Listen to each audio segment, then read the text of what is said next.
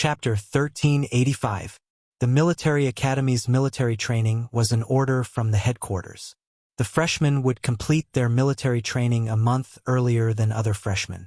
The freshmen had to follow the rules on the notice and end their summer vacation a month earlier to complete the military training, which was much more intense than other freshmen. Freshmen did not have any conditions to avoid the military training, because only by going through the cruel and strict military training could they wear the glorious military uniform and become a member of the military academy. The freshmen would have to go through everything from formation, housekeeping, discipline, general knowledge, basic tactics, light weapons usage, knowledge of the different branches of the military, and so on during their military training.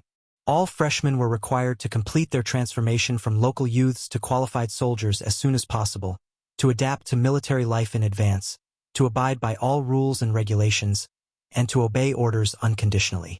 All freshmen obeyed strictly, even if they were so tired that they could only crawl back to their dorms on the first day. They would grit their teeth and continue to persevere on the second day. Some people could not take it anymore and proposed to drop out in a fit of anger. That day they were summoned by the political instructor for a talk, but the next day they could be seen on the training field again. Since you chose to apply for the military academy, you should know that this is not a place where you can come and go as you please. No one wants to be special, and no one can escape the orders of the headquarters. No matter how good your college entrance exam results are, you will not be special here. Persevere is your only choice. No one wanted to be special, no one could escape from military training then. This freshman Yi Qian who had suddenly appeared before them, why didn't she come to participate in the military training earlier? Being stared at by the senior year seniors and all 45 students in the class, Yi Qian maintained the standard standing posture with her stomach tucked in and chest puffed out, accepting the baptism of their gazes. Only the higher-ups of the military academy knew that Yi Qian had gone to the island to complete the frogman training. The senior year monitor in charge of the military training did not have the right to know. So when Yi Qian suddenly appeared, he was stunned for 3 seconds. In a breath, he immediately reacted and said, "Fall in."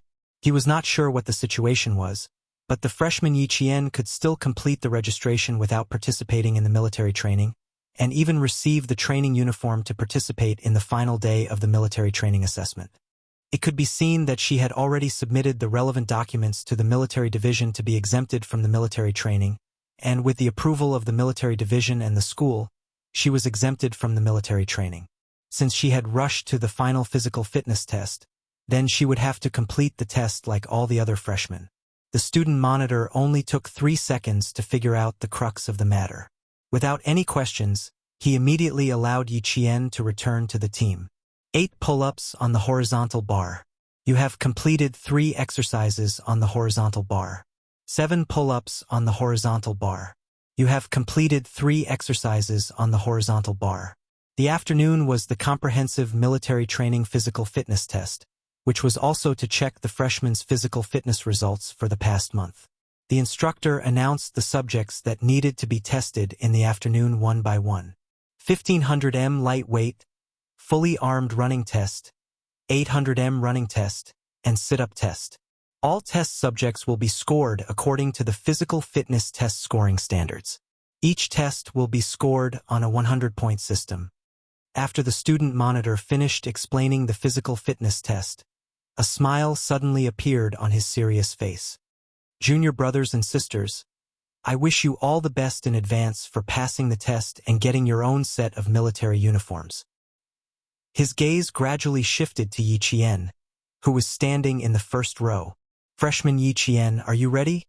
Ready for the test at any time, Yi Qian replied calmly. This was her journey, so how could she not be prepared? Chapter 1386. Looking at the girl standing straight in front of them and listening to her confident and calm answer, the male students in the class who were physically superior were inexplicably nervous. A few words flashed across their minds. A strong opponent has arrived. The class monitor, who had switched his identity to senior brother, nodded and smiled. Not bad, very confident. What we need is confidence. Also, I have something to tell you. Students with good physical fitness will enjoy a lot of benefits in the future. As long as your results are excellent this month, You can arrange your training time for the next month. Pointing at himself, the senior brother boasted immodestly. For example, I can arrange my own training time for 4 months a year. Every time I go back to the dorm and see them tired like a cow, I go to the lab refreshed. So proud. In other words, the senior brother class monitor in front of them was not only a top student, he was also a top student in physical fitness. In the military academy, physical fitness and studies are equally important. They are both called second lives by us military academy students. Sometimes they are even more important than studies.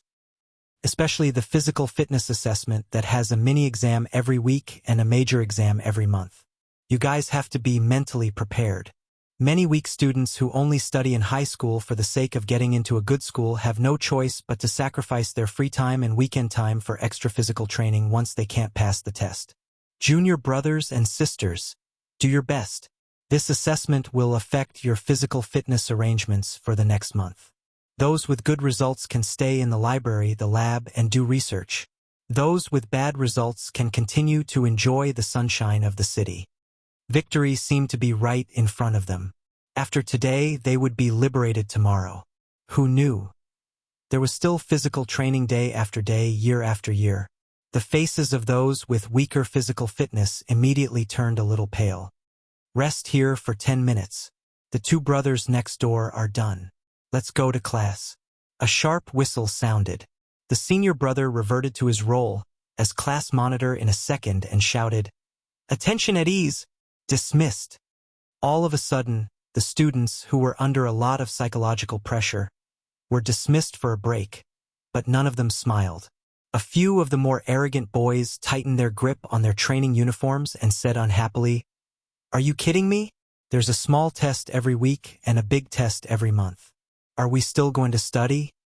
Are we here to study or to train? Fuck, what kind of arrangement is this? Stop talking. You're not the only one like this. We're all like this. Second year, third year, and fourth year are all the same. How can we be an exception? TSK, don't talk about how can we be an exception. Isn't there an exception in our class? That freshman called Yi Qian. How can she be an exception? Fuck, we came here a month in advance, just in time to be exposed to the sun the most. She, on the other hand, came here so easily. Another boy picked up the uniformly issued military water bottle and drank a few mouthfuls of water. He continued to complain. She looks quite good. I'm afraid she's from a senior official's family. She's just starting to get special treatment. I don't know how much special treatment she will get in the future. Do you want to be scolded again? Haven't you learned your lesson from last time? The male student sitting next to him warned him in a low voice.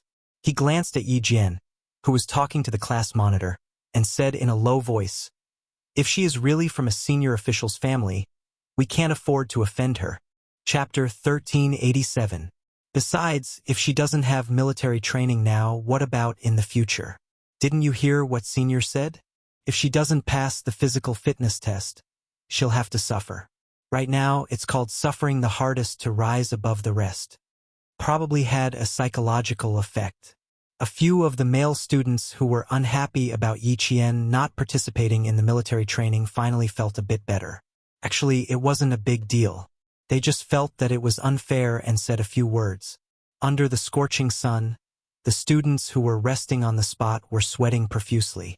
More or less, they were talking about the students who were parachuted in. One of the students suddenly let out an "ah" and slapped his forehead hard. He said to the students beside him, Yi Jian, she's that Yi Qian, the national top scorer, Yi Qian." Those who were able to get into the National University of Science and Technology were all students with good overall grades.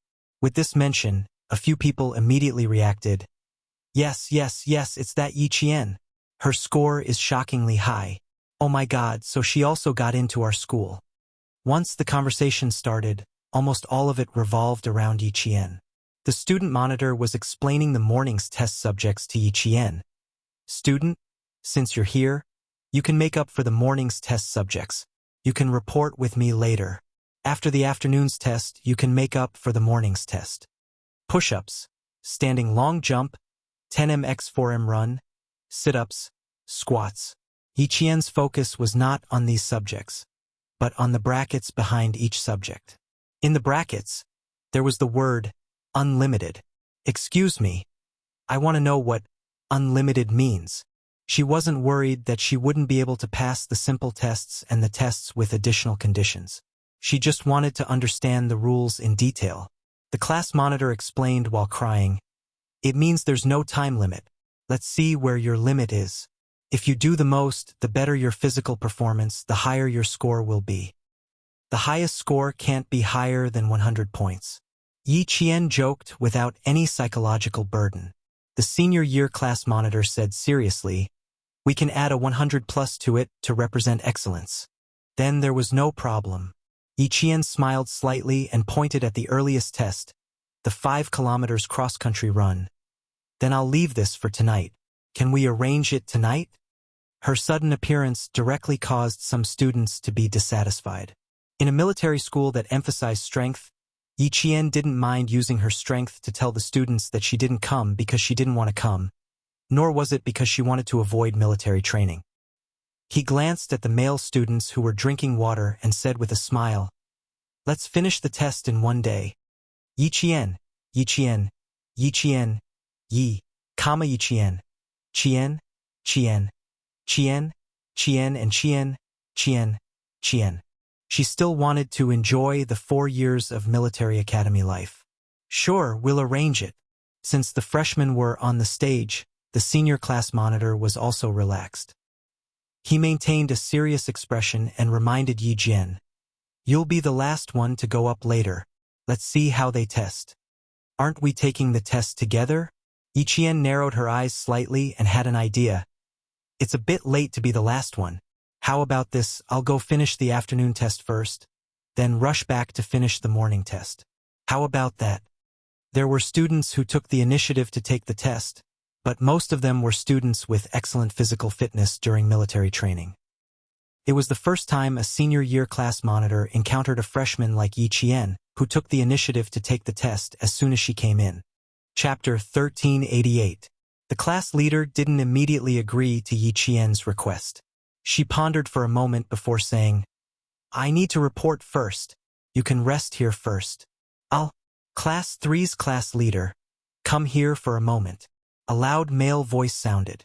The head instructor in charge of the freshmen strode over.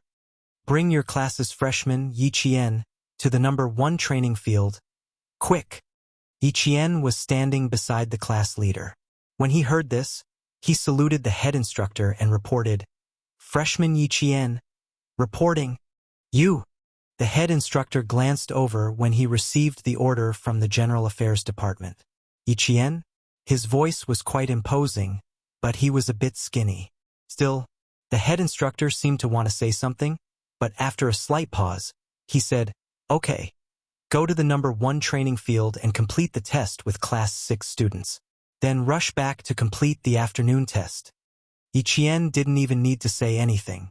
The school immediately arranged for her to finish the test as soon as possible. After speaking to Yiqian, he said to the class leader, "Call a few students over to record their scores. Class 6 students are currently taking their own test. She needs a scorer." "Yes." The class leader turned around and called out names. "You guys follow the head instructor." The boys who were called out stiffened. They were just saying that the freshmen didn't come to military training because the governor's family was giving them special treatment. In the end, they were taken away by the head instructor. When they stood up, their faces were a bit gloomy. When they left with the head instructor, the rest of the students were a bit surprised. The class leader explained, "Yiqian will finish our morning test and come back later for the afternoon test." "No way. After finishing our morning test, she'll immediately start the afternoon test. I only knew her grades were good, but I didn't know she could do this. She still has to take the test regardless." The 4th-year class leader's expression changed instantly. His entire face turned cold. He shouted at the students who still had 5 minutes of rest time, "You guys are still discussing other people's grades.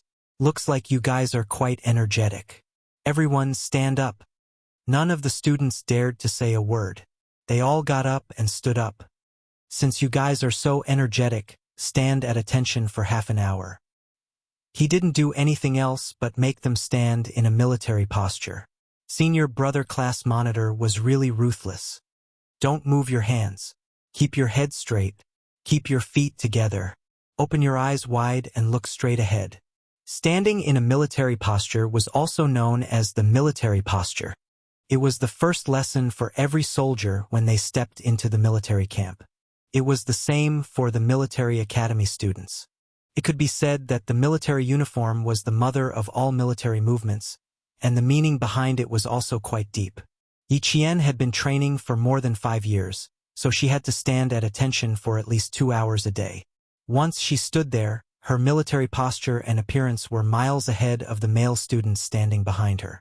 The male students couldn't tell the difference between her and them, but the chief instructor could tell at a glance. He nodded discreetly and signaled for Yi Qian to begin the test. In the General Affairs office, Xia Jinyuan was talking to the former head teacher. It's good to let her finish the test with the rest of the class today. The students nowadays are not as honest as we used to be. They all have their own ideas. She didn't come to participate in the military training. Her sudden appearance will bring criticism. You once taught us that strength is always the most powerful form of resistance. Let her use her strength to resist the attacks of criticism. The head of General Affairs looked at the most outstanding student under him, who had graduated nearly 5 years ago. He laughed and said, "Oh, you're still the same as before. You haven't changed at all." "That's right. Back then, you used this method to repay the students who criticized you." Chapter 1389. The school leaders have told me about Yi Qian's situation, so they know how special she is. We were thinking of letting her report to class tomorrow, but we didn't consider whether the other students would have any opinions. That's good too. She can use her strength to resist the attacks of criticism. After the other students see it, they won't talk about it anymore. This was the effect Xia Jinyuan wanted. He didn't want Yi Qian to be criticized at the beginning of her 4-year military academy career. It was better for her to stand out and use her strength to stifle all the criticism. She wanted to let the other students know that it wasn't that she didn't want to participate in the military training, but that if she did, they would be under even more pressure. In the military academy, physical fitness was a student's second life. Strength spoke louder than words, and his little fox had no problems. He smiled and nodded. A new life, a new semester needs a new beginning. No one is special, and no one can casually criticize their classmates. They are classmates in class, and they are comrades outside of school. Criticism and conflict, these are not good problems that should exist in military academy students. The seemingly elegant Xia Jinyuan was definitely ruthless in his management of the military. Otherwise, the members of the Snowfield Brigade wouldn't have accepted him as their commander so quickly. The General Affairs Director agreed with him. The topic shifted from Yi Jian to Xia Jinyuan. He pointed at Xia Jinyuan's unchanged military rank and said, "It's time for you to be promoted. Why are you still a major? At the very least, you should be a lieutenant colonel." "My military rank won't be promoted, but my salary will be," Xia Jinyuan replied humorously in a different way. "I'm pragmatic, and I'm more interested in a salary increase. I just want to save enough money to marry a wife." This answer was very Xia Jinyuan. The Director of General Affairs laughed even louder. "Oh, I've taught so many students, but you left the deepest impression on me. Last time, the Lieutenant General joked that Xia Jinyuan made me so angry that I had to be hospitalized many times in the 4 years he was in school. I said, if not 5 times, it was at least 3 times. I was mainly angry that I couldn't even teach a student a lesson." The General Affairs Director was both emotional and gratified at the mention of the interesting things that happened in the past. Time really flies. In the blink of an eye, all of you are walking towards your posts and becoming outstanding soldiers who are useful to the country. There are many influential people in your batch. Xia Jinyuan smiled. His cohort had many influential figures, but when it came to Little Fox's cohort, his thin lips curled up a little. Counting the influential figures, there was no need to wait until today. This was the era of the little fox. That was how he was so confident in himself. Looking at the time, It had already been half an hour since the new head instructor had left. He was certain that the little fox was using its strength to resist all criticism. You guys, come over and take a look at her movements, speed control, and breathing adjustment. This is called a standard teaching template. The new student, Yi Qian, went up to the stage and completed 2 tests. The chief instructor's eyes were all on her. This girl was amazing. She raised both her feet and placed them on the round bar 30 centimeters above the ground. Her hands were on the ground as she quickly completed 50 push-ups. This kind of push-ups was much more difficult than placing both feet flat on the ground. Every time she raised her feet, she had to maintain a certain angle at the waist. When the new students first completed this exercise, the new students who were not flexible enough all cried out in pain. Their faces were flushed, and the veins on their foreheads were protruding. Moreover, the push-ups on the round bar were 1 start, 2 stop, and 3 release instead of 1 start and 2 stop. It was even more difficult to complete them continuously. Chapter 1390. 50 push-ups like this might be difficult for a new student, but for Yi Qian, another 50 wouldn't be a problem. Before it was time, Yi Qian continued. The other boys who were called over by the chief instructor were stunned when they saw the girl's slender body moving up and down. The boys who were in the same class as Yi Qian had even more unnatural expressions. Their physical fitness was pretty good. When they first started training, they didn't even pant when doing push-ups like this. Aren't you guys embarrassed? Aren't you embarrassed? A guy can't even compare to a girl. Look at how tall she is and how skinny she is. Then look at you guys. Aren't you embarrassed? The chief instructor criticized the other classes for not meeting the physical fitness standards. Why aren't you training? You're still saying you're here to study, not to work as laborers. Yi Qian, the top scorer of the National College entrance exam. She's here to study, just like you guys. She's also a high school student like you guys. If she can transform into a military student, how can you guys still have the face to find excuses for yourselves? Yi Jian, who belonged to the category of other people's children, became a model student for the teacher to educate other students on the first day of school. She didn't leave any objections to others and directly blocked several boys in her class with her strength, making them speechless. The top scorer of the National College entrance exam had good grades, good physical fitness, and was a girl. What about them? Their grades were good, but were they as good as Yi Qian's? They still had the face to say they were here to study, not to work as laborers. After Xia Jinyuan left, Yi Qian used 1.5 hours to complete all the tests in the morning. He adjusted his training uniform with a belt around his waist and stood in front of the chief instructor. Reporting, freshman Yi Qian's tests have been completed. Please give your instructions. The boys behind Yi Qian stood behind him in an orderly manner. Their expressions were even more serious than when they were training. They were shocked. These boys had good physical fitness. But to complete so many tests in 1.5 hours without resting in the middle, it was completely impossible. They didn't know how Yi Qian did it. He also vaguely understood that freshman Yi Qian was not special. Instead, he really had the qualifications to not participate in the rookie military training. Don't fall behind even if you lose skin and flesh. Don't cry even if you bleed.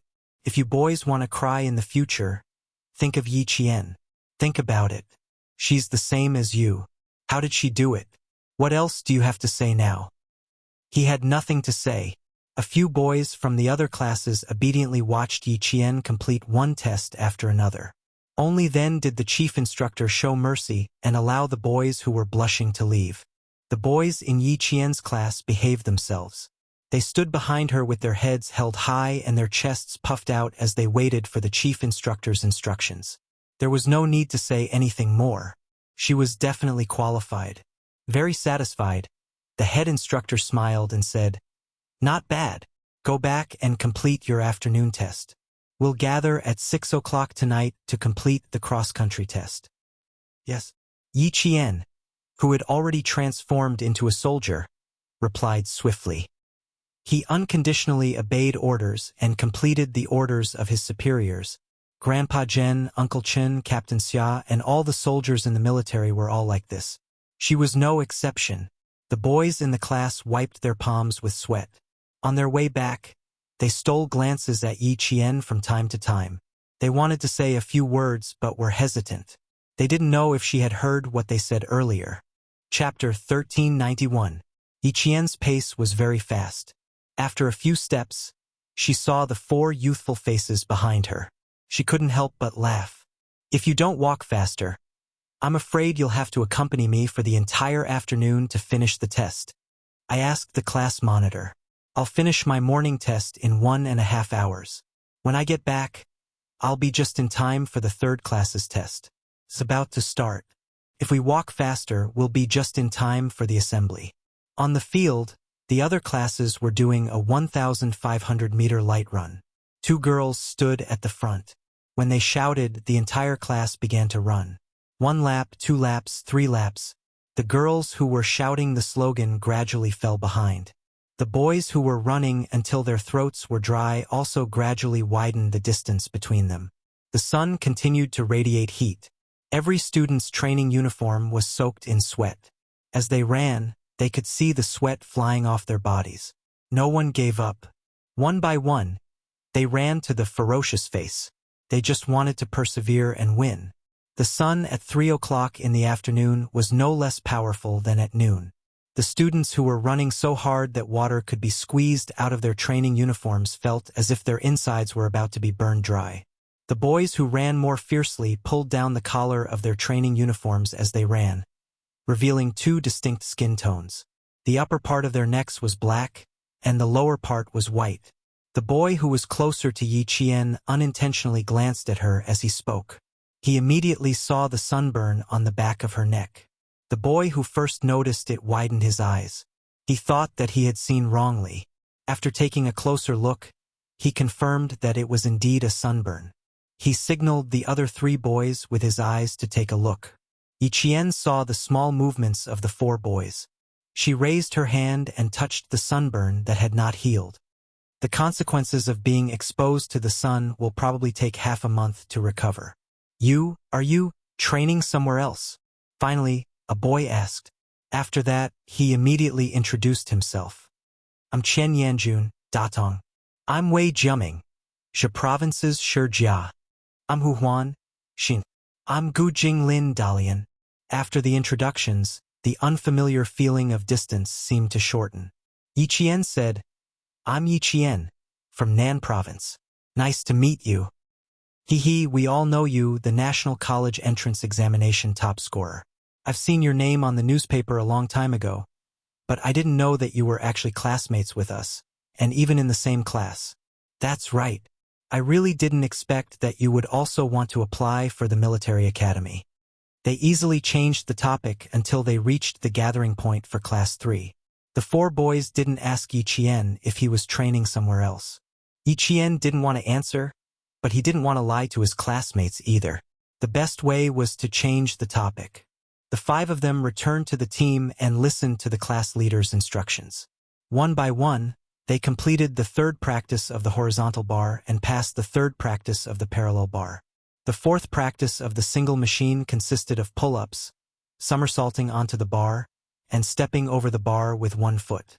At the same time, one had to complete a certain number of pull-ups on the horizontal bar to qualify. The 4 students took turns to take the test, and the atmosphere became tense and serious.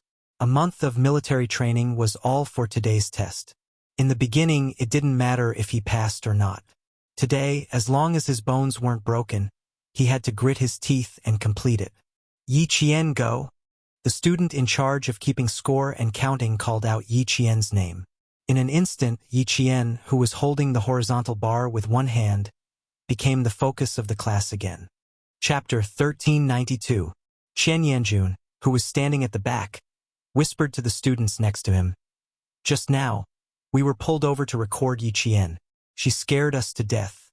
She even shocked the chief instructor the moment she went up.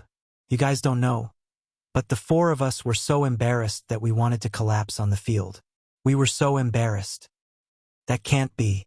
The 4 of you are at the top of the class. How can she be better than you guys?" Hu Huan sighed. "There's always someone better than you. There's always someone better than you." Yiqian is like an outsider to me. One after another. The students still didn't believe them. Are you guys trying to scare me? Why would we scare you? Before I saw Yiqian, I also thought that my stamina was pretty good. But after seeing her, I can't compare. She can easily complete 72 push-ups on the round bars. Her shoulders are level, and her waist and feet are at a 15-degree angle. The chief instructor said that she's the standard teaching model.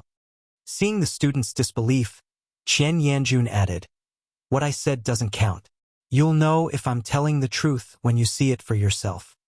Yiqian, who was in front, completed a pull-up on the horizontal bar. Then, she flipped and flipped onto the bar. She supported the bar with both hands and stepped on the bar with one leg. In a flash, she completed the downward bar.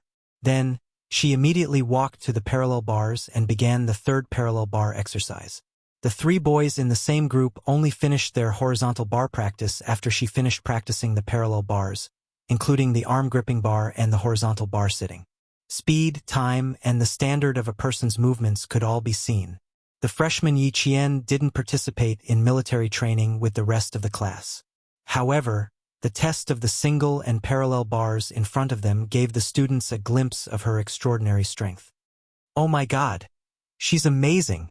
She's faster than the boys in her group by 3 minutes. She didn't even stop to change the bars. She just kept going. Does she often do the single and parallel bars? A girl who usually does the single and parallel bars? Why does it feel so strange? I don't know what she does. I only know that she's first in both the single and parallel bars. Wei Jiaming, who had already seen it, clicked his tongue and said with difficulty, "She's not only good at the single and parallel bars. She's good at everything else. There's so much pressure. Is there going to be an all-round female soldier in our class?" The 1,500-meter lightweight test, the fully equipped test, the 800-meter test, the sit-up test. From 3 in the afternoon to 6 in the evening, after 3 hours of testing, all the freshmen were so tired that their legs were trembling while standing. "Sir, I feel like vomiting. Sir, Lu Yong has suffered heat stroke." Reporting. The students who had persevered until the end due to their physical discomfort no longer forced themselves to continue. From time to time, the sound of reporting could be heard on the field. Even though the two girls from Yiqian's class 3 had completed all the tests, they were so tired that they did not even have the strength to sit down on their own. They had to be supported by two boys as they slowly bent over and sat down on the hot field to rest. The students who were not feeling well were given a temporary break. The students who could still persevere were gathered and stood at attention. In the past, they were students who did not care about the outside world and only knew how to bury their heads in their studies. Now, standing in the sunset, their chins were dripping with sweat that reflected a golden light. Their backs were straight as they completed their transformation from students to soldiers. Yiqian, who was standing at the front, made the seniors and class leaders cast sidelong glances at him countless times. Every time they looked at him, they felt their hearts skip a beat. With a junior sister who could defeat all the seniors, the pressure on them increased exponentially. Chapter 1393. The fourth-year senior class monitor was under a lot of psychological pressure, but the students of Class 3 were even more stressed. He was already a fourth-year student, but they still had to spend 4 years with Yiqian. The students of Class 3 were under a lot of psychological pressure, especially when they saw the way the class monitor looked at Yiqian from time to time. His eyes were filled with shock as though he was looking at a monster. One by one, they adjusted their breathing and thought about Yiqian's performance in all the tests. The psychological pressure continued to multiply. The students of Class 3 were stressed, but the freshmen of Class 1 and Class 2 who cheered and encouraged them were also stressed. Just now, all the students had cast their gazes at Yiqian. They watched as she unloaded her equipment and walked past them. The girls' gazes followed her every step. When she returned to Class 3, the students of Class 1 and Class 2 widened their eyes. Third class. Who's in the third class? They had never seen Class 3 have such a powerful person in the past, nor had they seen anyone in Class 3 with such physical strength. They had never seen such a person in Class 3. There had never been such a girl during the singing competition. There had never been such a girl when they walked together. Even when they were resting, they had never seen such a female lead. She's from class 3. I wonder what her name is. It's a little scary. Everyone collapsed from exhaustion, but she could still walk a few steps and catch her breath. I feel so relaxed. I'm not tired at all. When she took the equipment from me and left, I thought she was another girl who was ready to collapse at any moment. Who knew? She's so powerful. I never expected her. Why didn't I realize there was such a girl in class 3? I feel like I've never seen her before. She just reported today. Keep it down. The class monitor is looking over. The students of class 2 whispered. It was fine to talk during break time, but they could not be too presumptuous. I feel so pressured. Suddenly, such a powerful person came. The pressure multiplied. The difference is too great. Instantly, the students of class 1 and class 2 had a slight change in expression. They felt a little pressured, but the ones who felt the most pressure were definitely the students of class 3. They had to spend 4 years with her as her classmate. They were the ones who felt the real pressure. For some reason, they suddenly felt that they were not in the same class as that girl. They felt a little lucky. My classmates are too strong. How stressful. The class monitors of class 1 and 2 told their classmates to rest on the spot while they trotted to class 3. They wanted to see how good the girl who defeated the seniors in seconds was. The third class had finished lining up. One of the girls who had persisted had just finished resting when she suddenly vomited. Her face instantly turned pale and even her body swayed. The class leader immediately had the 2 boys beside her support her and hurriedly sent her to the infirmary. I'm afraid she's also suffering from heat stroke.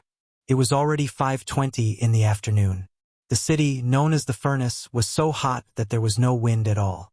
It was as if it was wrapped in silk. It was stuffy and stuffy, making people feel extremely uncomfortable. The class monitor of class 3, who had reorganized his appearance, had all the freshmen stand at attention for 2 minutes. He pointed at the equipment that all the students had changed into and shouted with a cold expression, "Everyone, put your equipment back on. Time, 3 minutes. Quick." The class leaders of class 1 and class 2, who were walking over, stopped and waited for class 3 to finish reorganizing. Chapter 1394. The 1500m fully equipped race referred to a combat vest, a backpack, a helmet, a simulator gun, a simulator magazine, and other equipment. Yiqian bent down and looked to her right. Hu Huan was standing on her right. She could tell what his problem was. The equipment was not placed in the proper order. "You're not in the proper order," Yiqian reminded him in a low voice as she bent down. Hu Huan smiled bitterly. "I knew it after the class leader said it. I think I sprained my shoulder. It hurts a little." As he spoke, he quickly put on his equipment. His sprained shoulder was quite serious. Yiqian could hear him gasping. He was bumped into by a classmate when he was running. He did not stabilize himself and fell sideways. When he ran back to take off his equipment, he realized that it was difficult for him to even lift his arm. Now that he had to change his equipment, it was quite strenuous. 1, 2, 3, stop, the class leader shouted. "Platoon leader, check if there's anyone in your team who hasn't put on their equipment. Hurry." Reporting, no one in Team 1. Reporting, no one in Team 2. All the students in Team 5 put on their equipment again. They could not help but feel a little nervous when they saw the class leader's stern and dark expression. "Do you know why I asked you to put on your equipment again? Do you?" The class leaders of the freshman military training were all strong seniors. They had a strong aura when they put on a cold face. The biting cold military aura shook the hearts of the freshmen in class 3. "Order. When you were collecting your equipment, I reminded you to set the order. How many of you memorized it?" No one dared to say anything. Other than Yiqian, no one dared to breathe too loudly. They listened obediently. "Go in 3 minutes. Take off your equipment. If someone is wrong, take the initiative to be punished. Begin." Immediately, the students in class 3 quickly took off their equipment. Yiqian was naturally the fastest. Hu Huan gritted his teeth and completed his task. He heard Yi Qian gently remind him, "Don't raise your hand too high with your injured shoulder. Also, hold the simulator gun properly. Don't let it slip from your hand." Guns were the weapons that soldiers used to protect their lives and attack on the battlefield. They were inseparable from their guns, and the guns were inseparable from their people. They had to remember this at all times. When he heard this, he immediately tightened his grip on the simulator gun and asked softly, "You seem to know a lot. How can you tell?" All the equipment still needed to be returned. Yi Qian put them away one by one. Even the order in which they should be placed was natural and natural. "It's a habit. Once it's a habit, it'll be fine." Hu Huan nodded with a serious expression. "That's indeed the case. When we were learning about light weapons, our teacher said that the gun should never leave the hand, and the person should never leave the hand. Just like what you said, it must be a habit." As soon as he finished speaking, Yi Qian saw a few other boys put their mock guns on the ground and unpack their luggage. Yi Qian looked at the class leader and saw him glance at the boys. A fourth-year senior who could become the class monitor of the freshmen was indeed amazing. Among the dozens of freshmen, he was able to catch who had made a mistake. The class leader remembered who made a mistake and didn't immediately punish them. Instead, he reported their names first. "You guys will stay for the night. Return all your equipment now and gather here in 5 minutes. Pay attention to your actions and don't be all crooked." He then said to Yi Qian, "Yi Qian, you're in charge of discipline later. I still have to go and give the test form to the head instructor. Take them to rest where they are and don't move around randomly." Chapter 1395. Clenching the test form in his hand, the class leader looked at Yi Qian's results, then looked at Yi Qian, who was standing the straightest, the most energetic, and the most relaxed. She was the most energetic in the entire class. While returning the equipment, Qian Yanjun, who was walking in front of the class leader, couldn't help but ask, "Class leader, her results, is she number 1 in our class?" "You should be asking me if she's number 1 in the entire school." The class leader glanced at his junior brother with a hint of sympathy. "Take care, junior brother. With such a powerful girl in the class, she will definitely become a role model for the rest of the class. The days ahead will definitely be exciting." The class leader's words almost made Qian Yanjun bite the tip of his tongue. Number 1 in the entire school. His expression instantly changed and revealed a sense of powerlessness. After he returned the equipment, the class leader, who was waiting outside, patted the boy's shoulder heavily. "Cheer up, junior brother. This is a good thing. There's a famous role model, and he's definitely someone you want to surpass. I just don't know if I can surpass her." The class leader thought silently. "Senior, didn't you say that you have 4 months of free time a year to arrange your training? If Yi Qian is the role model, I don't think I'll even have a year and a month to arrange my training." Qian Yanjun rubbed his face, shook his head, sighed, and returned to the group. The class leader was speechless, because Junior was right. Looking at the tests Yi Qian completed in the afternoon, the class leader's heart couldn't help but tremble again. "Junior is so fierce. I'm a bit scared. Too frightening, too frightening. This result, how is it a new student's result? It's even better than the soldiers in the company." The boys were so tired that they needed to support each other for the 1500m run. But she didn't need to and could immediately return to her original position with her back straight. Looking at her results on the test form again, the class leader quietly let out a sigh of relief. He had to give the test form to the head instructor when he brought the 3rd class back to the field. The class leaders of the 1st and 2nd classes were already waiting. When they saw him coming over, they went up to greet him. "Wow, your 3rd class is amazing. How come we didn't notice before?" She applied for exemption from military training and only arrived this afternoon. "Let me tell you too, this junior sister isn't just strong. She's very, very strong." After giving the test form to the class monitor of the 3rd class sighed with emotion. "Is there anyone in the 4th year who can beat her? Also, I vaguely feel that she should be hiding a part of her strength." Yi Qian did not give him the feeling of a student. He could see the aura of a soldier from her. Her military might was even stronger than theirs. The two class monitors looked at the name first and found out what the girl's name was. Then they looked at the results and both of them sucked in cold breaths at the same time. He's still hiding part of his strength? Are you sure? The class monitor asked in shock. Don't scare people. I only have a feeling. Can't be sure. The class monitor of the third class replied. He turned his head and yelled for the students behind him to catch up.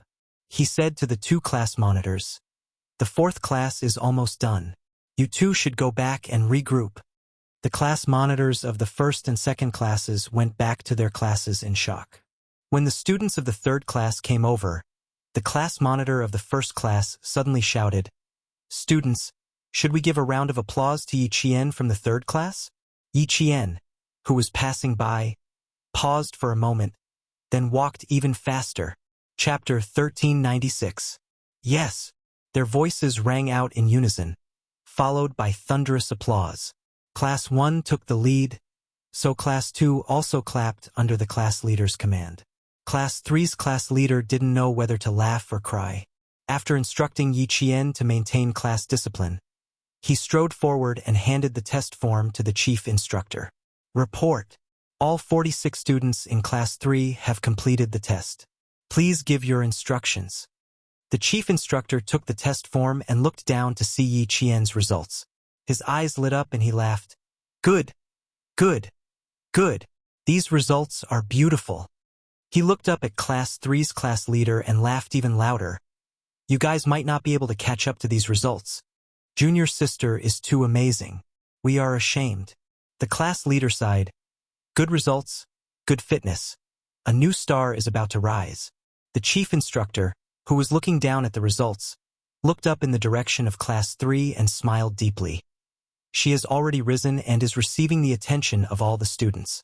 Send Yi Qian's results to the General Affairs Office and let the school leaders have a look.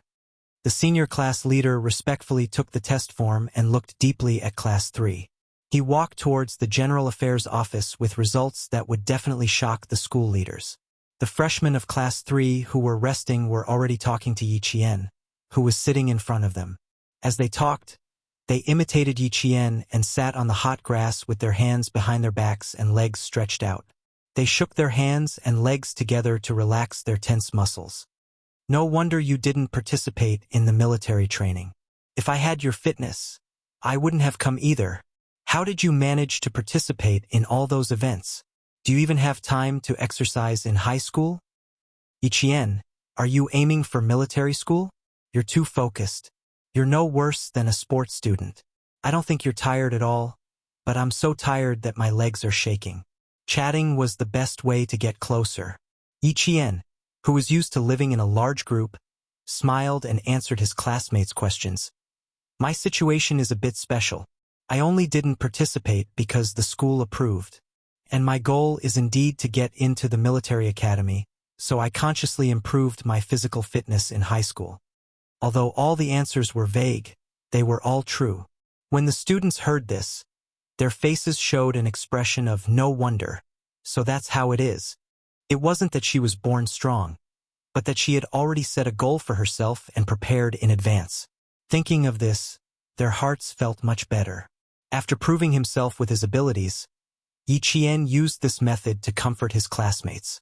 It also unknowingly eased the psychological pressure on his classmates. As for being tired, I'm the same as you.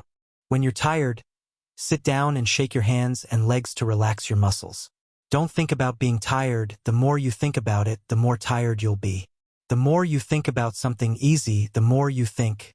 Yes, the more I think about it, the more relaxed I feel. Yi Qian raised his eyebrows and replied with a smile. He stared at Hu Huan with his dark eyes and said, It's the same principle as drawing plums to quench one's thirst. Our bodies can be tired, but we can't let our minds feel tired. The boy who finished second in the 1500m fully geared also smiled and said, Yi Qian is right. I often do that too. This boy's physical fitness was quite good. When he opened his mouth, he immediately drew the attention of many of his classmates.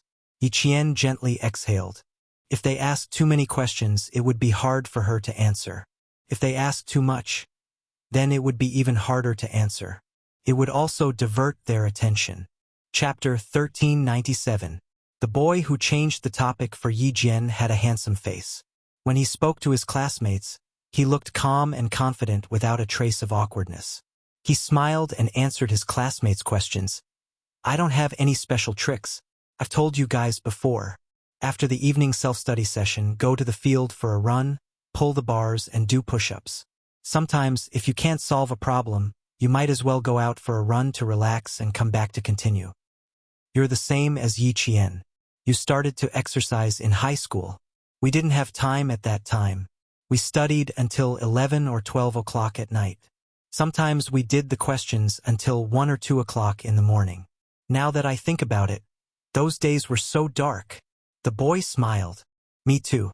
I didn't expect that I would often stay up at 1 or 2 o'clock at night after going out for a run and then coming back to do the questions. His voice was steady.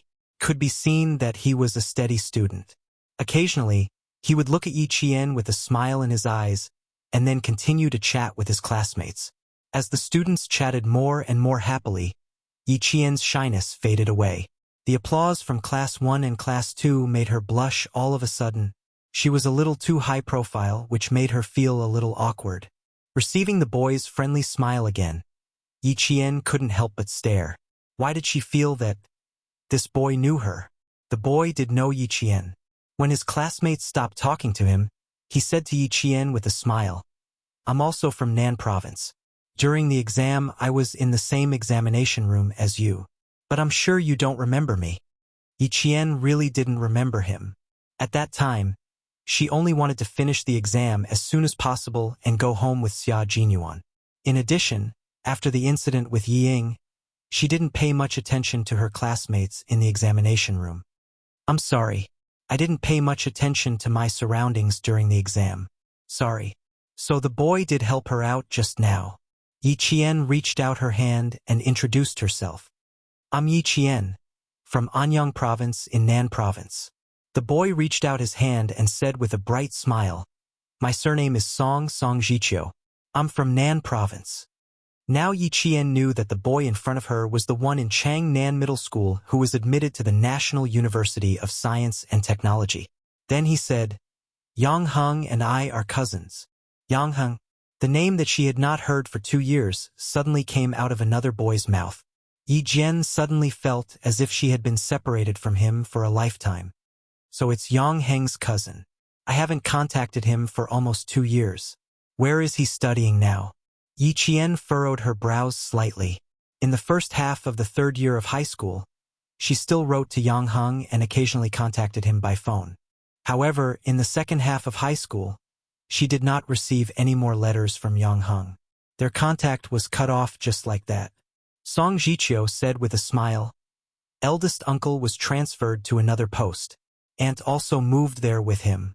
Cousin suddenly said that he wanted to study abroad during the winter break of his freshman year. He's now in Australia. Because of Yang Heng, the two of them suddenly had a lot more topics to talk about.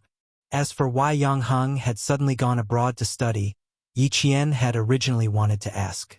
However, when he saw that Song Jiqiu's eyebrows were slightly clouded at the mention of this matter, Yi Qian's heart sank involuntarily. It seemed that something must have happened to make Yang Heng go abroad in a hurry to study all of a sudden. Song Jiqiu adjusted her mood quickly and changed the topic. I know that you've been admitted to a military school, but I don't know which military school you've enrolled in. My second aunt is President Song of Venus. You even saved her life back then. Chapter 1398. Hearing this, Yi Qian immediately thought of Song Tinglan from Venus. Manager Song was a straightforward career woman. Seeing that Song Jiqiu nodded and knew who the second aunt she was talking about was, Song Jiqiu continued to say with a smile, She also went to your village. I went there with her. Unfortunately, you were not there. The villagers took us to your house in person. Song Jiqiu glanced at Song Jiqiu's neck and her eyes darkened. His cousin once said that Yi Jian was good at fighting and had connections with the people in the army. She did not come to school to participate in the military training in advance. But her neck was so badly sunburned. Where did she go during the summer vacation? Song Jiqiu could not help thinking about it. Yi Qian pretended that he had not seen anything. He answered with a smile, I didn't go back to the village during the summer vacation. I stayed at the seaside for almost 2 months. Manager Song, you went to the village to find me. Did something happen? You must have something to do with me. Is it about Yang Heng? Yi Qian's expression became serious all of a sudden. Ha ha ha, nothing, nothing. I just went there to congratulate you. Song Jiqiu, who came from a scholarly family and whose parents were both professors, saw Yi Qian's serious expression. He probably figured out the reason and explained with a smile, You saved my aunt's life. Grandma always remembers it. When she read the newspaper, she knew that you were the top scorer in the national examination and told my second aunt to congratulate you. Song Jiqiu explained with a smile. Yi Qian, who looked serious, smiled. She really came here to congratulate me on being admitted to the military school. Grandma has a good memory. She still remembers it after so long. Yang Heng was good, and so was his mother. Manager Song was also a good person. After talking with Song Jiqiu for a while, Song Jiqiu could see that he was also a good man. Therefore, the two families were both decent and upright. Yi Qian's smile deepened. He had a better impression of Song Jiqiu. Their conversation was much more relaxed than before. Chen Yanjun and Wei Juming joined them soon. The atmosphere became more relaxed. After handing in the test form, the class monitor walked over. She did not immediately gather the entire class, but called Yi Qian out alone. Your cross-country test tonight is cancelled. Follow the class to the auditorium to watch TV tonight. When the General Affairs Department Director saw Yi Qian's results, he immediately nodded. However, there wasn't much surprise on his face, only an as-expected expression. Then he said to him, Her cross-country test doesn't need to be carried out. She'll follow the class arrangements tonight. It was as if he already knew that Yi Qian had good stamina. The class leader looked at the new junior sister. She was clearly a slender junior sister, but how could she have such explosive strength? Her looks were enough to make the senior brothers salivate. Her facial features were extremely beautiful, especially that pair of jet-black eyes. They were bright and resplendent like the stars in the summer night sky. If one took a longer look, one would feel that they were bottomless and suffused with a dark light that made one's heart tremble slightly. Not to mention her figure. Her proportions and curves were absolutely perfect. Such a beautiful and delicate-looking junior sister was actually a ruthless character who could sweep through the entire school. The class leader silently sighed in his heart. The new generation excels the old. He had no choice but to accept it. The bugle horn was blown. All the freshmen of the year finally ended their 1 month of all-day military training. As the class monitors said, dismissed. The freshmen who did not dare to celebrate loudly clenched their fists and kept whispering, Yes, yes. As a reserve unit for the future army, the management of the military academy was extremely strict. Even during break time, the freshmen were not allowed to shout loudly. Chapter 1399. After a month of military training, all the freshmen had gotten used to the military academy's rules. Even though they were all very happy that the all-day military training was finally over, they were all crazy alone. They didn't even put their arms around each other's shoulders. The fourth-year seniors and class leaders looked at them and laughed. Little guys, the good days were still ahead. Let's not talk about it now. Let's let them be happy first. Yi Qian was also smiling slightly. Captain Xia had once said that the first year of university was the hardest. If they could get through the first year, they would be able to get through the next 4 years. If they couldn't, they could only choose to drop out. On a day like this, where the surface temperature was still 34 degrees Celsius in the evening, Yi Qian used half a day to erase some of the criticisms about her not participating in the military training. She also left a very deep impression in the class. The loud horn sounded. The sun had just risen, and the military academy students' day had begun. There were only 3 girls in Yi Qian's class. The 3 girls were in a dorm. When the horn sounded, the 3 girls quickly got up without any delay. Want to laze around in bed? Absolutely impossible. They needed to dress, fold their blankets, wash up, and a series of other actions within 10 minutes. Then they had to line up for morning exercises. I'm on duty this week. I won't wait for you guys. I'll leave early. Yiqian's movements were much faster than the previous weeks. This week, it was her turn to be on duty, so she had to leave early. The other girl hurriedly said, "Go, go! Where's my belt? I clearly put it here yesterday." "Clearly put it here? You clearly put it in my closet." The girl from Qinghai rolled her eyes. She took out her roommate's belt from her closet and threw it over. "Suwon, can't you remember? There were two girls in the dorm. He Jing from Qinghai and Suwon from China's capital." Suwon's family had a bit of background. Her father was a designer at a certain satellite launch site in China, and her mother was an engineer. She was a very typical delicate girl. She took the belt and blinked a few times. She smiled and said, "Thank you." As she put on the belt, she said to He Jing, "Let's hurry down and help Yiqian take attendance. It's only the second week. We can't even recognize everyone yet." "Don't worry so much. Yiqian doesn't have a memory like you. Last week, Chen Yanjun didn't remember everything. She was the one who reminded him." He Jing buckled her belt and urged her roommates to hurry up. "Done, done. Buckle it as you walk.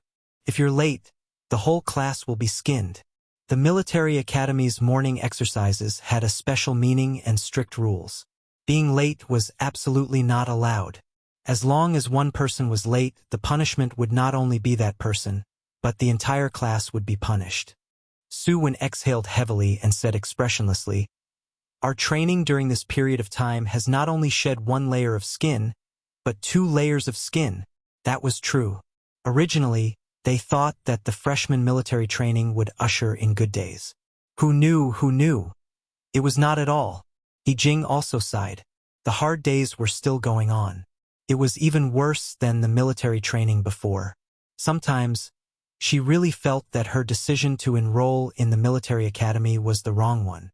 It was too tiring. Not only was she tired out during the day, she still had to go back to the classroom at night to memorize a thick book of rules and regulations. "I'm not going to waste time with you. If we're really late, we'll only get worse." Her sadness was not over yet. He Jing, who was still sober, drank a mouthful of cold water from last night. She pulled Suwon and the two of them walked out of the dorm together. The military academy's morning exercises were not like high school and middle school where students ran to the field one by one and randomly found their own class. Chapter 1400. The morning exercises in the military academy were organized into teams. Hearing the call for morning exercises, one row after another ran neatly and orderly to meet up at the designated location of each class. Then, the on-duty personnel checked their attire, counted the number of people, and brought them into the field. Yiqian arrived at the meeting point and quickly counted the number of people. As team after team came over, the entire third class was assembled in 3 minutes. There were 46 people who were supposed to be present, and 46 people were present. "Line up to the right." Yiqian, who was standing at the very front, ordered loudly. Following the soft sound of shoes on the ground, she walked to the right of the first row after the entire class was assembled and began to lead the team into the field. The sun had already risen. Even though it was only morning, the heat waves were already blowing in their faces. One by one, all the classes entered the large field. As the on-duty personnel called out the slogan, the entire class gathered and straightened their backs in the face of the rising sun. After the on-duty personnel reported the number of people to their superiors, the 30-minute morning exercise began. 1, 2, 1, 2, 1, 2, 3. The neat, monotonous commands rose and fell on the large field. The entire military academy, dressed in short jerseys and shorts, began their day of morning exercises. The wide field was filled with youthful figures. The loud chants of the slogan were like giant waves pouring down from the heavens, carrying with them a grand and majestic aura that spread throughout the entire military academy. His heart thumped loudly as he felt the difference in the morning exercise. Those orderly steps seemed to carry with them the power to destroy everything. Ka-thump, ka-thump, ka-thump. The strictness of the military academy students, the might of the military academy students, and the strength of the military academy students could be seen from this morning exercise. After the 30-minute morning exercise, it was time for breakfast. The sophomores, juniors, and seniors returned to class after breakfast, but the freshmen could not. They still had morning training. Just as the seniors who had trained them had said, the hard days had just begun. The sun on the field flashed white everywhere it touched. The heat was so great that it burned their faces and arms. Everyone stood motionless under the scorching sun, maintaining their military posture. The instructor in charge of the training walked past each student, then constantly corrected the students' irregular movements. Did you eat too much breakfast? You should retract your lower abdomen. Spread your feet 60 degrees apart. Here, it's at least 70 degrees. Did you not remember the mantra for standing in military posture? Recite it again. You, and you, it's all the same. Yes. The few students whose names were called tensed up and straightened their backs as they recited the instructions for standing in a military posture. The tips of your feet are about 60 degrees apart. The heels of your feet are close together, your calves are straight, your abdomen is slightly tucked in, your chest is straight, your shoulders are slightly open, and your arms are naturally hanging down. Your head must be straight, your neck must be straight, your mouth must be closed, and your eyes must be looking forward. It's not tidy. Recite it again. Yes. Without a single word of rebuttal, he immediately recited. The instructor walked to the front and stood beside the role model, Yi Jian. He shouted coldly, "There is a role model in front. Those who don't know how to stand, can't stand straight or feel tired, raise your eyes and take a good look at the role model in your class. As long as you stand like her, you don't have to come tomorrow." Yi Jian, the role model, stood facing the whole class. Under the sunlight, she still maintained her original military posture after an hour. The students at the front could see sweat dripping into her eyes. She didn't move. She just blinked her eyes gently. Chapter 1401. Time passed bit by bit. The sun was getting brighter and brighter. The instructors were still shuttling back and forth in the queue. Some people were tired of standing and began to relax their shoulders. Some people couldn't stand it anymore and wanted to slack off. Heh, they're quite brave, standing at the front of the class. Originally, Yi Qian was the only one standing in front. After an hour, there were 4 people standing beside Yi Qian. More and more sweat flowed down their faces like rain. Their summer where shorts and shirts were drenched from their collars to their chests, armpits, back, waists. Only the corner of their short sleeves was not drenched. Their sweat soaked their clothes and stuck to their skin. The sun was scorching, making their skin prickle and itch. It made them want to reach out and scratch it. Everyone wanted to scratch it, but no one dared to. They endured the physical and mental torture. Facing the cold gaze of the instructor, they kept their backs straight and looked straight ahead. Straighten your legs.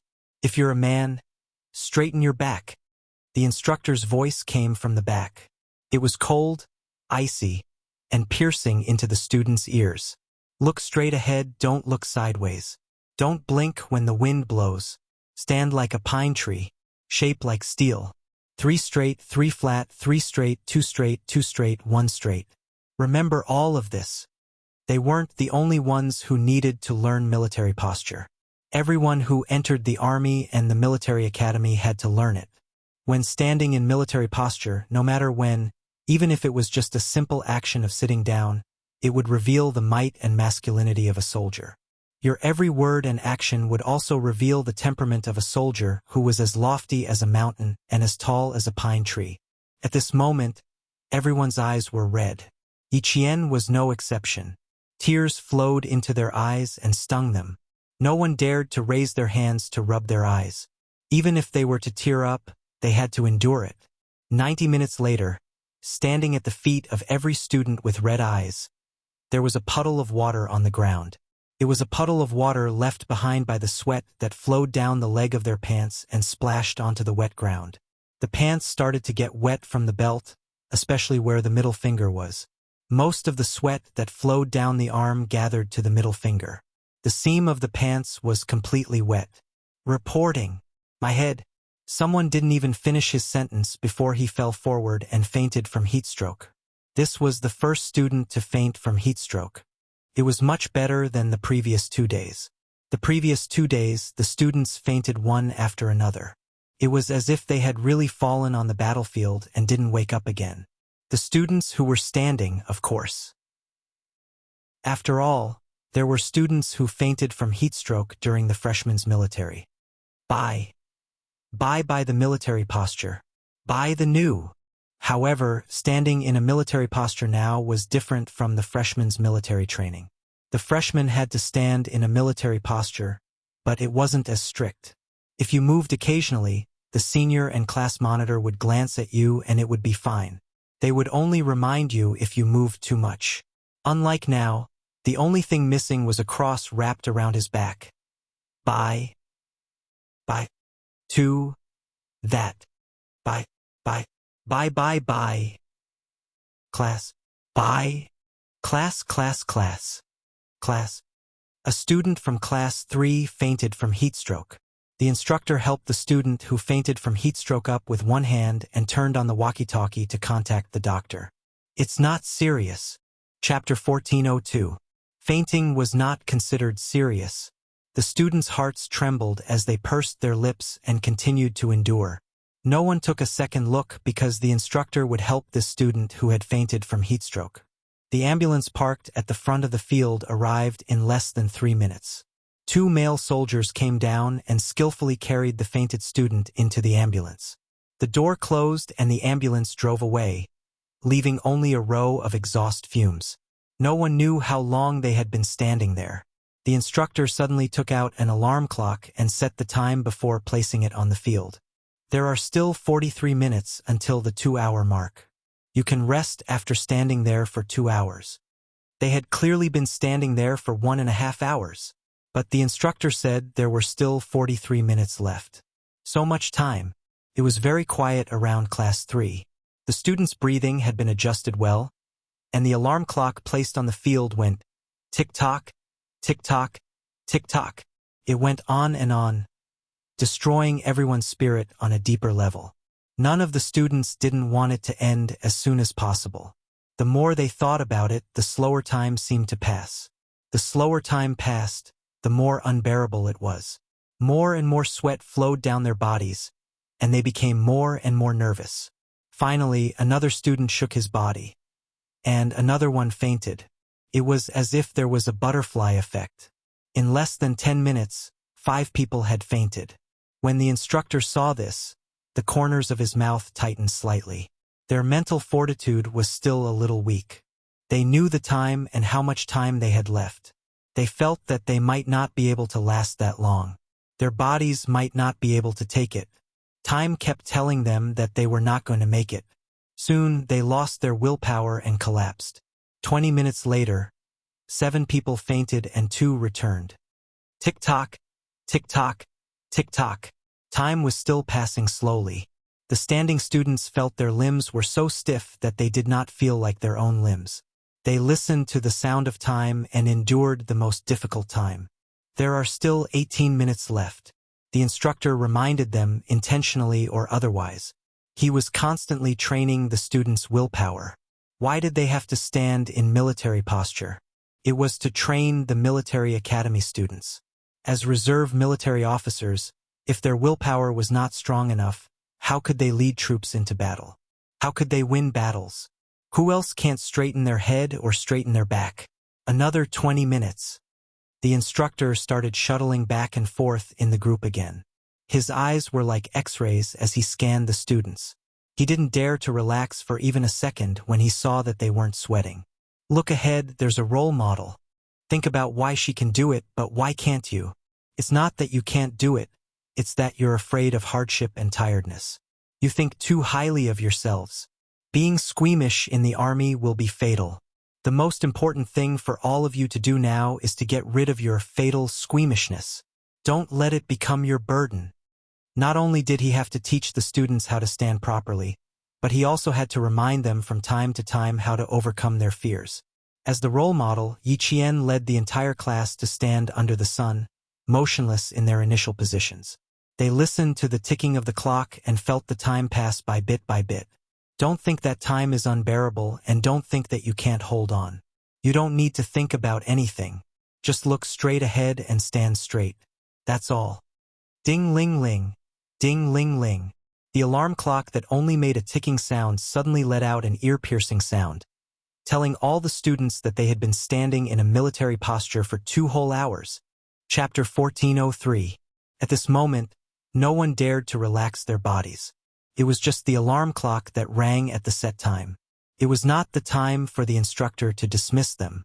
The students' performance made the instructor, who looked serious, finally show a slight smile.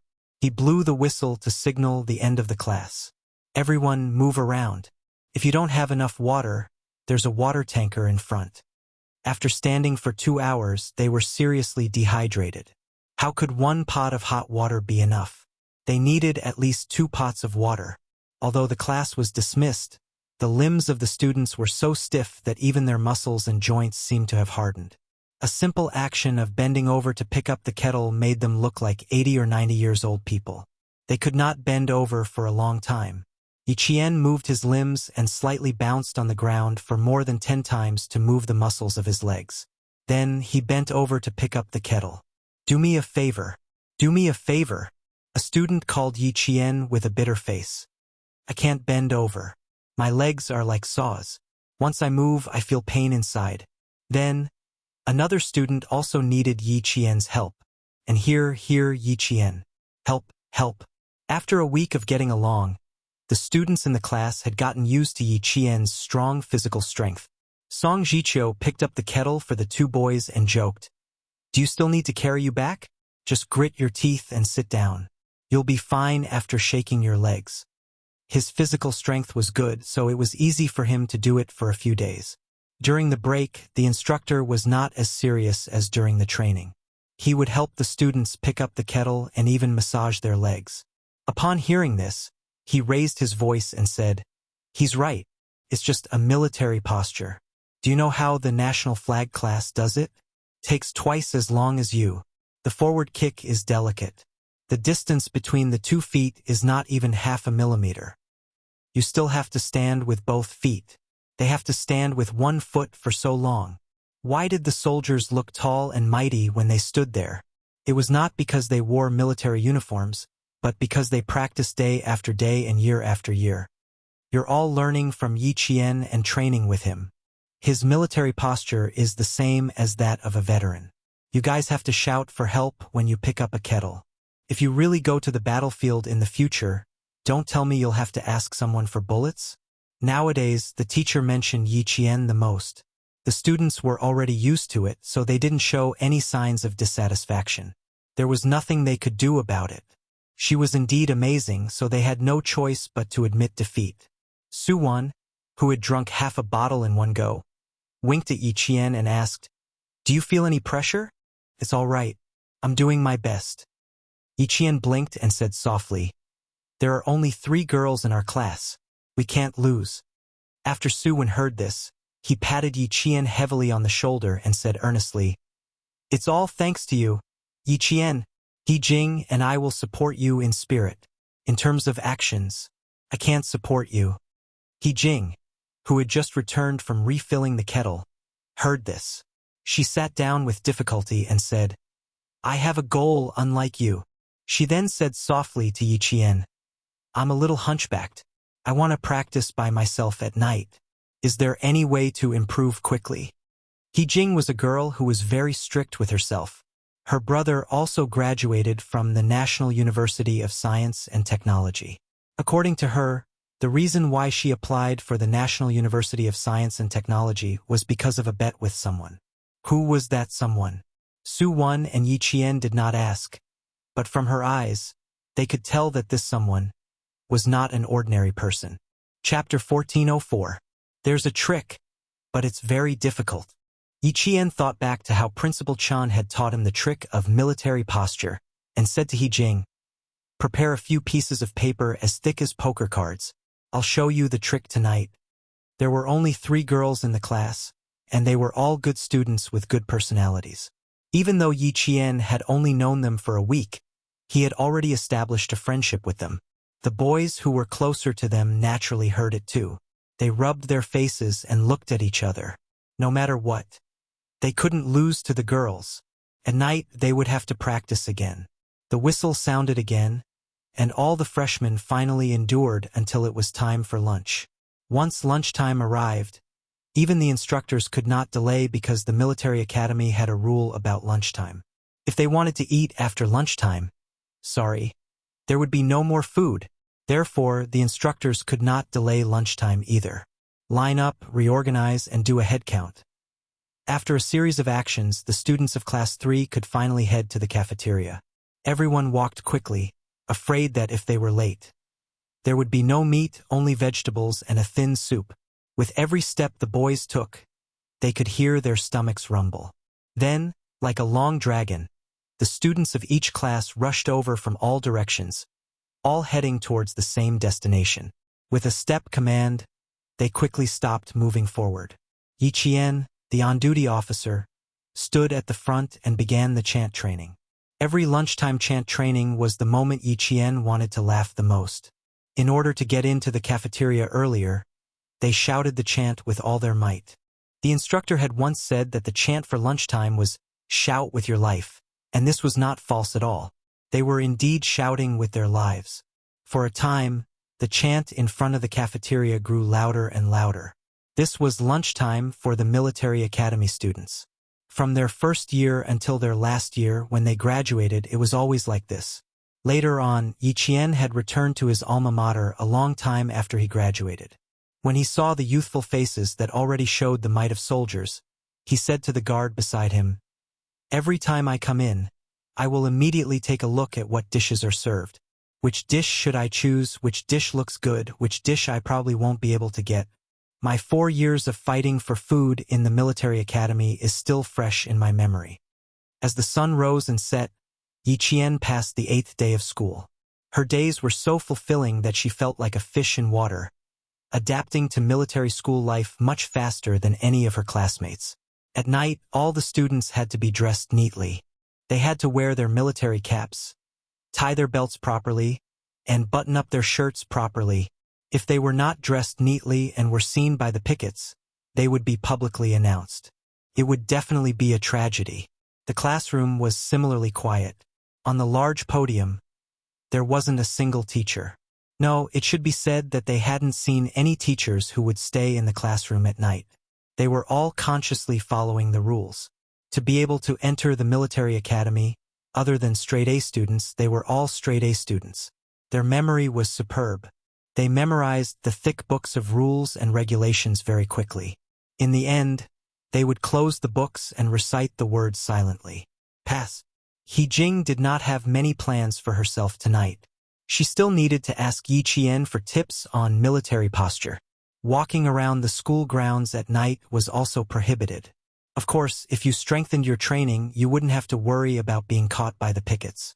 Put the books on your head. When standing, don't we need to lean forward slightly to put gravity on the soles of our feet? When your front foot steps on the stairs, your back heel hangs in the air. Don't you feel that your center of gravity is leaning forward? Yi Qian demonstrated. Give me the paper you prepared. Chapter 1405. He Jing clicked her tongue as she hurriedly passed the piece of paper to Yi Qian and waited for her to continue. Gently place your middle finger against the seam of your pants. Place half of the paper on your middle finger and leave the other half outside. You also need to clamp the paper between your knees.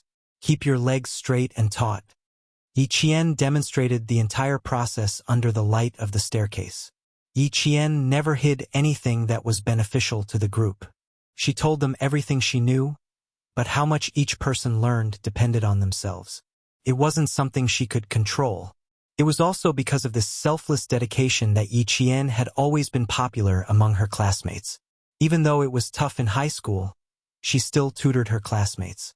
She even helped her roommates get into the top universities in the country. Even though Yi Qian had left the province, her name could still be heard in the province. Those students who had received her help were still grateful to her. Every time she opened the little penguin phone, the first thing she heard was a series of dee-dee-dee sounds. They were all messages from her high school classmates. He Jing thought Yi Qian would only give her simple reminders. Who knew that she would teach her so diligently? For a moment, he didn't feel good in his heart. He felt ashamed of himself for having such petty thoughts. Don't drop the book. Don't drop the paper between your fingers and thighs either. Yi Qian placed the book on He Jing's head, then placed the paper between her hands and thighs. The last piece of paper. Yi Qian smiled and pointed at her knees. Here's the main point. You have to place a piece of paper there too. Let's make it clear first. If the book or paper drops, we have to add time. Let's stack it in units of 10 minutes. She bent over and placed the paper between He Jing's knees. At the same time, she heard He Jing and the faint gasps from the floor above. This is too cruel. He Jing felt her knees hurt. Yi Qian, don't tell me that this is how you practice. This is how I practice. My uncle is a retired soldier. He likes to make me stand in military posture. I started standing in middle school. Classmate, why do you think I got the title of role model? It's because I've suffered more than you. Everyone was suddenly enlightened. So that's how it was. No wonder he was so powerful. He Jing understood, and so did the students who were eavesdropping upstairs. After deliberately explaining, Yi Qian gently patted He Jing's knee. All right, just stand there. I'll time it. Then, he raised his head and said to the students who were eavesdropping upstairs, you all understand, right? If you understand, then stand together. From now on, stand for half an hour. Fuck. She seems to have discovered us? I don't think so. I have to cover my nose to breathe. She must have found out. Otherwise, she wouldn't have said, stand together if you understand. She must have found out. Stop squatting. What are you squatting for? You've been discovered. 3 seconds later, a soft sound came from upstairs. Then, Chen Yanjun said awkwardly, that, ahem, we don't mean anything else. We just want to learn. In the morning, when the boys heard the conversation between Yi Qian and He Jing, they thought that, as boys, how could they fall behind the girls? After discussing it for a while, they decided to let Chen Yanjun and Song Jiqiu take the lead to sneak a peek. When they heard Yi Qian's words, all of them were so shocked that their jaws dropped. He Jing did not know that there were people upstairs. When she heard the sound, she lost her balance and the paper between her knees fell. Chapter 1406. Add another 10 minutes. Yi Qian kindly reminded them and said to the boys, you can start now. If you don't have enough paper, stand like He Jing. Books on her head, paper in her hands, knees in her knees, and feet in the air. This posture is so painful. The boys' faces turned pale. Song Jiqiu's face was stiff. She twitched her mouth and said, no, I want to sleep. I have to get up early tomorrow. Next time. Too cruel. Could be seen from He Jing's expression that she was in pain. Since they were here, Yi Qian would not let them go. He blocked their way with a smile and raised his eyebrows. He looked at the frightened boys and said, give it a try. It's quite interesting. Us girls are already working so hard. Isn't it a bit unreasonable for you guys to not work harder? In the end, all 6 boys stood up. Like He Jing, they stood on the stairs with their heels in the air and put their big brimmed hats on top of their heads.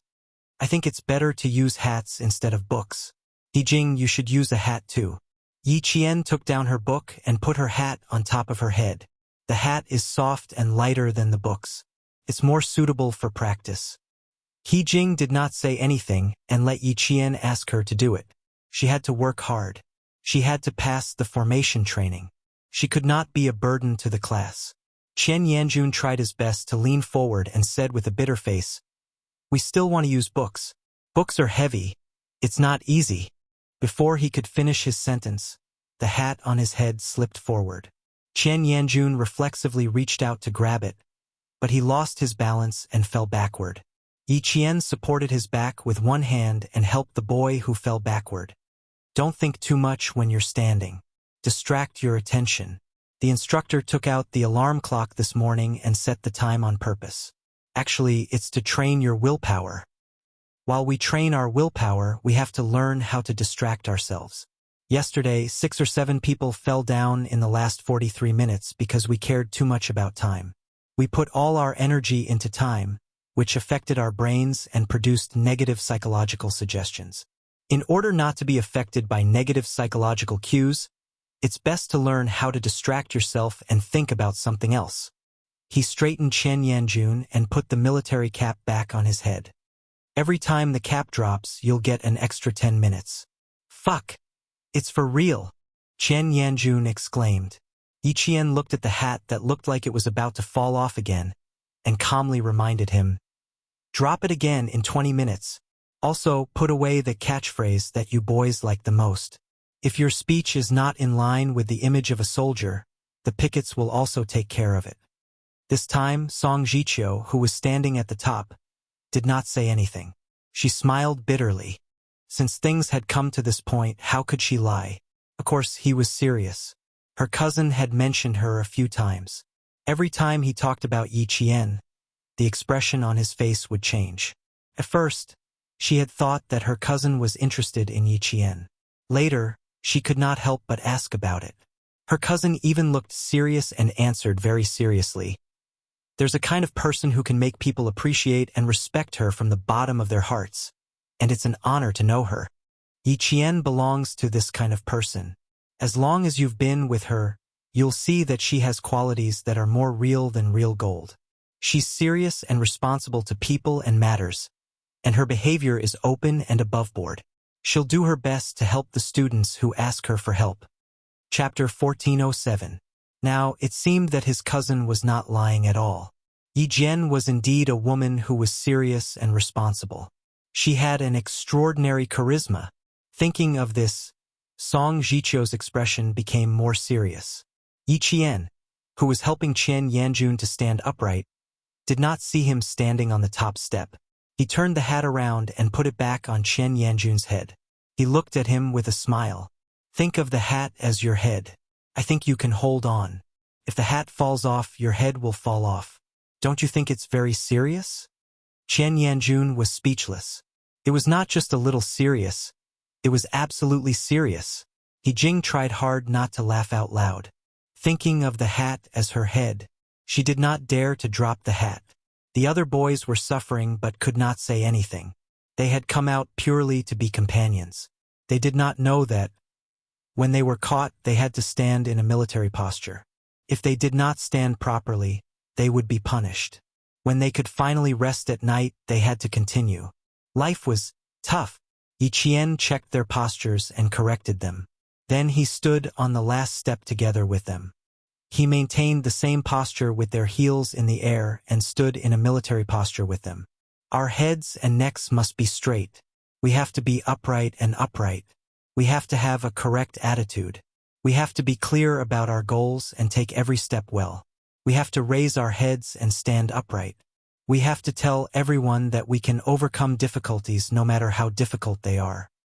Our knees will naturally be strong. Our heads can be broken and our blood can flow.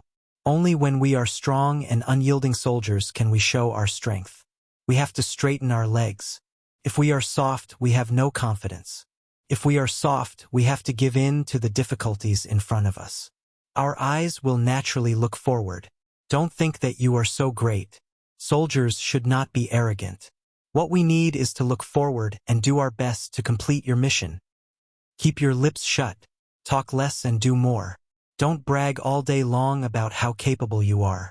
No matter how beautiful your words are, one thing done well by others is better than 1,000 words from your mouth.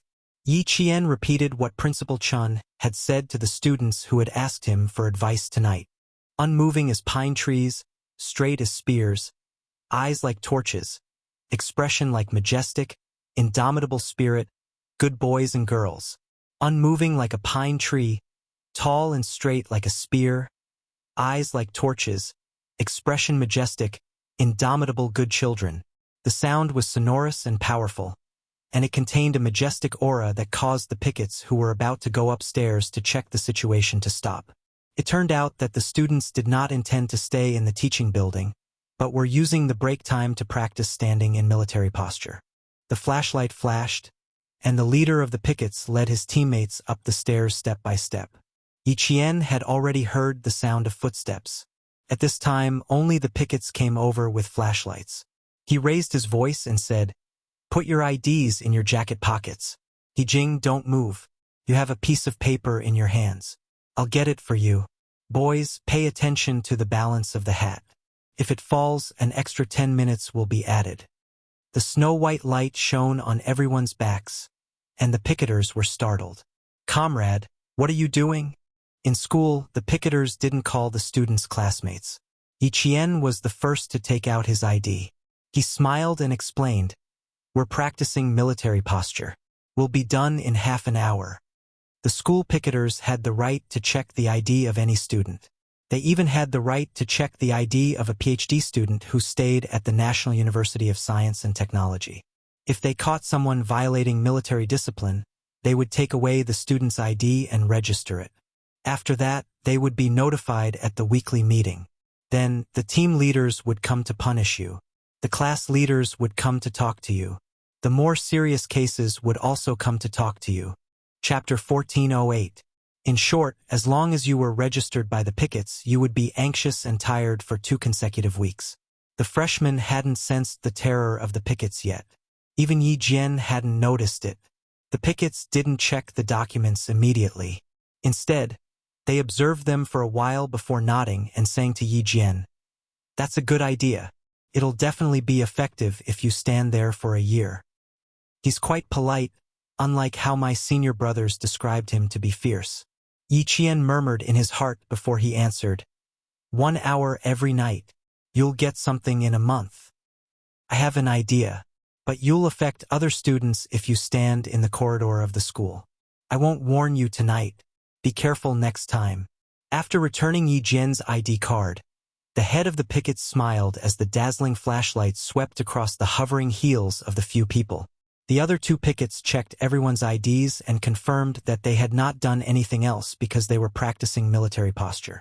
The 3 of them then went downstairs. "They're not as fierce as the senior brothers said. I feel that they're quite polite. That's because..." A boy had just opened his mouth when his hat fell off his head. He changed his tone. "Ah, damn," Yi Qian said coldly. "If you said that just now, your name will definitely be on the weekly meeting. Watch your words. 10 more minutes. You've lost your hat." "Bro, please forgive me. I want to go back to the dormitory to sleep." "Stand still. Don't fall on me." He even spoke slowly for fear that he would lose his hat if he spoke loudly. Time seemed to pass by casually. When Yi Qian said that it was over, Chen Yanjun still did not believe him. "No way. 40 minutes passed so quickly? 40 minutes this morning felt like 40 days to me. Of course it's fast." After Yi Qian finished speaking, a boy from the province of Holu City asked Chen Yanjun with a smile, "What did you use to divert your attention just now?" Chen Yanjun put on his big brimmed hat and habitually checked if the collar buckle was fastened properly. He said proudly, "I'm doing physics questions. I'm doing physics questions in my head. I really don't feel like time is passing quickly." "I'm memorizing English words," Song Jiqiu replied. He Jing rolled her eyes at them and answered honestly, "I memorized the rules and conditions in the booklet. Didn't the teacher say that we should take our time in year 1 and year 2, and focus on studying in year 3 and year 4? You guys only think about studying every day. Now that we focus on studying, it's fine as long as we don't fail our subjects and don't take makeup exams. Do you still think that you're a high school student and study hard day and night?" Learning in a military academy was not as important as learning in a key university. For example, if a very capable but sickly top student were to enter a military academy, he would realize that the capital he was so proud of was nothing in terms of physical fitness, military affairs, and internal affairs. After she finished speaking, she asked Yi Qian, "What about you?" "Me?" Hearing this, Yi Qian paused for a moment before answering honestly, "I'm thinking about my class schedule. There's a cryptography class that I find quite interesting. I plan to go to the library tomorrow night to look for some cryptography books to read. I'm also very interested in this. When I was in year 2, I was obsessed with Morse code. It was because of this that I applied for the military academy." The boy from Shanghai took over the topic excitedly. "I also like affine code very much. Yi Qian, what about you?" Are you obsessed with that one? Chapter 1409. Chen Yanjun, Song Jiqiu, and the others raised their heads in silence.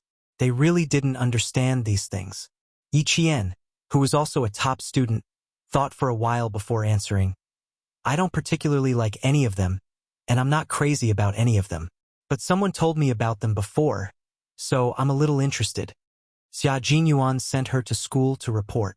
Along the way, he talked about most of the classes, especially cryptography, such as the tripartite cipher, ADF-GVX cipher, Boole cipher, and Sifang cipher. He also suggested that she study cryptography carefully. Yi Qian, who had not been very interested in cryptography before, was also interested because he said that he was good at cryptography. The Shanghai top student was less excited after hearing that. He said, "Oh," discouraged, but in less than 3 seconds, he did not give up and asked, "Have you tried to learn about cryptography?" "Learned about it." Yi Qian thought for a while and said with a smile, "I'm going to learn about it. I also want to learn it better." Yes, we must learn it well. There are also experiments in cryptography. Yi Qian, we can do experiments together in the future. The clean and gentle Shanghai boy's eyes were shining because Yi Qian was the only girl he had met who was interested in cryptography. He would spare no effort to persuade her to study cryptography with him. Not only Morse cipher, but also many other cryptography. Virginia cipher, Etbash cipher. They are all alphabetic words. Very interesting. The rest of the people, including Yi Qian, were confused. "Excuse me, what kind of astronomy are you talking about?" The Shanghai boy really liked it. He talked about Virginia cipher. Military intelligence needs to be encrypted and usually a key is used. Only by finding the key can we get access to the file. I think our cryptography will definitely have the Virginia code, and by then, Morse cipher? Sherlock Holmes cipher? He Jing was completely confused. While listening to the Shanghai boy continue talking about cryptography that she did not understand, she whispered to Yi Qian, "I'm not only feeling the pressure physically, I'm also feeling the pressure in my studies." Yi Qian pursed his lips and smiled. "I don't know either, but these things do need to be learned. They'll be included in the exam, and they'll be tested every year. If we don't understand, we can learn. We have a ready-made genius in our class. If we don't understand, we can ask for leave from him." The world of a top student was not easy to understand. As for the world of a prodigy, he could not see through it at all. The Shanghai boy could be categorized as a prodigy, who asked him not to be able to understand what he was saying. At 10 o'clock in the evening, the campus was still brightly lit. There were faint shadows walking back and forth in the field. They were all students who were not physically fit and were secretly training themselves. The lights in the 3rd and 4th year schools were not completely switched off. The prodigious senior brothers and sisters were still making use of their break time to study. They did not neglect their physical fitness, studies, and housework.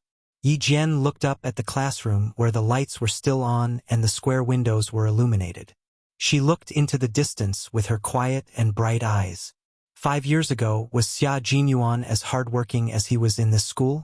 "Those are prodigies who will be selected as top students," He Jing said with emotion. During the freshman's military training, the senior brother and class monitor told us that after 4 years of graduation, there will be a very small number of people who will be selected as top students with extremely harsh conditions. A very small number of people who will be selected as top students with extremely harsh conditions? Chapter 1410. How many are there? How harsh are the requirements? Yi Qian couldn't help but ask. Xia Jinyuan once said that he would be evaluated as a top student when he graduated. At that time, she didn't think it was that difficult. After all, she had been evaluated as a top student every year since the 2nd semester of her 2nd year of middle school. When she heard that, she said disapprovingly, "I get it every year. It's not rare." He Jing's expression was a little withered. "It's so difficult. Those who really get top students are no longer ordinary people." That exaggerated. But seeing that her withered expression contained some respect, Yi Qian couldn't help but gather his thoughts. For 4 years, all subjects have to score 90 marks. There's no minimum score. All subjects have to score 90 marks. All physical subjects have to be excellent. You can't even get good. For 4 years, no bad record, no record of picketing, no illness, no leave, no demerit points in class, etc., etc. He Jing finished in one breath. Her expression was sad. In short, if someone really gets top students after 4 years, they're the best in the whole school. Yi Qian thought about what Xia Jinyuan said to her. In the car, he looked indifferent and lazy as he talked about his 4 years in the military academy. My minor languages are German and Spanish. I probably had some talent in languages, so I got a level 8 specialized Esper. As for physical fitness, I got excellent. Because I also participated in a few competitions in school, I was evaluated as a top student after graduation. He said it so casually, as if getting top students was a simple matter. Now that she heard it, he was worthy of being called the all-round soldier king. His performance in school was so outstanding that it far surpassed many of his classmates. In order to avoid unnecessary trouble from being seen by the picketers, the girls walked far ahead and spoke softly so that the boys behind them didn't know what they were talking about. When they reached a fork in the road, both sides smiled and said goodbye before returning to their own dorms. As soon as they separated, the boys looked at each other and collectively let out a long sigh.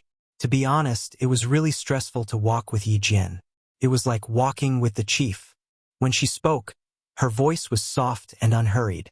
When she smiled, there was even a gentleness between her beautiful eyebrows, like the gentleness of the Jiangnan River village, which made people feel scared. Just now, Yi Qian didn't say that we'll continue tomorrow night. I guess he didn't say that. Qian Yanjun twisted his stiff neck.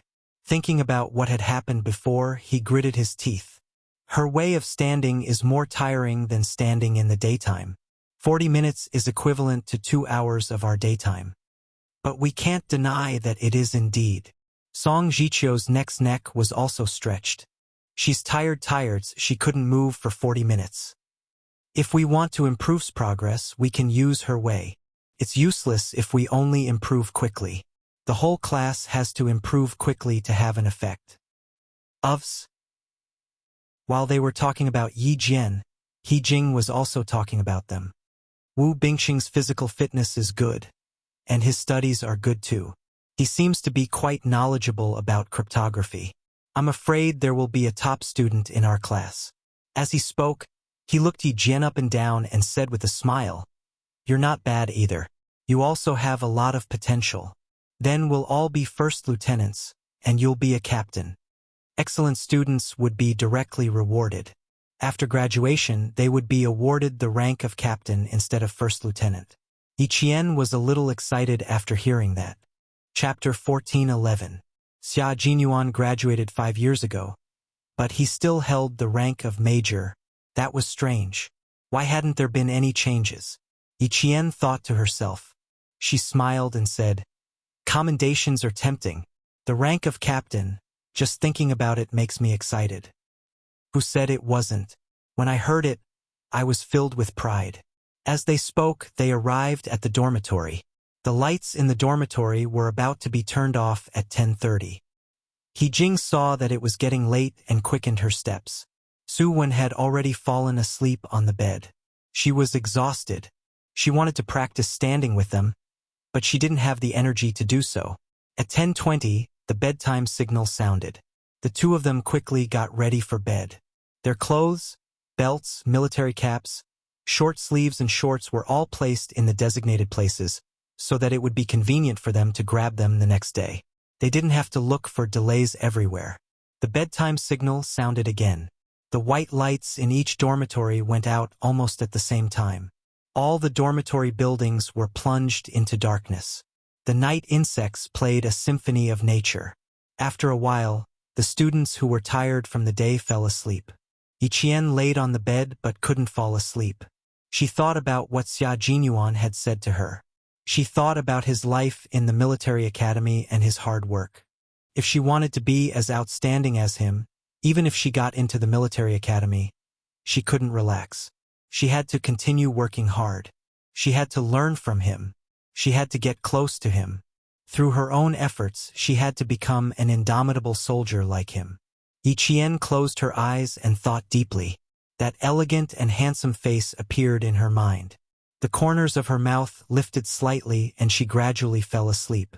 The next day, during the drill class, Class 3 all obediently took off their military caps under the smiling eyes of the instructor.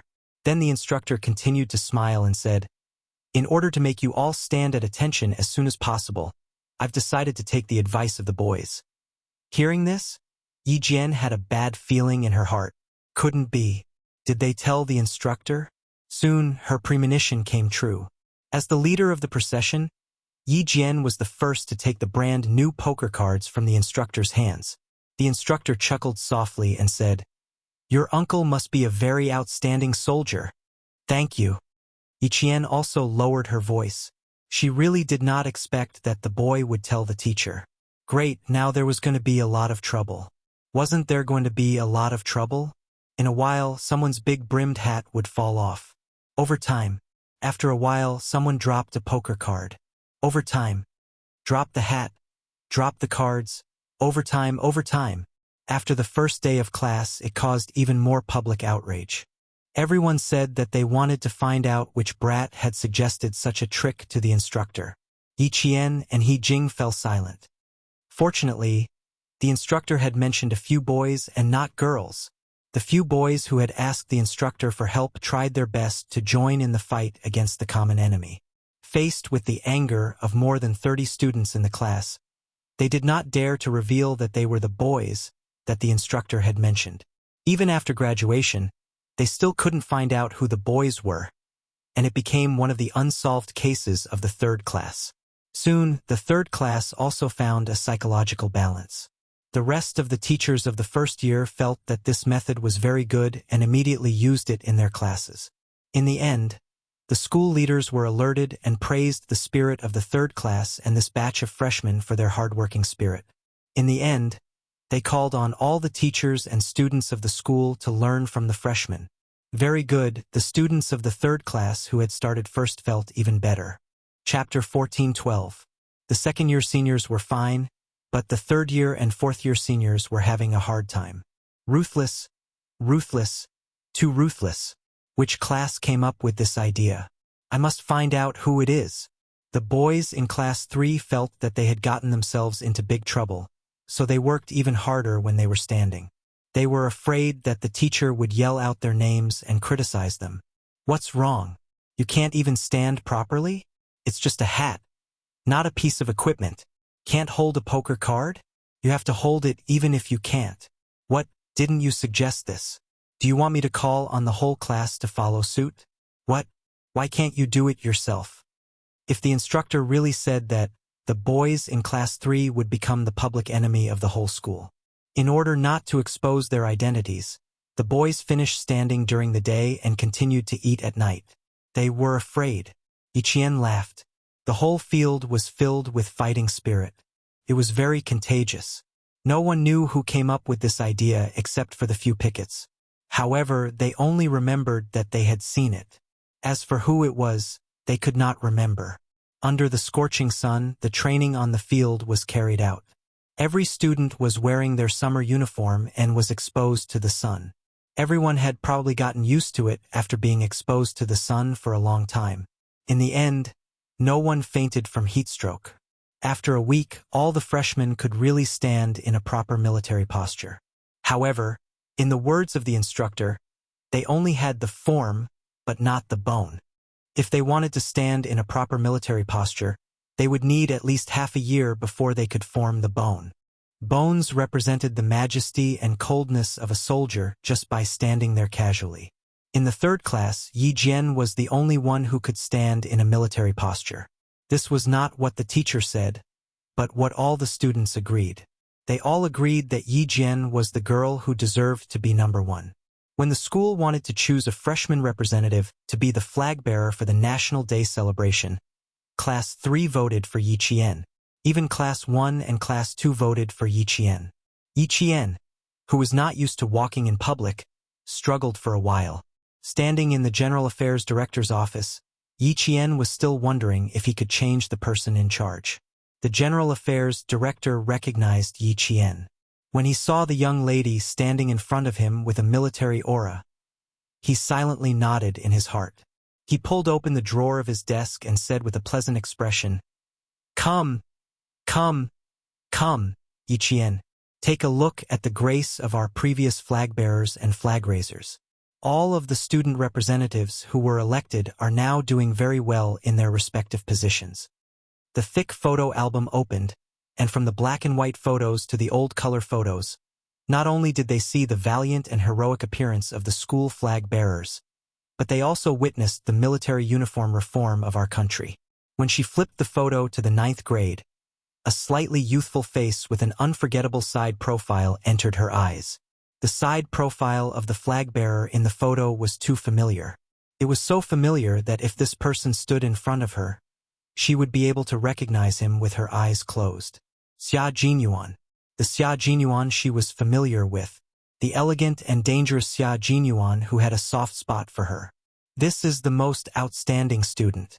From the time he entered the school to the time he graduated, he had been the flag bearer for every year.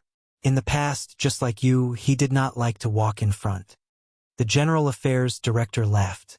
He even poured a glass of cold water for Yiqian and set it aside. After thinking for half a day, he finally thought it through. After that, he had to attend the opening ceremony every year.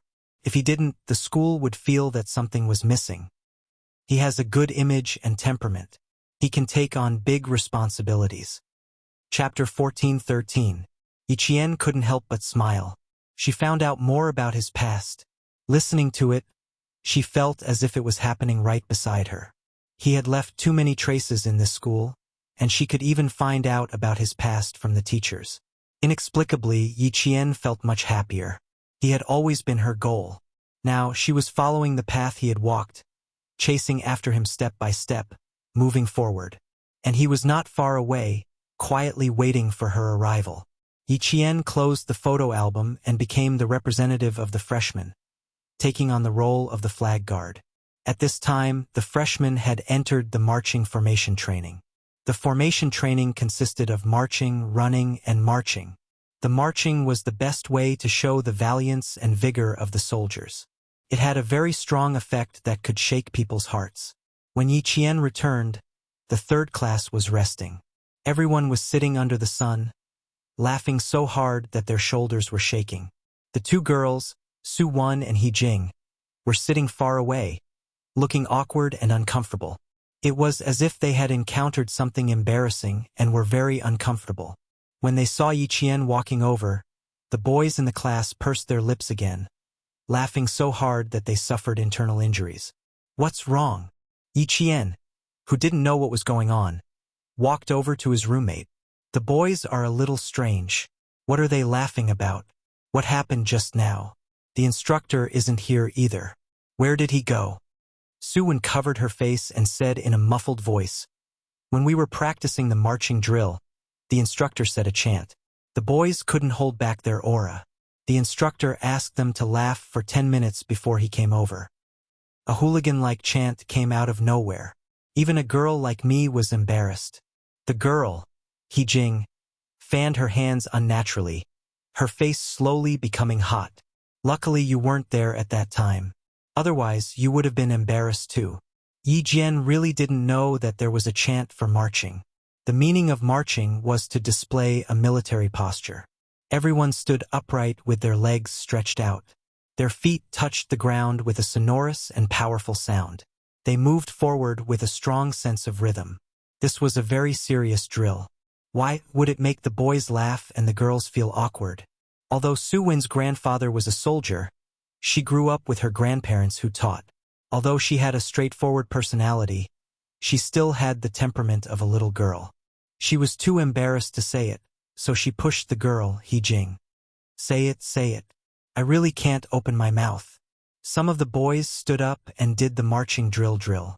Then, the boys who were sitting laughed until they beat the grass.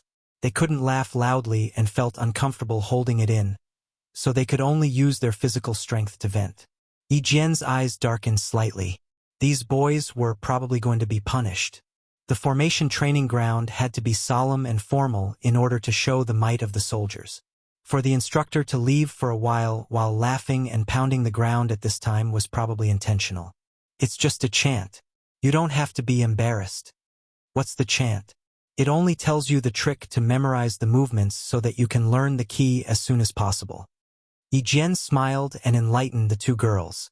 You have to differentiate between formation training and physical training. During physical training, you have to shout loudly and be high-spirited. But we can't do the formation training. He had to be serious. You've all seen the square formation of the National Day ceremony. It's neat and orderly. Their slogans are filled with murderous intent. Who's laughing? Who would laugh? No one would laugh. Only the mighty and majestic aura of our army can be felt when we walk out. The boys were still laughing, while the girls walked out of the awkward situation under the guidance of Yi Qian. Even their sitting postures were much more upright. Chapter 14:14.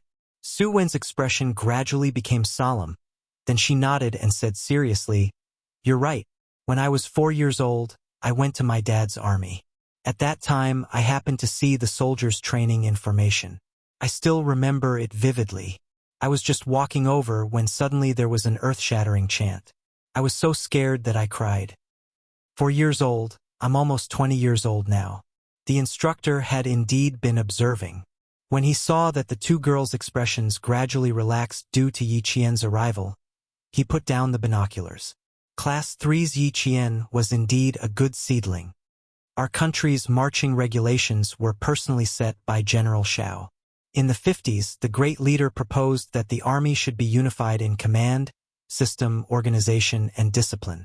At that time, the head of the military training department, General Shao, immediately organized the relevant personnel to write 3 regulations: discipline, internal affairs, and formation. With the implementation of the 3 regulations, it provided a strong support for the construction of our army. In the 50s, it began to be used. Yi Qian talked about China's marching, the origin and development of China's formation. Later on, the military commission researched and used the infantry movement that Commander Liu personally set. Using the German marching as a template, it made changes based on the Soviet Union.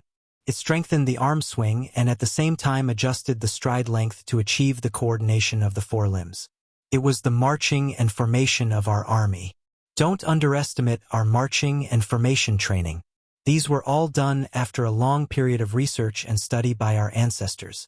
After a long period of research and constant adjustments, we finally have today's formation training and various regulations. Following her explanation, the two girls no longer had any awkwardness on their faces. Even the boys who were closer to the 3 of them didn't secretly laugh. The incantation was just a way for everyone to quickly grasp the key points. How could you just listen to its literal meaning? You had to understand it on a deeper level, dissect it, and understand it. I think I understand what you're trying to say. He Jing, who was quite perceptive, straightened her gaze. The formation represents the image of us soldiers. It is also the blood and sweat of the old leaders and elders. It is also the legacy of the army. We need to walk with respect and reverence. Yi Qian's smile deepened. That's right. There's also the formation training. The ultimate goal is to foster discipline and obedience among the soldiers.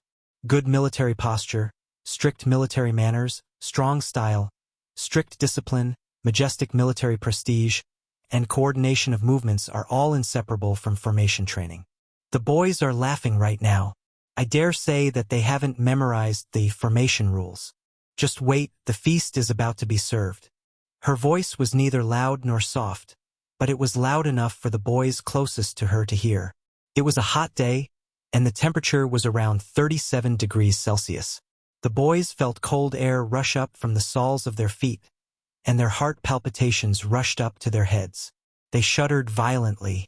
The rules and regulations of the formation included general principles, formation commands, formation actions, etc. There were a total of 9 chapters, 65 articles, and 5 appendices. It was quite a thick book. Before the cold shivers passed, a sharp whistle that made one's scalp numb sounded. The instructor's stern and cold voice sounded. "I'll give you 10 seconds. 1, 2, 3. He said 10 seconds, and it was only 10 seconds. Those boys who didn't realize that danger was coming didn't even have time to smile properly. The instructor's cold gaze swept past them like steel needles pricking their scalps painfully. Chapter 14:15. Just as Yi Qian had said, the boy's punishment was coming. When Yi Qian left with the two girls, he only saw the boys' white faces and trembling knees. The military academy was not a place where you could do whatever you wanted, nor was it a place where you could joke about discipline. Through strict formation training and formation life, it could cultivate a soldier's strict organization and discipline. It could cultivate a strict and decisive fighting style. It could cultivate a determined and fearless soldier's temperament. You still dare to laugh at such a significant training? Heh! Do you think you're having it too easy? The boys' punishment continued for a week. After those boys with impulsive temperaments were taught a lesson, they underwent another transformation. By the end of September, the freshmen finally looked like soldiers in their straight military uniforms. Their self-restraint improved. Their appearance improved. Dressed in their military uniforms, they all held their heads high and began to march in an orderly manner according to the instructor's command. Yi Qian, who had become the flag guard, stood on the flag-raising platform like a pine tree. His gaze was cold as he looked at every class that walked in the square. 1, 2, 3, march in unison. The orderly troops walked in a very rhythmic manner on the platform. With a salute, the future reserve officer of our army walked in front of the platform with a solemn expression under the scorching sun. His eyes were like sharp arrows as he walked in front of the platform with an imposing military aura. In the entire National University of Science and Technology, other than the military parade field, it was so quiet that not a single person could be seen. At the main entrance of the school, a sentry stopped a couple and said very seriously, "Our school is not receiving any parents right now. Please leave our school quickly. Please cooperate." "No, comrade, we really have an urgent matter. The child's grandmother is dying and wants to see the child." "Comrade, can you please inform her? Her name is Yi Qian. She's a new student. If it's really not possible, can you inform the homeroom teacher?" Sun Dongqing's voice was full of emotion. Her expression seemed to be quite anxious. The sentry maintained a cold expression and did not allow any room for discussion. "Please leave our school immediately. Please cooperate." If they still did not cooperate, they could ask the soldiers to come out. "Comrade, why are you so inhumane? The child's grandmother is about to die. Why can't you be more reasonable? If a soldier can go home to attend a funeral, I don't believe that a cadet can't go home to attend a funeral." The sentry in front of the school gate was not armed with a gun. Sun Dongqing stood up and grabbed the sentry's wrist. "Do you have to make things difficult for people like this? You didn't let us in, and you didn't even inform the students. What kind of soldiers are you? Don't you have any manners?" The sentinel warned her 3 times in a row to loosen her grip, but to no avail. He then made his move, and in the blink of an eye, he easily pinned Sun Dongqing's hand behind her back. Yi Zhifan was shocked and quickly said, I'm sorry, comrade. My wife was a little impatient. She didn't mean any harm. She definitely didn't mean any harm. Please take her away from our school immediately." The sentinel didn't probe further. He let go of Sun Dongqing, whose face was distorted from the pain, and waved his hand. A few more soldiers on duty walked out. Their expressions were so cold that Sun Dongqing shrank back to her husband's side. What could they do? They couldn't get in. If they wanted to find Yi Qian, they had to go through the sentinel. Yi Zhifan had no choice but to put down his pride and ask politely, "Then I'd like to ask, how can we contact the students inside? Tomorrow is National Day. I heard that cadets can leave school this afternoon. I don't know if that's true or not." Chapter 14:16. The gentle Yi Zhifan had the authority of a government official, and he spoke boldly. The guard's attitude was not as cold as before. He replied, "Our school is holding a celebration right now, and we won't be receiving any parents. As for the holiday arrangements, each class and each school is different, so we can't answer your question. Also, sir, if you don't leave now, the soldiers on duty will come and deal with you." In the car, Yi Ying stared at the majestic gate of the National University of Science and Technology. The thick bricks, the cold colors, the majestic national emblem, and the sentry on duty. Yi Qian received all these and entered the military school known as the Military Hua University. But she had nothing at all. Her fingernails dug into her palms, and she didn't let go even when she felt the pain. She had to think of a way. She had to think of a way to defeat Yi Qian. She had to think of a way to defeat her. But what could she do? Now, in order for her to enter the military, her parents had to bring her here to apologize to Yi Qian and ask her to forgive her mother for being disrespectful to Uncle General, that old thing. Even after he died, he was still causing trouble for her family. How hateful. What should we do? They won't let us in at all. How can we find her?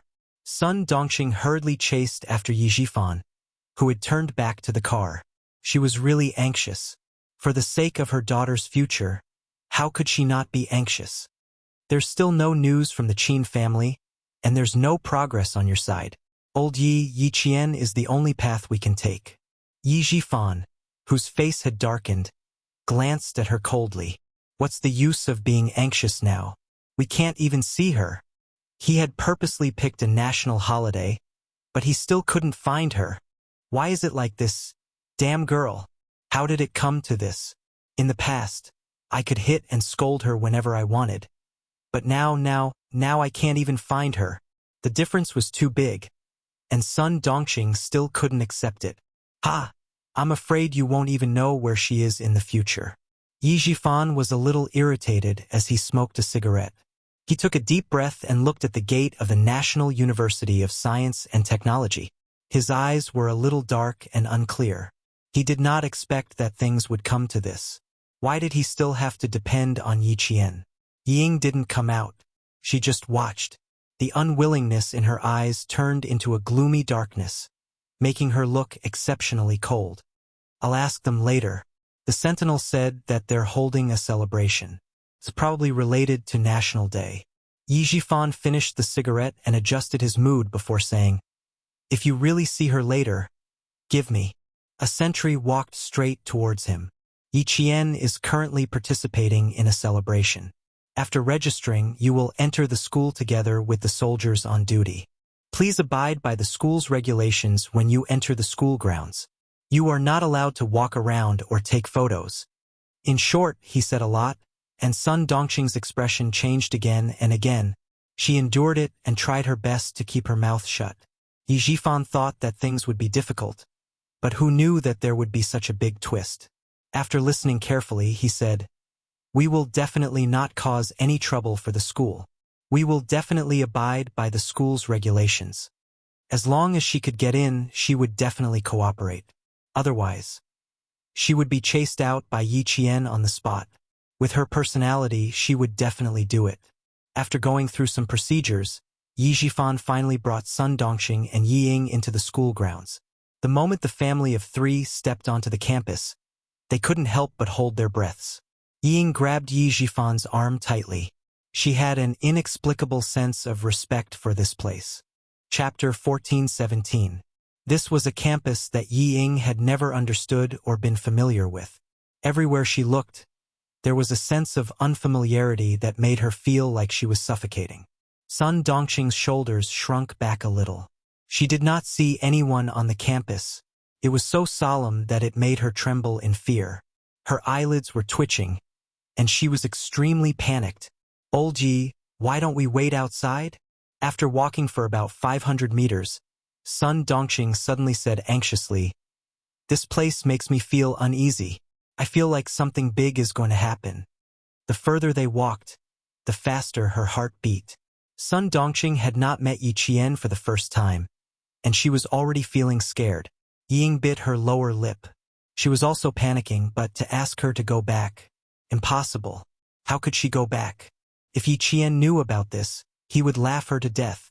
Ying cleared her throat. In order to show her imposing manner, she purposely straightened her back and said coldly, Mom, follow me closely. She thought she was imposing, but her voice was dry, revealing a sense of cowardice. Ying heard her own dry voice, and her face stiffened even more. She might as well not open her mouth. The soldier on duty walking in front did not communicate with the students' parents.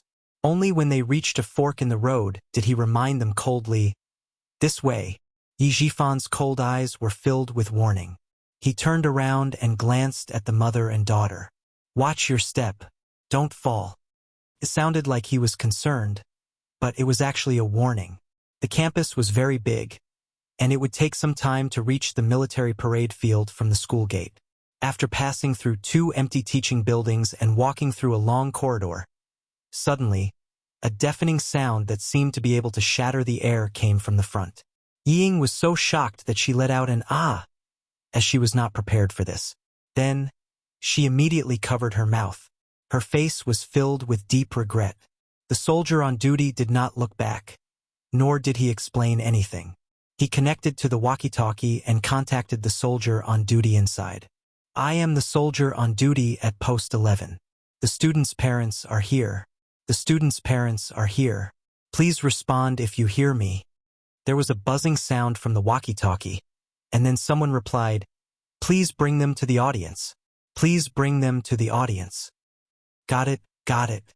The soldier on duty cut off the connection and turned to Yi Jifan's family of 3, saying, the entire school is now holding a military parade. When you arrive at the audience seats, please sit properly. Do not stand up or walk around casually. At the same time, cooperate with the routine inspection of the soldiers on duty. Even Yi Jifan, as an official, couldn't help but clench his fists when he heard the slogans. His attitude was gentle as he said, we will follow the school's arrangements. We will not make our own decisions. Although he was a provincial-level cadre, once he entered the military academy and entered the army, it would be the same. It was only right for him to lower his attitude. When Sun Dongxing and Yi Ying saw that even the backbone of the family did not put on airs, they naturally did not dare to put on airs. They even fearfully followed the soldiers in. They walked valiantly in unison, with a cold and imposing manner. When they were in formation, their orderly and mighty steps, their sonorous and powerful voices filled the vast field with the figures of future reserve officers of our army. Although it was not as grand as the National Day Parade, it was enough to shake people's hearts. Yi Ying was already dumbfounded. This was the military academy that Yi Qian had entered. This was the place where Yi Qian would live for 4 years. This was Yi Qian's life. Chapter 14:18. Holy, dignified, mighty, piercingly cold. It made her feel fear and reverence, and it made her more and more panicked. How did this happen? How did this happen? She was clearly the most outstanding one, and Yi Qian was clearly the worst. She should be the one with a bright future. How did she end up like this? How did she end up like this? She didn't know which class the students from, but the white gloves on their hands flashed across Yi Ying's dazed eyes like a ray of light, so piercing that she couldn't help but close her eyes. Her entire aura seemed to be covered in dust, cold, gloomy, and without a trace of vitality. Ying, hurry up and leave. Sun Dongxing saw that her daughter didn't move, and couldn't help but urge her softly, they're all looking at you. Hurry up and leave. Ying opened her eyes, and her eyeballs moved slightly. She asked in a weak voice, Mom, how am I worse than her? I'm clearly better than her. How did I end up like this? What nonsense are you talking about? Sun Dongxing, who always thought that her precious daughter was the best, said coldly, how are you worse? You're better than that wretched girl. What's so good about this place? See, all the officials are standing at the top. Yi Qian is nothing. He's just a military school student. How many military school students are there? It's no big deal even if she got in. Sun Dongxing always comforted herself, and even found excuses for Yi Ying to escape. She thought that she was doing it for Yi Ying's good, but in fact, every time Yi Ying had the slightest thought of self-reflection, Sun Dongxing would immediately jump out and find excuses for Yi Ying. Over time, Yi Ying also became like her. She developed a habit of not recognizing reality and finding excuses to escape reality. She always thought that she was right and everyone else was wrong. Everyone else was useless, and she was the only one who had a bright future. Sun Dongxing, who once again extinguished Yi Ying's self-reflection, didn't know how wrong she was. She continued to comfort her. Let her enjoy her glory now. When you enter the capital government regiment and talk to the high-ranking officials every day, Ying, those days will be glorious. She might even find a high-ranking official's son, or find a young high-ranking official to be her boyfriend. Look, look, how great is that? How promising. So what if that wretched girl has the support of that old thing? Who would help her for so long? Sun Dongqing, who had forgotten about the pain after her wounds healed, returned to her old ways and dared to belittle Yi Qian again. Ying, you have to remember this for my mother. You will always be stronger than that wretched girl. No matter what, you still have your parents' support, but she has nothing. That's right, no matter what, she still had her parents' support. So what if Yi Qian was doing well now? She was just a normal cadet from a military academy. She was just standing here basking in the sun. Who would notice her? Every time there was a slogan, the mother and daughter, who couldn't help but shake their shoulders, whispered to each other. Their eyes drifted to the parade field and then quickly retracted, with caution and fear that they themselves didn't realize. Yi Jifan's attention was all on the parade field. He didn't turn around to look, nor did he hear what the mother and daughter were saying. If he had heard, he probably wouldn't have needed Yi Qian to come out. He would have directly pulled the mother and daughter, who only knew how to comfort themselves and couldn't recognize reality, away. There were only teachers in their military uniforms in the audience. When Yi Jifan sat down, he couldn't help but tug at his shirt to show respect to the square formation that was walking over. Chapter 14:19. The bright red national flag fluttered in the wind on the parade stage. The flag-bearers stood at attention beside the flagpole, while two flag-bearers stood guard with spears in their hands. After instructing his wife and daughter to sit on either side of him, Yi Jifan looked around. He looked at the high-spirited young silhouettes and then looked at his daughter beside him. He had never felt that his family was worse than others. He sighed softly and lectured Ying. 1 minute on the stage is 10 years of hard work off the stage. Ying, you have to learn from them. Dad, when I get into the military, I won't embarrass you. Yi Ying's jaw tightened. She tried to hide her uneasiness with an expressionless face, but it was too obvious. Instead, she appeared stiff and restrained. Yi Jifan saw this and sighed even more heavily in his heart. She did not reflect on her own shortcomings at all. Not only did she bite off more than she could chew, she also liked. She liked to daydream. Ying, whether you get into the military or not is another matter. Dad hopes that you can learn from their spirit. No matter how bad she was still his daughter. He had to educate her and not give up just like that. Yi Jifan patiently lectured. You used to love saying that Yi Qian was inferior to you in every aspect. Look at them now. Look at the figures below. Look at the aura they exude. Looking at them is like looking at Yi Qian. Ying, don't you realize the difference between you and Yi Qian? Don't you realize that you can't compare to Yi Qian? Yi Ying's face suddenly turned pale. She subconsciously clenched her fists. Dad can tell you very clearly now. You are indeed inferior to Yi Qian. You used to be outstanding, but that is all in the past. People have to look forward. You are still stuck in the same place. You think you are better than Yi Qian. In fact, Yi Qian has long surpassed you. Lecturing on the spot was more impactful than lecturing on the facts. Facing the rows of military academy students standing straight like pine trees, Ying felt her breathing getting heavier with each breath. It was as if her whole body was entangled in a spider web. The more she struggled, the less she could break free. Sun Dongqing was furious. She still had to take care of the people around her. She gritted her teeth and defended her daughter. Yi Jifan, how can you be a father? Look at how scared Ying is. Don't compare Yi Qian to Ying.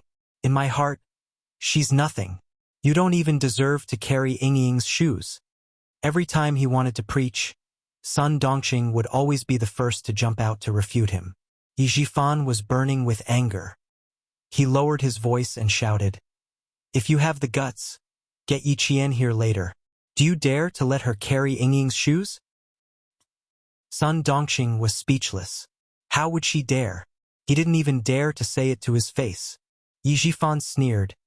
Do you see that, Ying? This is what your mother is capable of. the ability to rely on his mouth. If you learn all of your mother's skills, 10 Yi Qian can't even compare to 1 Yi Ying. These words were so harsh that the last bit of color drained from Yi Ying's face. After a while, she said softly, "Dad, Mom, stop arguing. We're here to look for Yi Qian today, not to argue." 10 Yi Yings couldn't even compare to 1 Yi Qian. Was she that bad? She didn't believe it. She couldn't accept it. She couldn't accept it. How could she, Yi Ying, be worse than Yi Qian? How could she be worse than her? She stared straight ahead.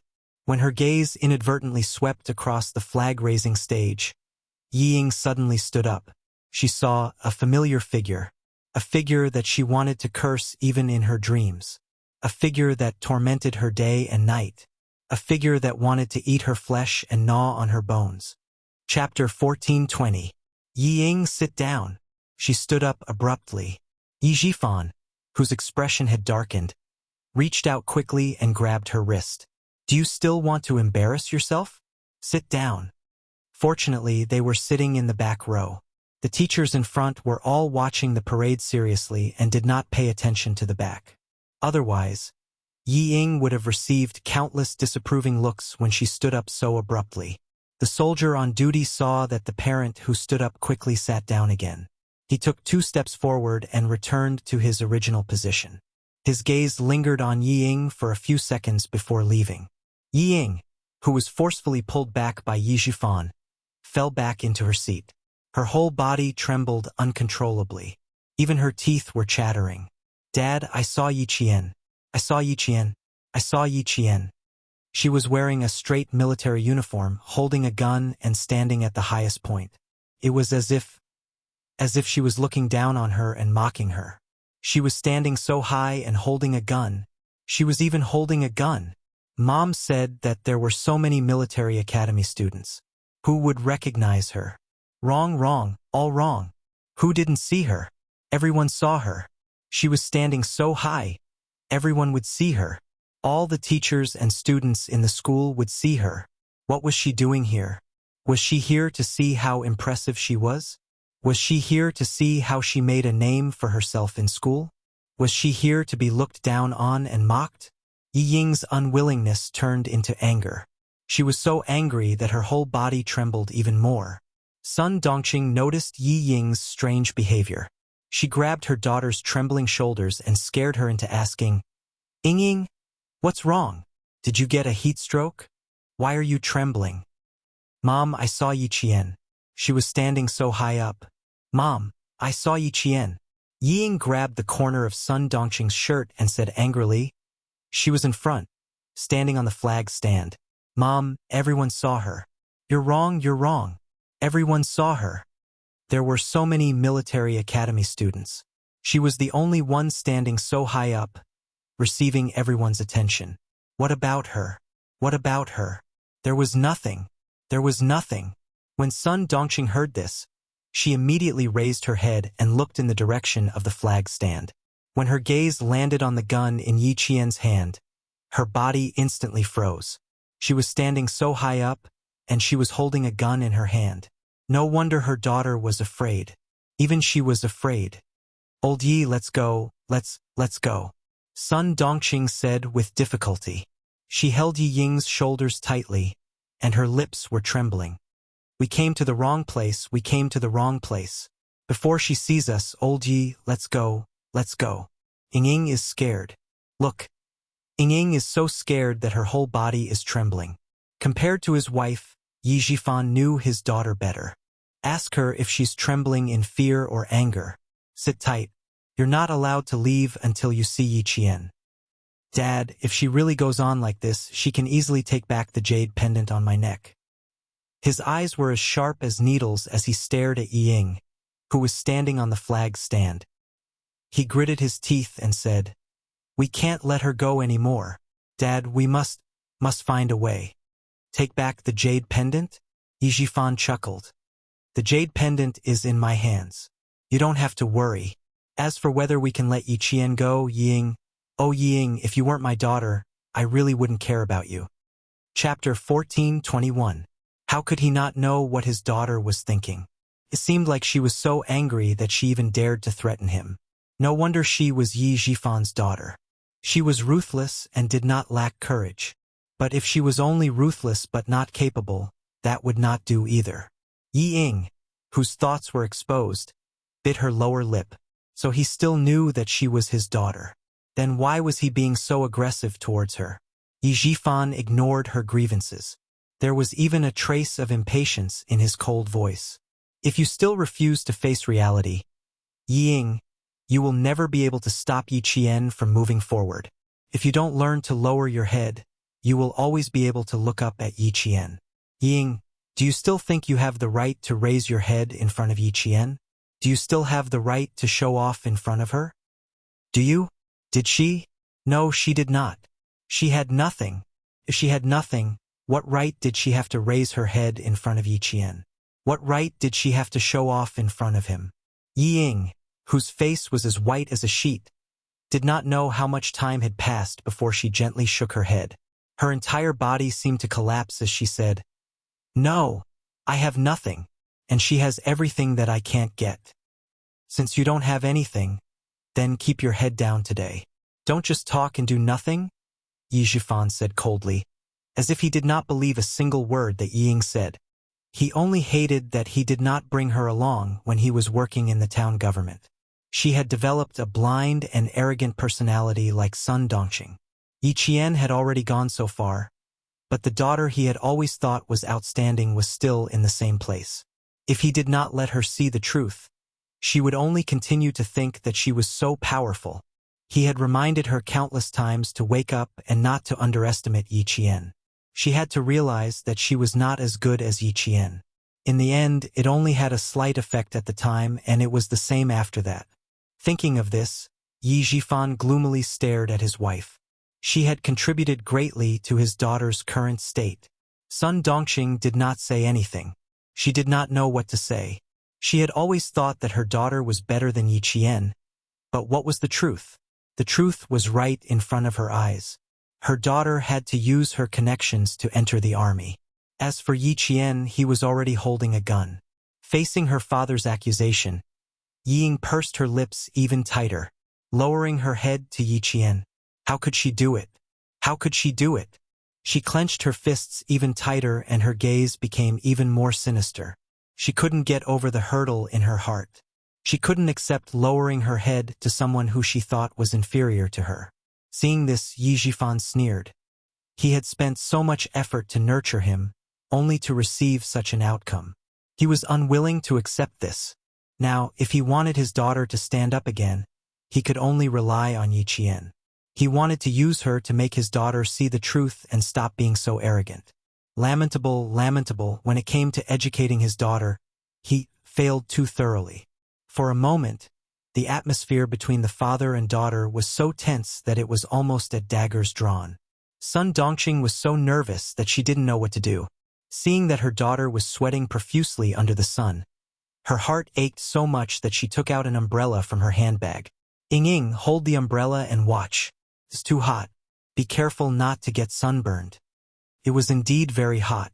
Yi Ying instinctively reached out to take the umbrella. Yi Jifan's face darkened as sweat dripped down his back. "We've been here for more than 10 minutes, and Yi Qian has been in this position without moving. She's standing, but you're still sitting." Hearing this, Yi Ying retracted her hand as if she had been electrocuted. Chapter 14:22. Time passed bit by bit. From 8:15 to 11:30, Yi Jian and the two seniors on the flag-raising platform had been standing motionless with imitation guns that were as heavy as the Type 95 rifle. They had maintained the most standard military posture, standing tall and straight like pine trees with a piercingly cold aura. Yi Jifan had been paying attention to Yi Qian the entire time. When the military parade ended and the flag-bearers were about to walk down the flag-raising platform, he couldn't help but tighten his grip. If something were to happen to Yi Qian at this time, even Uncle Jen wouldn't be able to save her. Step by step, she walked down the steps gracefully. Then, step by step, she strode across the platform with her head held high. Everyone's attention was on her. All eyes were on her. Yi Jifan clenched his fists even tighter. Even if there was the slightest mistake, such as her steps not being in sync with the other two flag bearers, or her knees being weak, or fainting from heatstroke, even if there was the slightest mistake, it would be fine. Unfortunately, Yi Jifan only saw Yi Qian walking valiantly with her rifle and standing at the front of the entire school, listening to the school's highest leader's closing speech. There was no disrespect, no mistake, only the awe-inspiring presence of a soldier. Yi Jifan couldn't help but close his eyes. Ying, you're too far behind, too far behind. The entire military parade ended smoothly. Applause followed. The teachers in the audience also clapped. Very good. Every team walked out with the awe-inspiring presence of an army, especially the freshmen. It only took 2 months for them to achieve such results. Very good. The freshman flag bearers are not bad. She stood for more than 3 hours, and her movements were still perfect. For a girl to be able to do this, she's very good. Indeed, the students recruited this year are all good, especially that girl. She deserves praise. Yi Qian, a girl from class 3. I'm afraid we'll hear her name often in the future. Amidst the applause, the teacher's conversation could be heard. Sun Dongqing didn't know how many times she rolled her eyes. Yi Qian, Yi Qian, Yi Qian, turn around and look behind you. Her precious daughter, Yi Ying, was better than her. From what you've seen and heard, who would say that Yi Qian is inferior to you? Who said that you were better than Yi Qian? Yi Ying, if you continue to be so stubborn, your life will be ruined. Ruined by your mother. Before the applause ended, Yi Jifan gave Yi Ying one last heavy blow. All she saw was Yi Qian's excellence, and all she heard was praise for Yi Qian. She thought that she was better than Yi Jian, but that was just her own opinion. No one would really think that she was better than Yi Jian, and that she was really better than Yi Jian. Everything was just her own opinion. Tears gushed out like a broken dam. She couldn't accept this. She couldn't accept that Yi Qian had surpassed her. She couldn't accept that she had been surpassed just like that. Dad, I will apologize to Yi Qian and learn from her. Only when I'm strong can I defeat her and take revenge on her for the pain she once inflicted on me. Under the scorching sun, Yi Ying's eyes were filled with tears, but there was a sinister gloom in the depths of her eyes. I will definitely repay her for all the humiliation I've suffered. Yi Ying wouldn't admit defeat, and neither would Yi Qian. The grudges from the previous life and the grudges in this life, one day, they would be settled one by one. All the classes left the stage one by one. Yi Qian and another flag-bearer senior returned the Type 95 replica rifle. When they came out, Yi Qian couldn't help but narrow his eyes. Chapter 14:23. If he wasn't mistaken, the 3 people standing in front of him, they really found their way to the school. They were quite capable. Yi Qian, come here. The homeroom teacher, whom he had only met 4 times, waved him over. Your family is here. Let's go to the teacher's office for a chat. Go to the teacher's office for a chat? Before Yi Qian could reply, Yi Jifan immediately said, No, teacher. We'll find a place to talk. He was able to meet Yi Qian because the school didn't know about his relationship with Yi Qian. If he went to the teacher's office for a chat and Yi Qian told him about the original situation, he would have come for nothing again. Teacher, you must think that he's my uncle. Actually, he's not.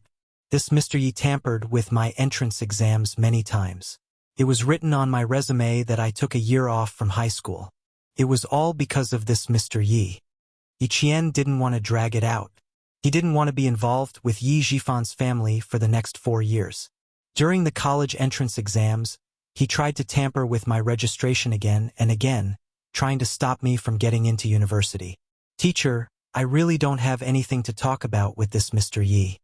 Not giving her a chance to speak. Yi Jifan, can you stop him? She said it so calmly and didn't give Yi Jifan a chance to interrupt. When the teacher of class 3 heard this, his expression immediately turned cold. He glanced at Yi Jifan with a threatening gaze and said to Yi Qian, Come to the teacher's office. Let's go to the teacher's office together. As a teacher, he naturally believed what his students said. If they really went to the teacher's office, then everything would be in vain. Yi Ying's face flushed red. She suddenly stood up. Sis, I'm here to apologize to you. I was too immature in the past and did many things that made you sad. Her apology was stiff at the beginning, but the more she spoke, the more fluent she became. As she spoke, she even squeezed out a few tears. Sis, I'm sorry. I apologize to you. Please forgive my immaturity in the past. I know I've done too many wrong things, and I don't dare to ask you to forgive me in a short time. Sister, please give me a chance. I'll definitely change. The sun did not rise from the west, so Yi Ying could not really apologize to her. However, he did not expect her to pretend to apologize and even shed a few drops of tears. Who didn't know how to act? Yi Qian looked as if he had been frightened by something. He quickly hid behind his teacher and pursed his lips tightly, without saying a word. That's right, she would not say a word. She wanted to see how long Yi Ying could lower her head. The homeroom teacher of the National Science and Technology University of Science and Technology was not so easily fooled. He stood in front of Yi Qian and acted like a protector. He looked coldly at the incoherent family of three. Just now, you said that Yi Qian's grandmother was seriously ill and needed Yi Qian to go home. Now all of a sudden, he stood up and apologized. Sir, what kind of place do you think our school is? Teacher, you can call my family and find out more about my situation. Yi Qian said in a low voice. His voice was so heavy that it seemed to be weighed down by a rock. He was full of helplessness. I don't have a grandmother either. When I was young, I almost died at the hands of this so-called grandmother. Teacher, I don't want to see them. Yi Ying lowered her head and closed her eyes tightly. She took a deep breath and clenched her fists. Her voice choked again. Sis, I'm here to apologize sincerely. Please forgive me. Can you not reject me? I regret it. I really regret it. I regret it. I regret underestimating you. I regret trusting myself too much. Chapter 14:24. In the face of Yi Ying's apology, Yi Qian only had one feeling. She had ulterior motives. However, after 3 days, she had a whole new level of respect for her. She could actually lower her head. The Yi Ying of the past. When had she ever lowered her head for anyone in her previous life? Never, never? Then what exactly happened to make Yi Ying lower her head? It was worth thinking about. Yi Qian's eyes narrowed slightly. Yi Ying changed too quickly, and Sun Dongqing, who had always been protective of her daughter, remained silent. She stood at the side without saying a word. It was too abnormal. Her lips curled slightly, revealing a faint smile. You don't have to apologize to me. It's not about whether I forgive you or not. It's about how you feel in your heart. If you really think that you've done too many wrong things, you don't have to beg others to forgive you. You don't have to go to others and say things that make things difficult for them. Ying, you're just forcing me to forgive you. Sun Dongqing watched as her daughter lowered herself to the point of humility. She felt very uncomfortable. She opened her mouth, closed it, and held it in. Stupid girl. Don't be too smug.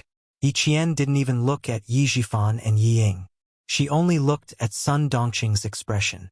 She saw her face darken for a moment, then turn ruthless for a moment. She found it even more funny. She came over to ask her to forgive Yi Ying. She even forgave Yi Ying in front of her homeroom teacher. She had it all planned out. Next, would Yi Zhifan immediately ask for the homeroom teacher's contact in the name of showing concern for his niece Yi Qian's school life? Then he could call the homeroom teacher and mention Yi Ying at the same time? Yi Zhifan had always been good at this kind of thing. Yi Ying, whose eyes were red, seemed even more wronged and upset. She lowered her head and sobbed. Sister, I didn't force you. I just wanted to ask for your forgiveness. Why would I force you? I just wanted to ask for your forgiveness. This time, Yi Ying really lowered herself. She lowered her head, put down her pride, and lowered her pride. Yi Zhifan, who saw this, felt very gratified. Finally, he could face his enemies head-on. He understood that lowering his head for a moment was only for the sake of his future rise. Faced with Yi Yingtai's unusual behavior, Yi Qian became even more cautious. Yi Qian, who was thinking quickly, did not speak immediately. He left Yi Ying to the side. Sun Dongqing was already holding back her anger. When she saw that her precious daughter had been left to the side, she raised her head and glared fiercely at Yi Qian. This glare was caught by Yi Qian, who happened to be sizing her up. Then, Yi Qian felt that things were finally back to normal. Sun Dongqing's heart was flustered. She vaguely felt that she was afraid that her glare just now had ruined everything. She immediately pretended to wipe away her tears and sighed. "Little girl, Auntie is also at fault. I said a lot of things that I shouldn't have said. You're a magnanimous person, so please forgive Auntie this time." She was afraid that Yi Qian didn't know what she said, so she deliberately reminded him. "Last time when you came back to the village, Auntie said something that I shouldn't have. Please don't take it to heart. Auntie really didn't do it on purpose." She explained quickly and anxiously, her eyes staring straight at Yi Qian. Although she apologized, she did not know how to hide the fierceness in her eyes. Not only did Yi Qian see it clearly, but so did Yi Qian's teacher. Thanks to her words, Yi Qian understood that things were not as simple as they seemed.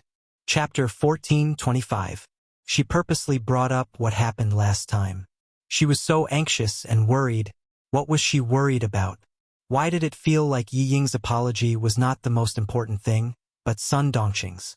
Even though Yi Qian was a meticulous person, he still could not figure out what their family was planning. The teacher of Class 3 did not immediately intervene. He still needed to understand the situation. Moreover, Yi Qian's reaction was very calm, so he did not need to rush to intervene. Yi Zhifan saw that his wife had finally lowered her head and apologized for that incident. He breathed a sigh of relief in his heart. Forcing Yi Ying to apologize first had some effect. This was the right move. Yi Qian would not forgive his daughter easily. He would definitely make things difficult for her. His wife, Sun Dongqing, had always been protective and could not bear for her daughter to be wronged. For her daughter's sake, she would also force herself to apologize to Yi Qian. Yi Zhifan saw that his wife was still able to say, "You are a magnanimous person. Forgive your aunt this once." He was so satisfied that there was a trace of a smile in his eyes. Although his wife was a little stupid, as long as it concerned his daughter, Yi Qian, her brain was still quite flexible. She knew what to say to force Yi Qian. "Yi Jian, your teacher is standing right next to you. How are you going to answer her?" "Yi Jian, your teacher is standing right next to you. Answer, forgive." That was what he wanted. Yi Qian had a good point. He was not calculative. If he forgave his wife over this incident, then he would really forgive her. Then he could finally answer to Commander Liu and Political Commissar Yen. Answer, not forgive. It was fine as long as the teacher knew their family's attitude. Moreover, if a junior did not forgive an elder's apology, wouldn't that make them seem narrow-minded? It was not a good thing for a student to be narrow-minded. The teacher would have some opinions in his heart. In short, it did not matter if Yi Qian forgave his wife or not. He would get the result he wanted. The scheming Yi Zhifan was only waiting for Yi Qian to speak. He stared at him with a cold, calculating glint in his eyes. Yi Qian shifted his focus to Yi Zhifan. He was the backbone of the family. It was definitely Yi Zhifan's idea to come to the school, and not Sun Dongqing's. She would never have thought of it. So what was Yi Zhifan planning? Yi Ying apologized. Sun Dongqing apologized. But Yi Zhifan didn't say anything.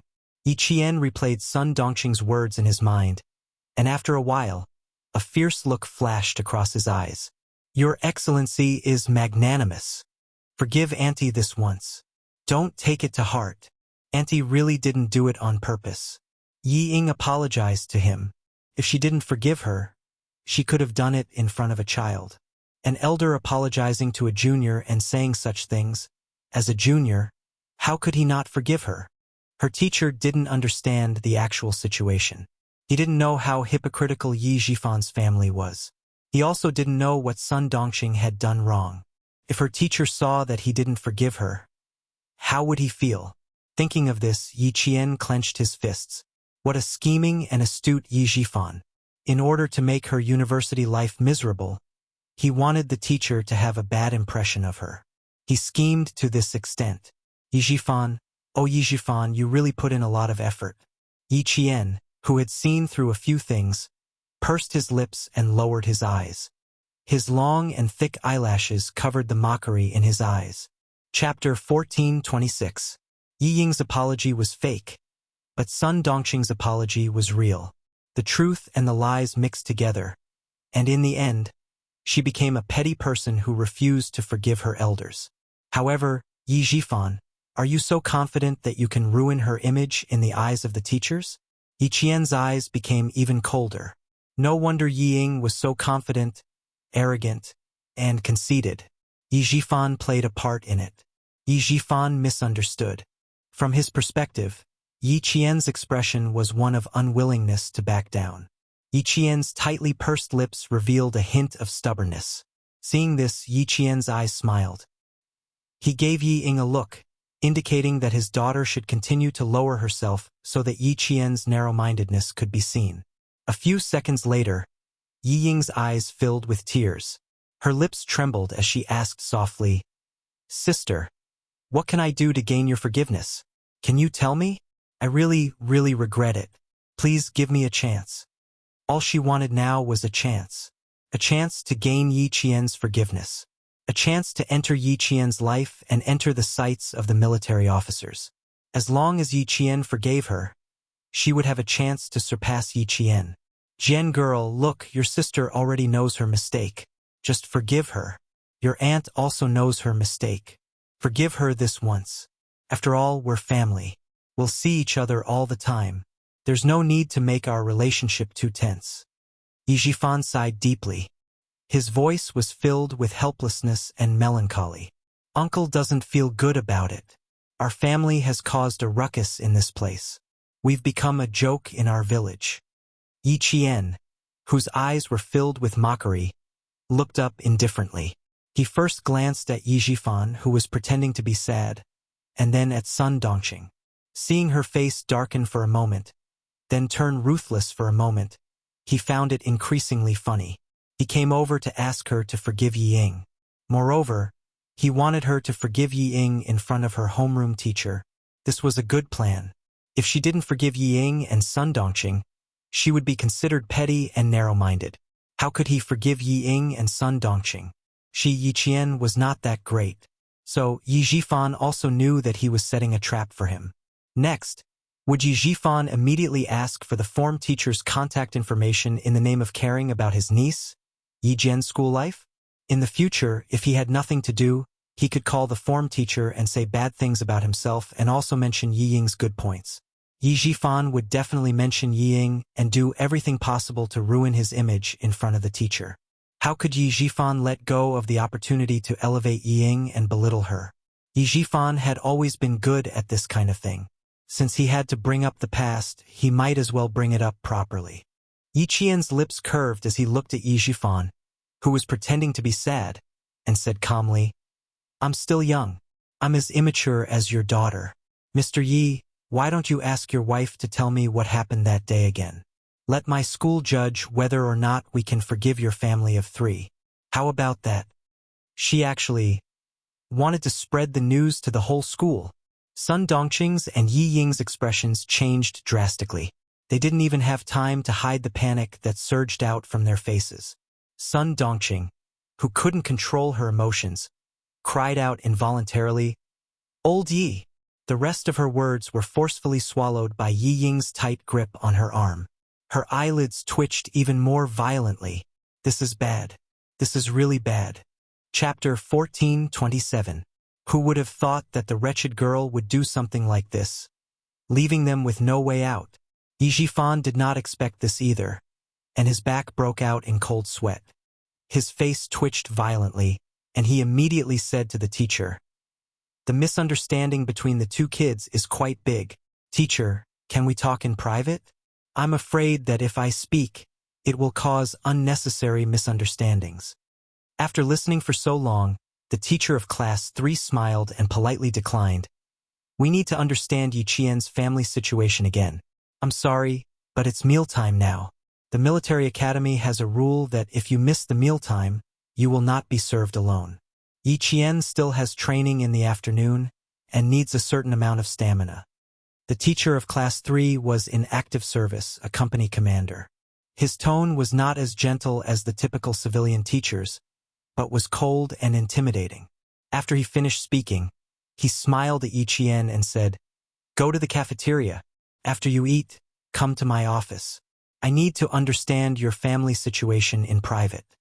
There was a student with potential in the class who did not even need to participate in military training, and who still had outstanding stamina, so she should be nurtured with priority.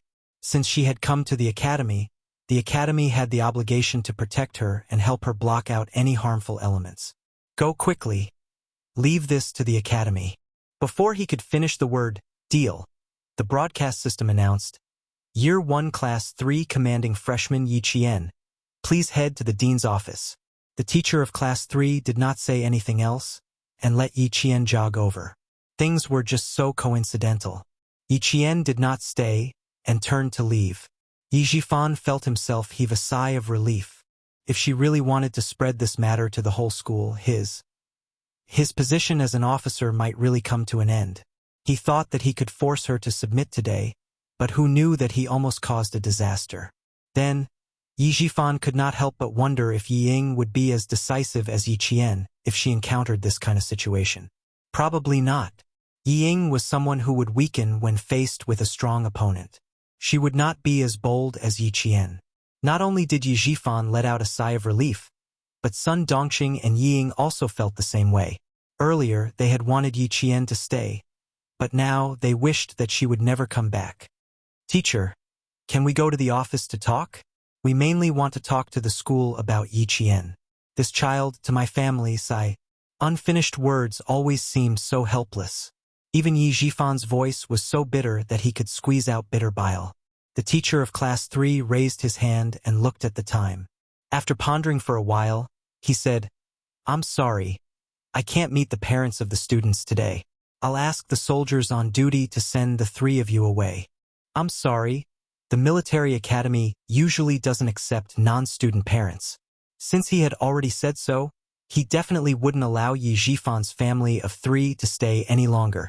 After Yi Qian was led by a senior to the dean's office, Yi Zhifan's family of 3 was also invited out of the campus. "Scared me to death. Scared me to death." Once they were out, Sun Dongqing's heart was still beating with fear. She kept patting her chest. Thank goodness we were called away. Otherwise, she really would have spread the news to the whole school. Yi Ying raised her head and looked at the high school gate, which was as tall as a city wall. For a moment, she was stunned. "Get in the car first." Yi Zhifan's face was terrifyingly dark. He had underestimated Yi Qian again and again. He had clearly planned everything out, but in the end, she always foiled his plans and forced him into a corner. He could not delay any longer. He had to force Sun Yaozu to make his move as soon as possible. The 7-day National Day holiday. He had to find a way to deal with it himself. Chapter 14:28. Dad. Yi Qian's wings have already hardened. After some time in the car, Yi Ying finally spoke. "She's not someone I can deal with right now. If you don't want to see her grow stronger, you need to do something." Yi Zhifan gripped the steering wheel tightly and looked at his daughter. His eyes were cold and ruthless. He heartlessly rejected his daughter's suggestion. "If you don't want to see her grow stronger, Yi Ying, you need to work hard. Whether or not I'll do anything to Yi Qian is the adult's business. It has nothing to do with you. Also, you did the right thing today. Dad is very pleased." Murder and arson. How could he let his daughter, who was still in her prime and had a bright future, know about these illegal things? He wouldn't even get involved himself. He would only borrow someone else's hand to see if he could solve the problem in his heart. Was he pleased? Yi Ying lowered her head and looked at her palms. Her delicate palms were scarred and stained with blood. Apologizing to Yi Jian had exhausted all of her courage and shattered all of her pride. However, the other party didn't care about her apology at all. He didn't even look her in the eye. Her pride and self-esteem were ruthlessly stepped on.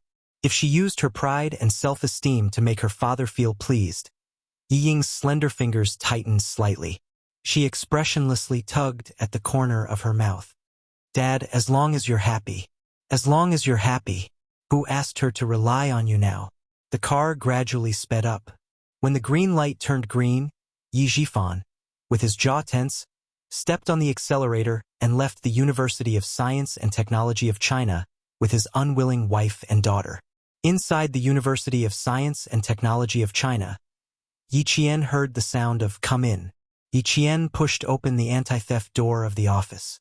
She looked up slightly and saw the handsome face she was most familiar with. She saw him in casual clothes the day before the holidays. Could it be that he specially rushed over to spend National Day with her? Impossible. How could he have so much time to spend with her? Most likely, he was here for official business. The dean was a 55-year-old lieutenant general with the rank of deputy major. This meant that he was a dean with real power, unlike the teachers of Class 3 who were only active soldiers in the military academy.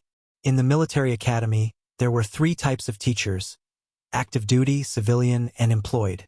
Teachers are active military personnel. They start from the position of deputy company commander and can reach the position of deputy division commander. Their military rank can be as high as senior colonel.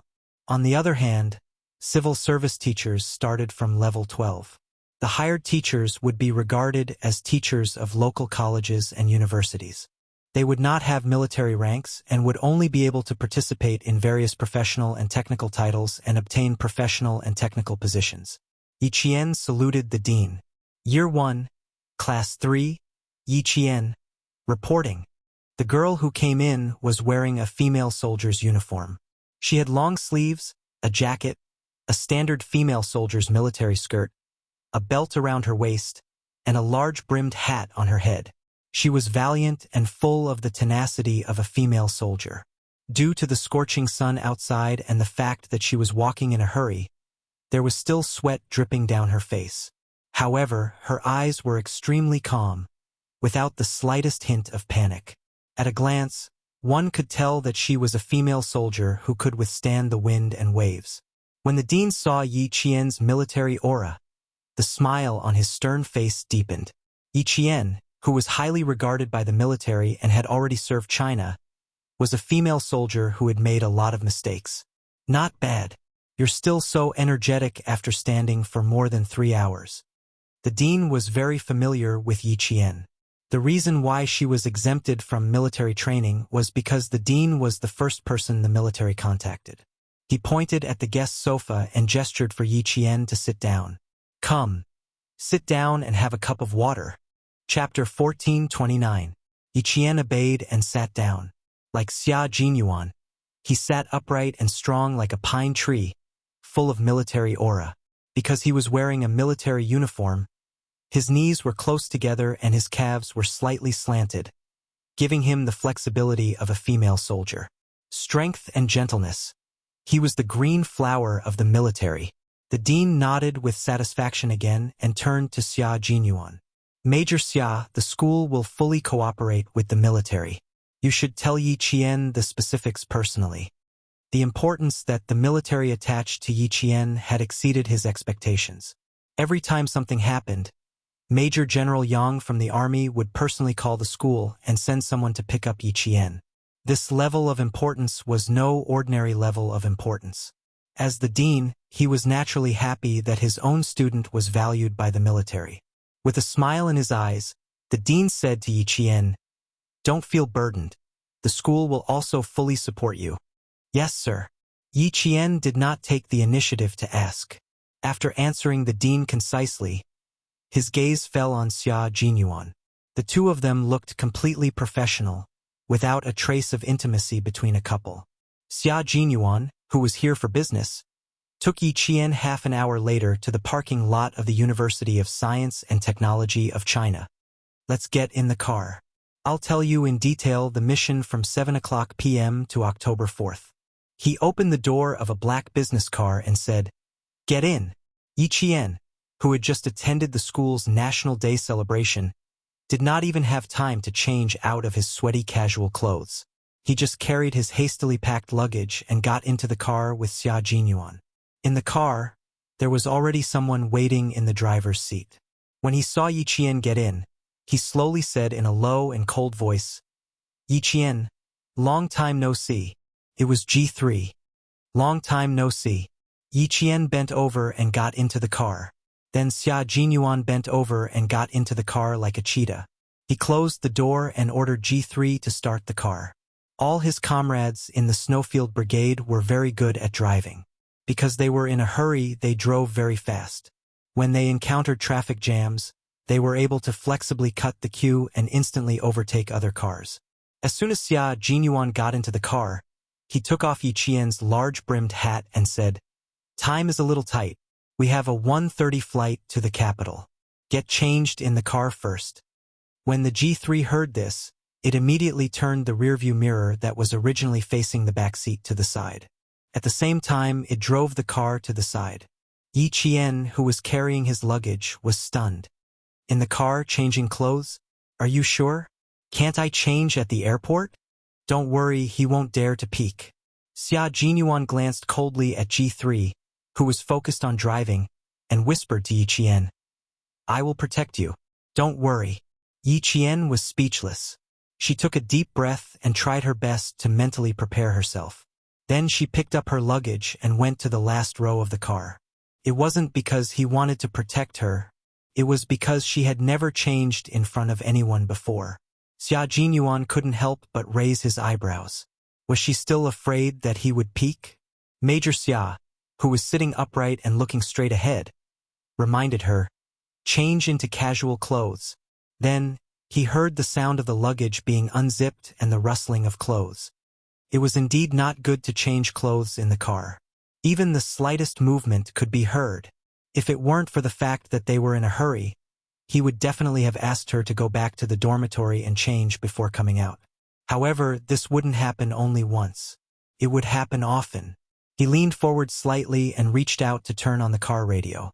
He then turned it up to the music station and turned it up. Only then was Major Xia satisfied that he couldn't hear the sounds from the back seat. G3 glanced at him with a faint smile on his face.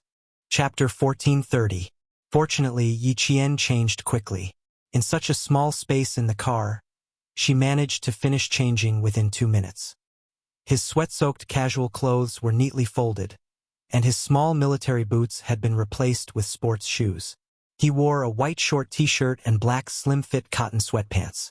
With his short hair that reached his chin, he looked as refreshing as the cool summer breeze, making people feel refreshed just by looking at him. Yi Qian had exquisite features.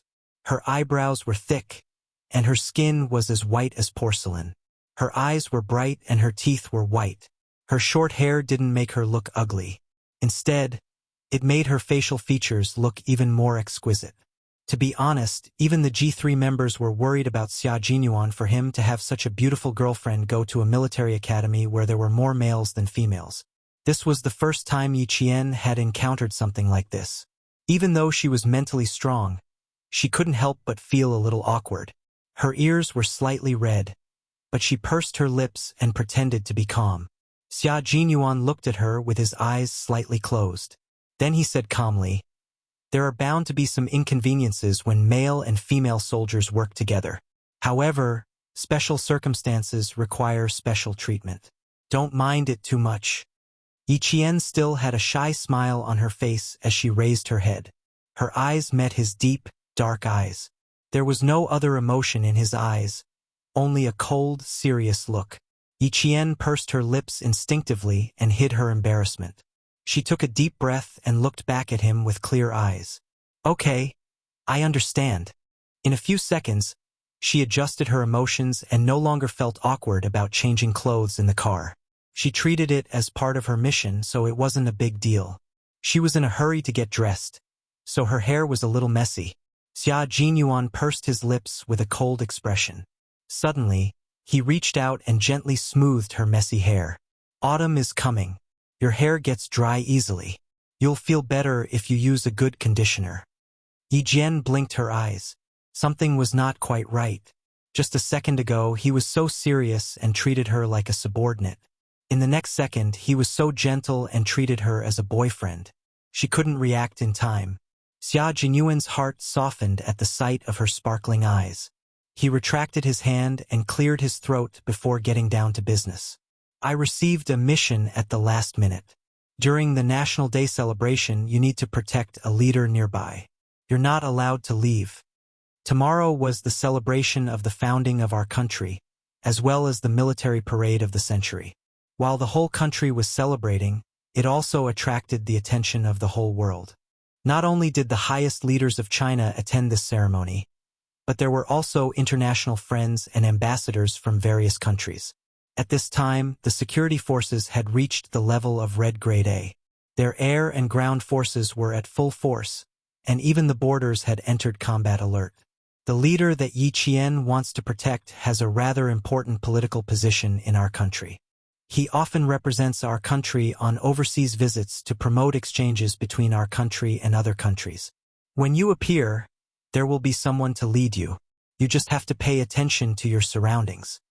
At this point, Xia Jinyuan purposely emphasized her tone to let Yi Qian know that her main task was to pay attention to the surroundings. Yi Qian could tell that something was wrong.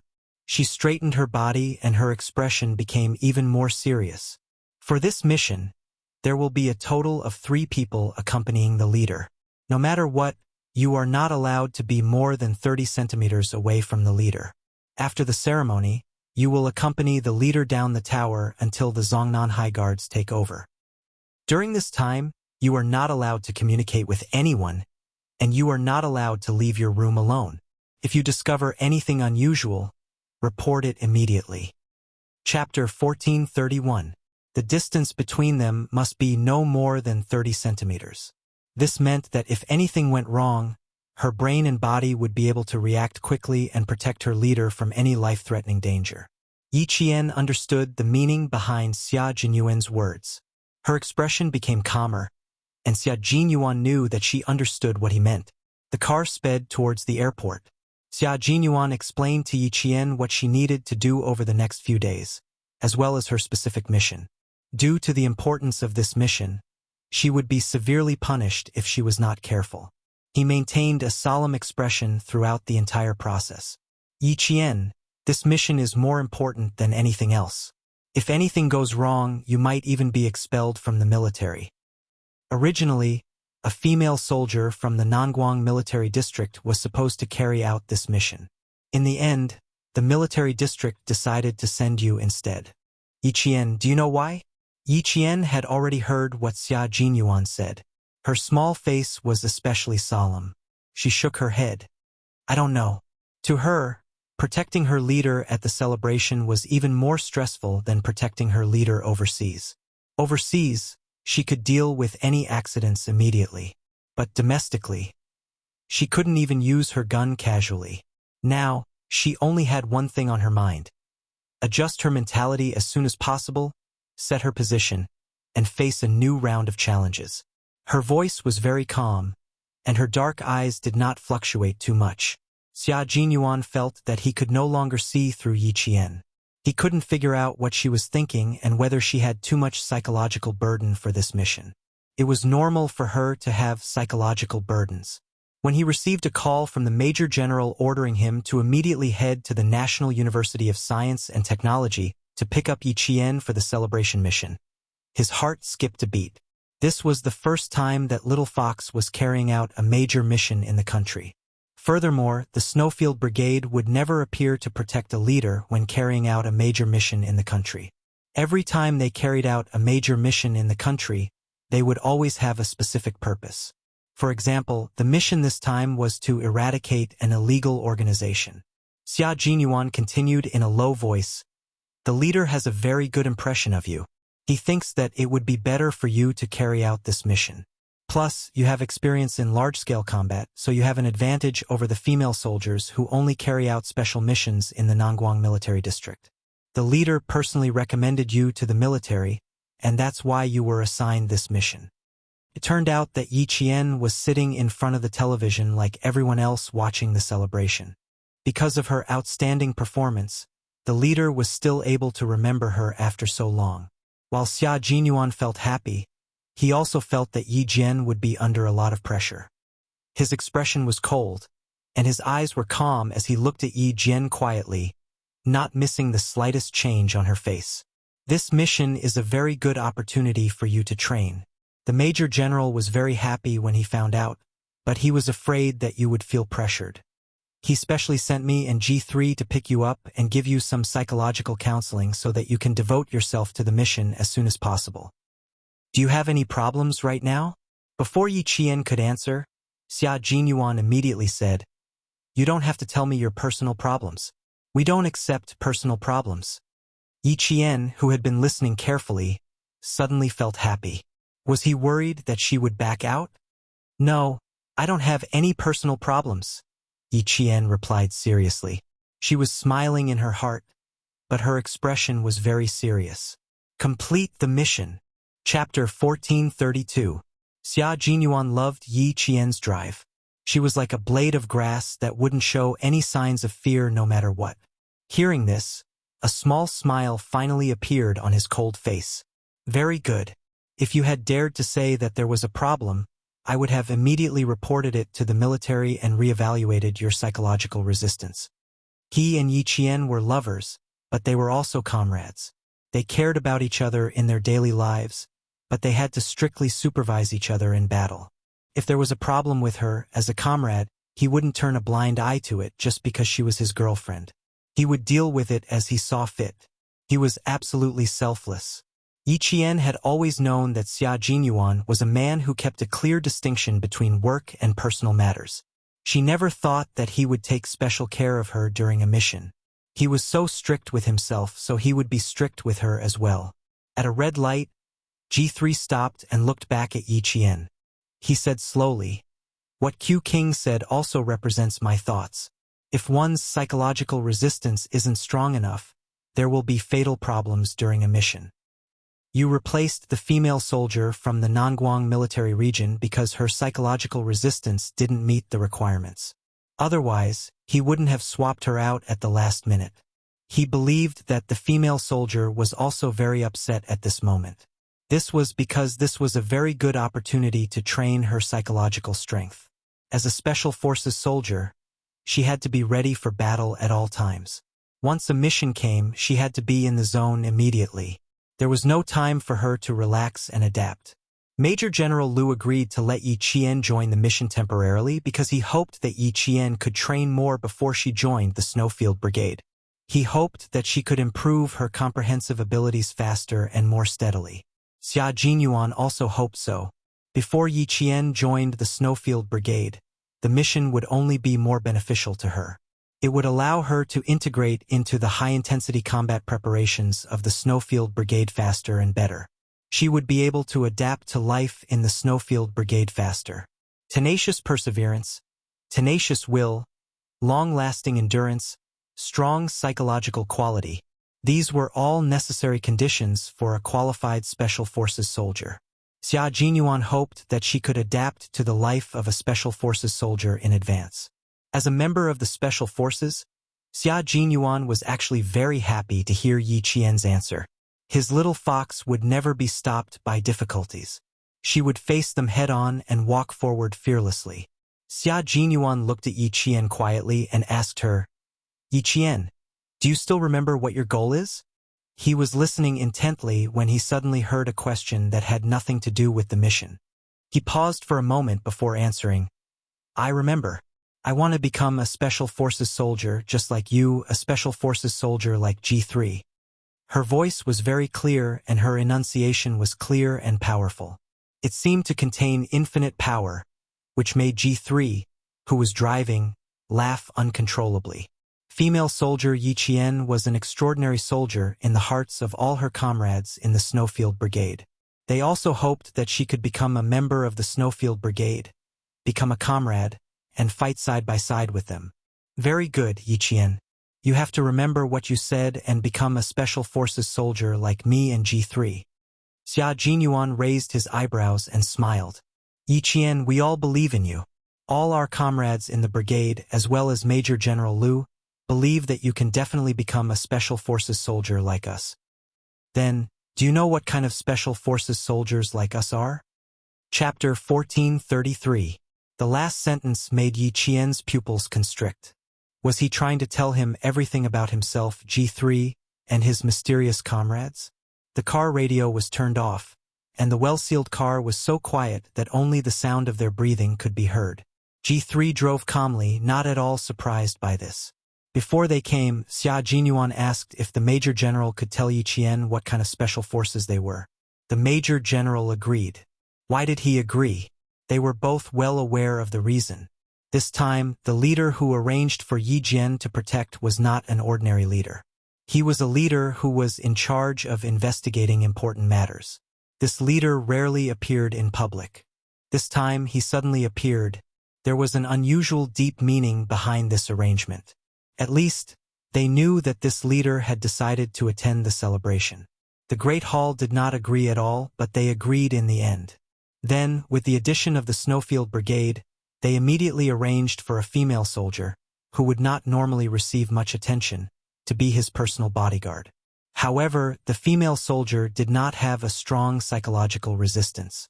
In the end, the leader personally appointed Yi Qian to replace the female soldier's original position and protect the leader who was willing to use himself as bait to lure the snake out of its hole.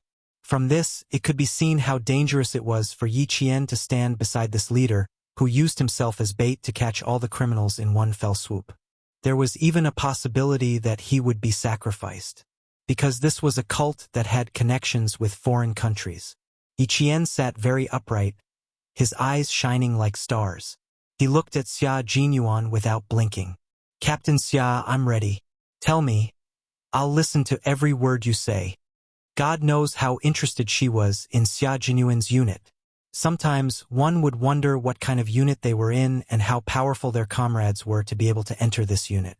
Would they be able to become a special forces soldier like them or Captain Xia? Now that Xia Jinyuan was going to say it himself, Yi Qian felt a little nervous. Just now, when he knew that he was going to carry out a dangerous mission, he wasn't nervous at all. Now he was nervous. Xia Jinyuan, who was originally in a serious mood, was stunned when he saw this. After a while, his slender fingers touched his forehead. His laughter was like rippling water. Slowly, he let out a deep laugh. This was the little fox he loved. She was so brave and pure.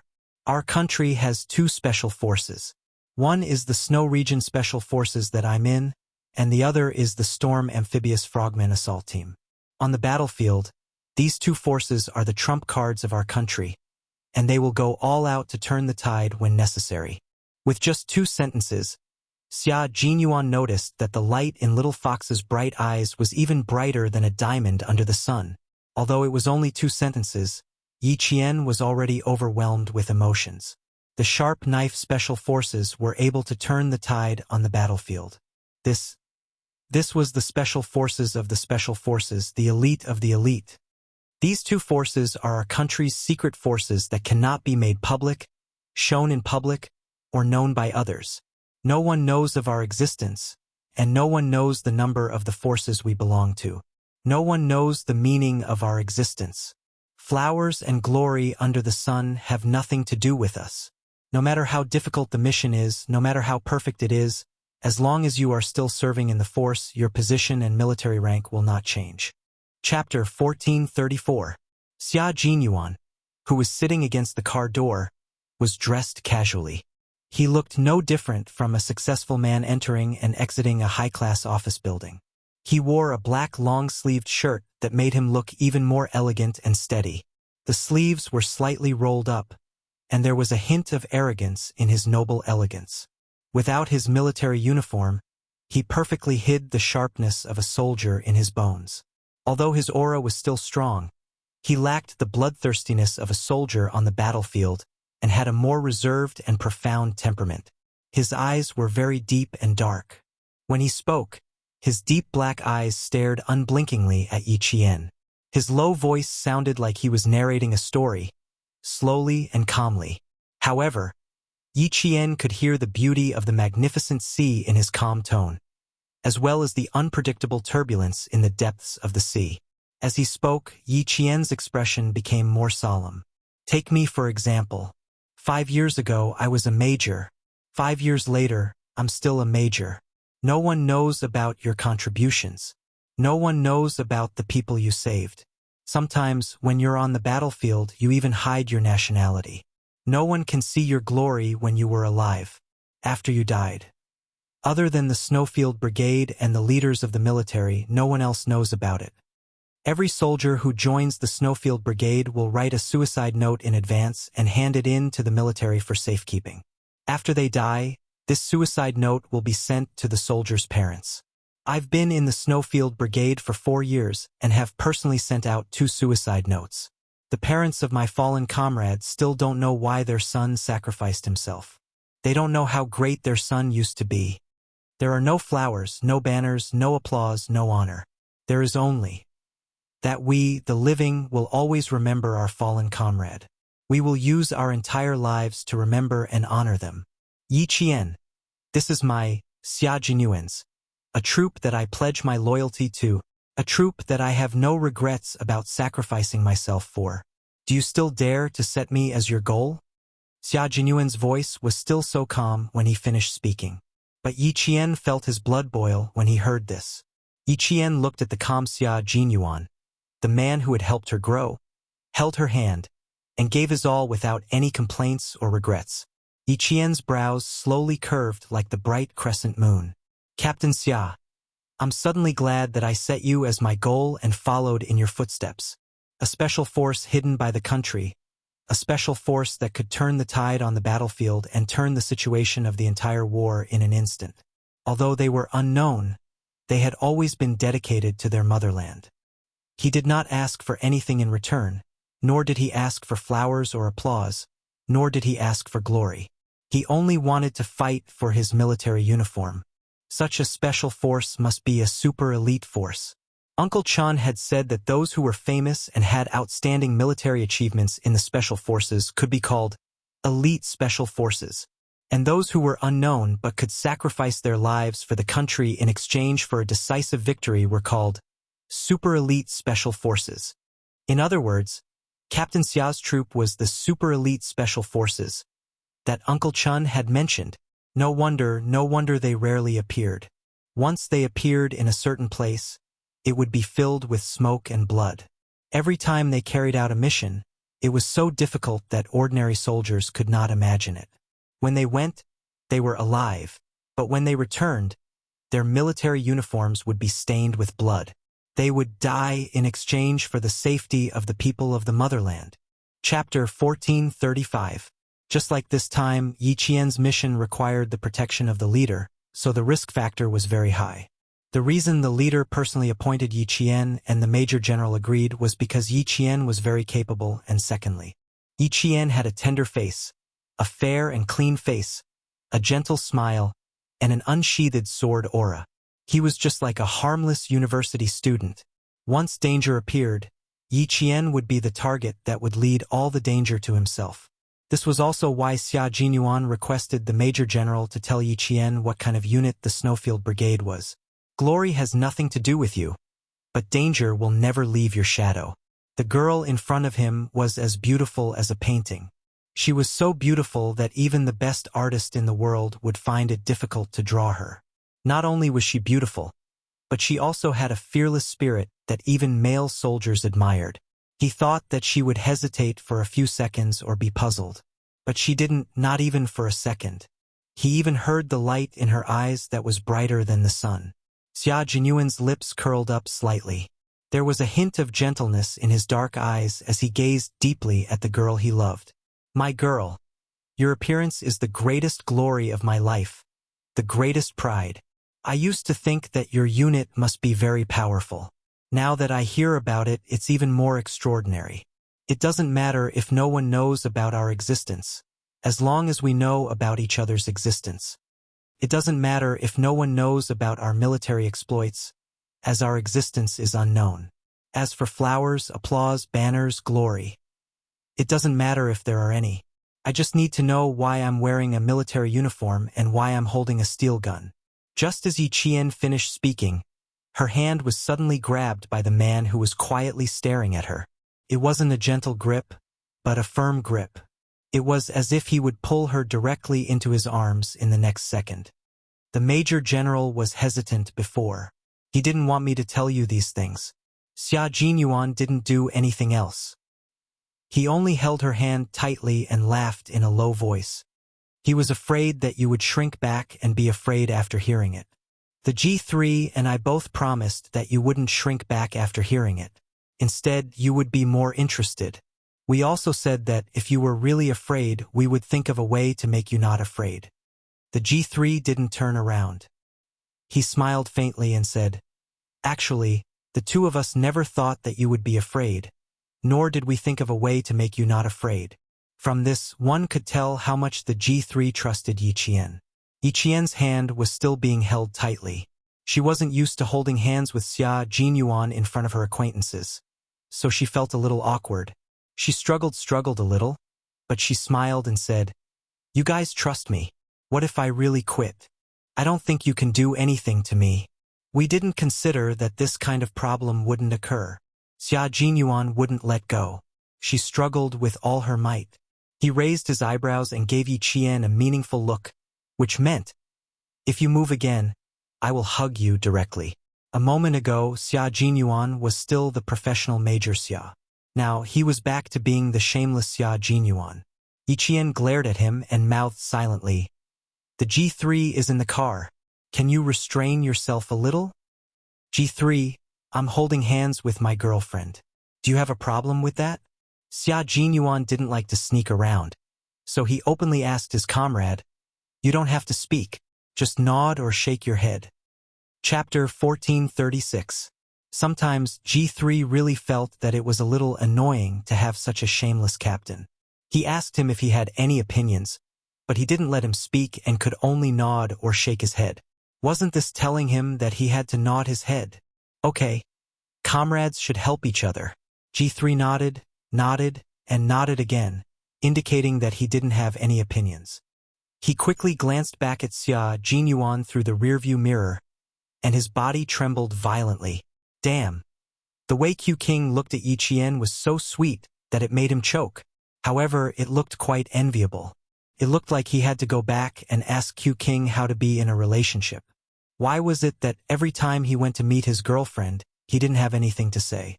The two of them were either walking together in silence or helping the children in the mountain village with their lessons. Otherwise, she would be teaching in the dilapidated classroom while he chopped firewood in silence. It seemed less like the intimacy between Q King and Yi Qian. Looking, G3 actually figured out that something was wrong. Yi Qian was very reserved and knew to keep a certain distance from Q King in front of his comrades. But Q King didn't give her a chance to keep a distance at all. After discussing business, he immediately seized the time to talk about love. And he was afraid that he would be rash and scare his girlfriend away. Not to mention kissing, he didn't even dare to hold her hand. No, he had to change. He had to take action when it was time. How could he be overcautious? If he took action, he wouldn't regret it. If his girlfriend was scared, he wasn't a beast. What was there to be afraid of? Xia Jinyuan didn't know that he had enlightened G3.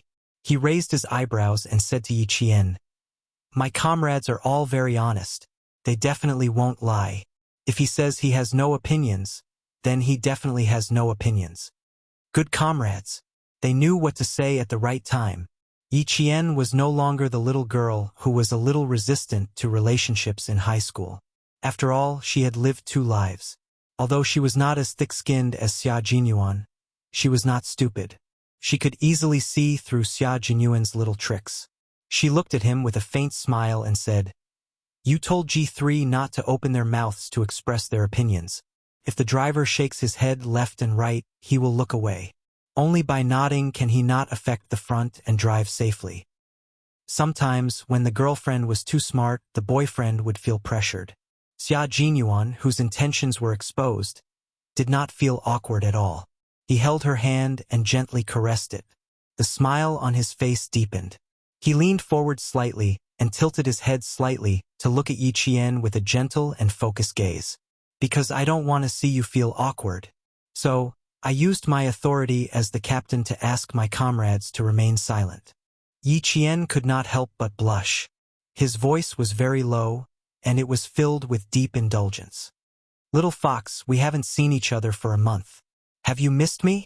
Not only was his gaze gentle, it also seemed to be filled with sticky honey. It took Yi Qian a lot of effort to pull her gaze away from his focused gaze.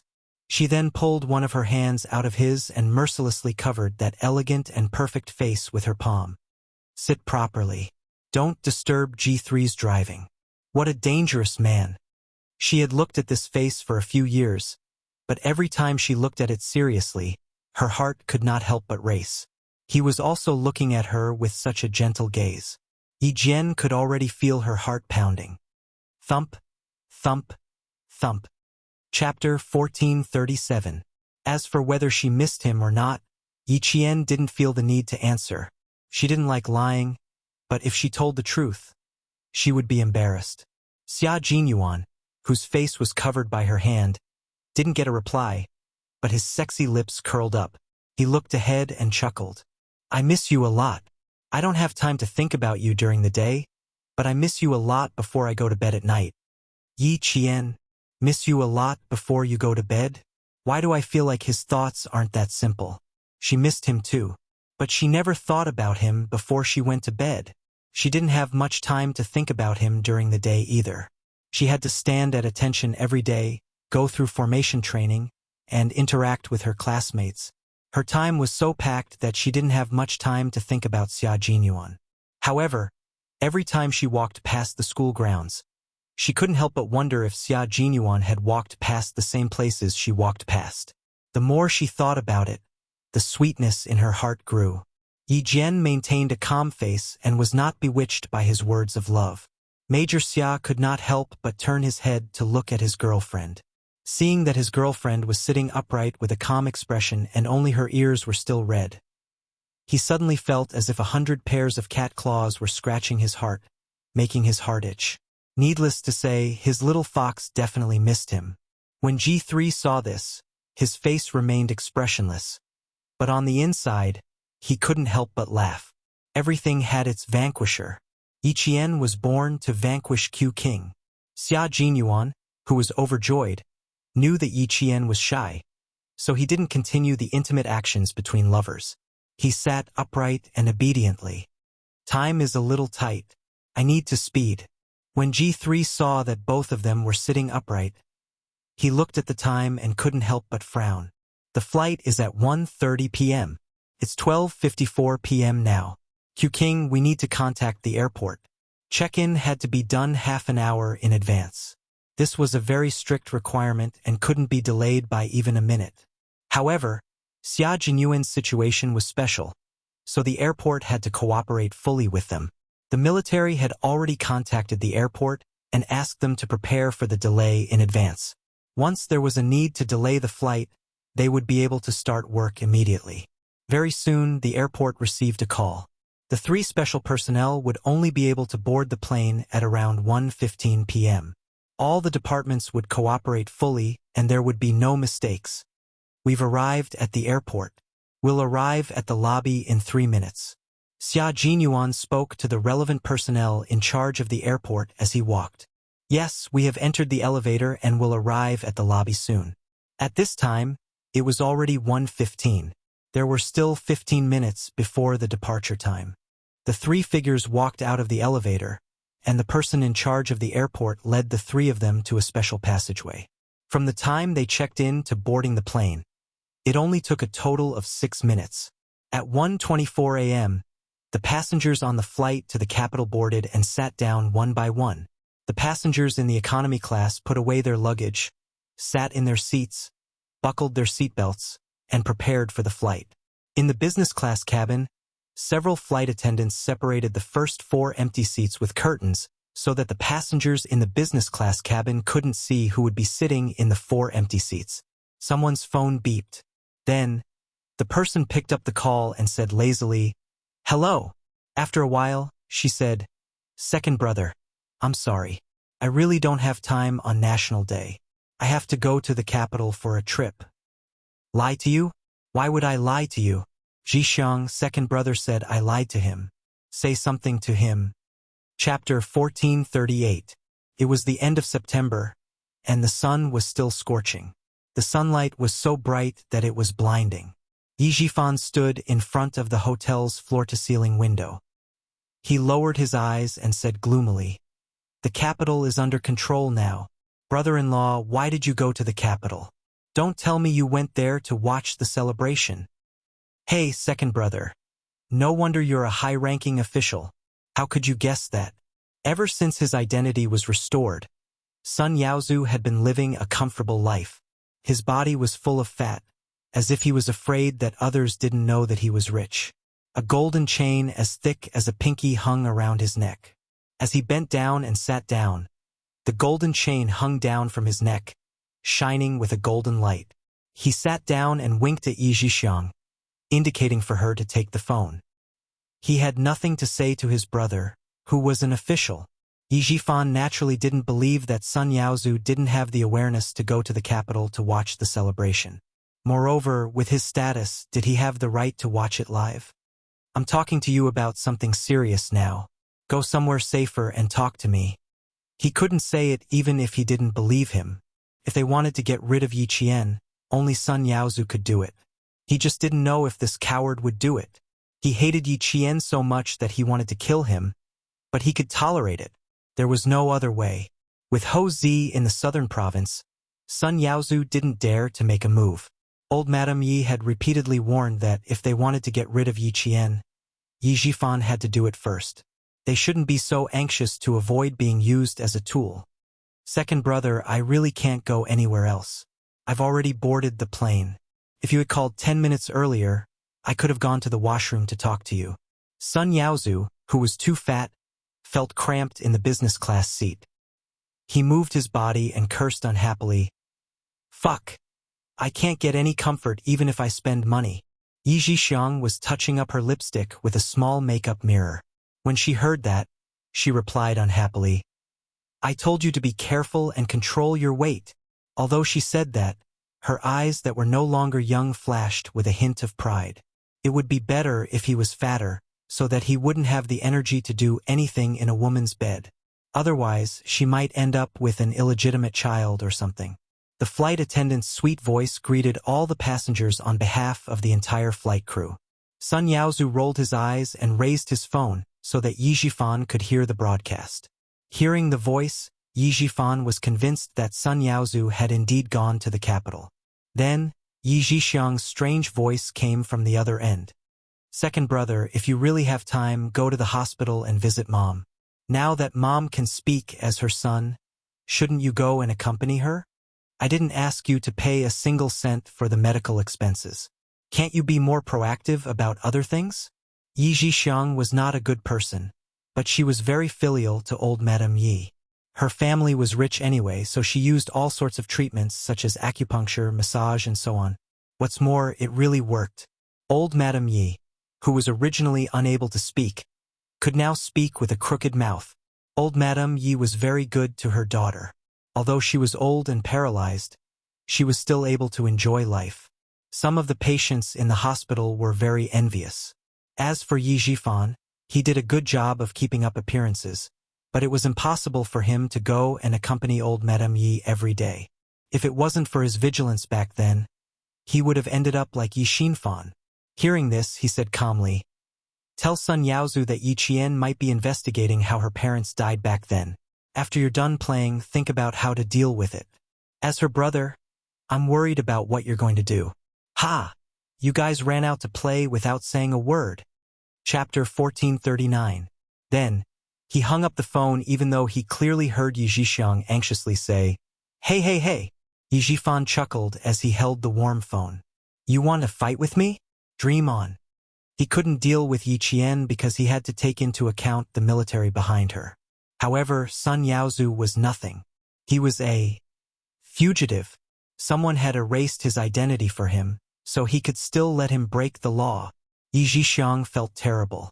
She handed the phone over with a pale face and said in a trembling voice, My brother said, That wretched girl is investigating the past. This. Shut up. Although Sun Yaozu didn't look too good, he still knew where he was and stopped his wife from talking. Don't talk about family matters on the plane. You better have some guts. Don't panic over the slightest thing. As he spoke, his fat body moved closer and his cunning face showed a hint of pride. Didn't Mom say that he should be more scared than we are? Your brother is the most cunning. He wouldn't be so kind as to tip us off and trick you. Yi Zhixiang had inherited old Madame Ye's selfishness, but not her shrewdness. However, she was as obedient as old man Yi. Hearing this, she patted her chest and sighed in relief. You scared me. You scared me, I thought. Receiving her husband's fierce glare, she didn't finish her sentence. A few steady footsteps came from the front, followed by the sound of whispers. The curtain that the stewardess had purposely put up moved slightly. Someone sat down. The plane was about to take off. The sweet voice of the stewardess reminded all passengers to check their seatbelts. Yi Qian fastened his seatbelt and sat down in his seat. He exhaled a breath of hot air. Just as he was about to speak, he suddenly heard a familiar voice from behind the curtain. It was a voice that he hadn't heard in years. His calm face turned cold. What's wrong? Xia Jinyuan couldn't help but ask. G3 also looked at her inquisitively. Her expression changed instantly, and there was a hint of murderous intent in her eyes. She and Xia Jinyuan looked at each other, then turned their heads and looked at the curtain. Yi Qian's expression only changed after one of the men spoke in a gruff voice. I ran into an acquaintance. I didn't expect him to be on the plane. Yi Qian lowered his voice and said coldly, Our relationship is terrible. I'm afraid he can recognize my voice. Xia Jinyuan pursed his lips. There were only a handful of people who had a bad relationship with Yi Qian. It was not Yi Zhifan's voice, but a strange voice that he had never heard before. A few seconds later, Xia Jinyuan's face darkened. Don't let them affect your mood. Take a break. He had already guessed who was sitting behind him. It was someone who had almost killed Yi Qian. Sun Yaozu didn't know that Yi Qian was right in front of him. He said, What the hell is this? It's so tight that my stomach hurts. All right. Stop talking. Everyone has to buckle up. Do you think you're the only one? I told you to control your weight, but you didn't listen. Every time you're on the plane, you keep nagging. It was Yi Zhixiang's voice. Yi Qian, who was resting with his eyes closed, pursed his lips coldly. Although she looked calm without opening her eyes, her hands were clenched tightly. The two people behind her had almost killed her. No matter how calm she was still affected. Chapter 1440. Yi Qian's emotions had only fluctuated for a split second. By the time she closed her eyes, her emotions had already calmed down. She naturally had to settle her debts one by one, but she couldn't stop herself from moving forward just because of her past. Uncle Zhen didn't want her to do this. Uncle Chen didn't want her to do this. Xia Jinyuan, as well as the other leaders who had high hopes for her, didn't want her to do this either. In her previous life, she was alone and helpless. In this life, there were people who loved her, people who cared about her, and people who silently supported her. She also had this wonderful time to accompany her. How could she let down this reborn life? Under the influence of Uncle Zhen, Yi Qian, who had come with hatred, finally put her own future first. She temporarily put aside those who had harmed her. Before her wings were fully grown, it was best to bide her time. Seeing her closed eyes, Xia Jinyuan's face darkened. He saw her frown, as if she was suffering. Xia Jinyuan reached out and held Yi Qian's hand. If you don't want to see them, let me handle it. The Yi family was indeed annoying. It was better to get rid of them directly than to keep them around.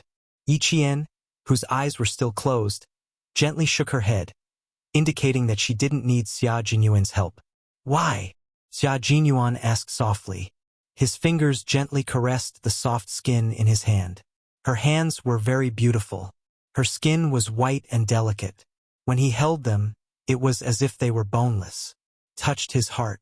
Just like him, there was a thin layer of calluses between her palms and fingers. This was the result of years of training. It's not a good idea to leave them alone. They have to be dealt with eventually. You stopped me in the past. Why do you still want to stop me now? Xia Jinyuan looked down and gazed deeply at his beloved girl. He didn't quite understand why she was so opposed to him handling the Yi family's affairs for her. After all, Xia Jinyuan was an important figure. Although he had joined the military, if he really wanted to make a name for himself, who would dare to not give him face? No matter how well hidden the person behind Yi Jifan was or how powerful he was, if he wanted to deal with a provincial official, would that person stop him? Would that person dare to go against the family Xia? Before going against him, he had to consider whether he was strong enough. Yi Qian's eyelashes fluttered slightly, and his brows furrowed a little more, as if he had something difficult to say, and didn't know where to start. Is there something you can't tell me? Xia Jinyuan asked again. He couldn't think of any other reason. The atmosphere became heavy. G3 glanced at Xia Jinyuan, then silently turned to look out of the window. Outside, the sky was clear for thousands of miles, and only the blue sky could be seen. This was the purest and most pure scenery. Yi Qian, just like the blue sky, was so pure and simple, but also had the mysterious vastness of the sky. People who looked at her couldn't help but admire her. What kind of unspeakable difficulties did she have? If she really was hiding something, then it must be extraordinary. Thinking of this, G3 hurriedly turned his head. His gaze was fixed on Xia Jinyuan, and Xia Jinyuan could feel it. Xia Jinyuan, who was waiting for Yi Qian's reply, looked up and saw his comrade communicating with him with his eyes. Speak properly, don't be too impatient. He nodded slightly, indicating that he knew what to do. Seeing this, G3 was relieved and shifted his gaze back to the blue sky. He calmly admired the monotonous and boring clouds in the sky. Chapter 1441. Yi Qian did not open her eyes. It was as if she had really fallen asleep. Actually, she did not. It was obvious from her fluttering eyelashes that her emotions were fluctuating again. There were too many things that were inconvenient for her to talk about. She wanted to talk about them, but she did not know where to start or where to start. She was the only one who knew about those secrets. She was the only one who knew about them. She only wanted to solve those problems by herself. After a long time, Yi Qian slowly opened her eyes. She tried to smile to tell him that she was fine and that he did not need to worry. Xia Jinyuan felt a pang in his heart. He was very familiar with the look in her eyes. She had once looked at him with the same look in her eyes. There was a deep sadness and struggle in her eyes. Those eyes that were as bright as obsidian seemed to be covered with dust. Although she was smiling, it made him feel sad. His girl, his little fox, what secrets do you have that you can't talk about? Seeing the look in her eyes again, Xia Jinyuan was certain that Yi Qian had a huge secret in her heart that she could not tell anyone. Not even him. It's good that you're fine. Go to sleep. After a long time, Xia Jinyuan smiled and said softly, if she did not want to talk about it, then so be it. The secret hidden in her heart was like a seed that had not yet sprouted. One day he would hear it. He held her hand and she could feel that he was comforting her with his strength. His gentle gaze was like a feather, gently caressing her cold and hard heart. It inadvertently left a soft spot for her to feel warm. His gentleness made her feel at peace. Yi Qian nodded meekly and closed her eyes. The entire flight took about 3 hours. It was enough time for Yi Qian to have a good sleep. Originally, she was not sleepy, but under Xia Jinyuan's gentle gaze, Yi Qian felt at ease and didn't know when she fell asleep. G3 turned to look at Xia Jinyuan again. He raised his eyebrows and mouthed, things seem a little tricky. Calm down. She will tell you when she wants to. Even G3 could tell that the little fox had something on her mind. I'm not in a hurry. Everyone is by my side. I'm not afraid. Xia Jinyuan answered. At the same time, he raised his hand and planted a kiss on the back of Yi Jian's hand under G3's gaze. G3. The chilly water got into his eyes. He wanted to use water to wash it away. Suddenly, he was provoked again. When the plane was about to land at Beijing Airport, Yi Qian had already woken up. When the plane came to a stop, 2 flight attendants stood by the aisle to prevent the passengers behind from suddenly walking over. Fuck, what kind of game is this? We're both in business class, but I have to wait for the people in front to leave first. Sun Yaozu's dissatisfied voice faintly floated from behind. Yi Qian's lips curled up slightly.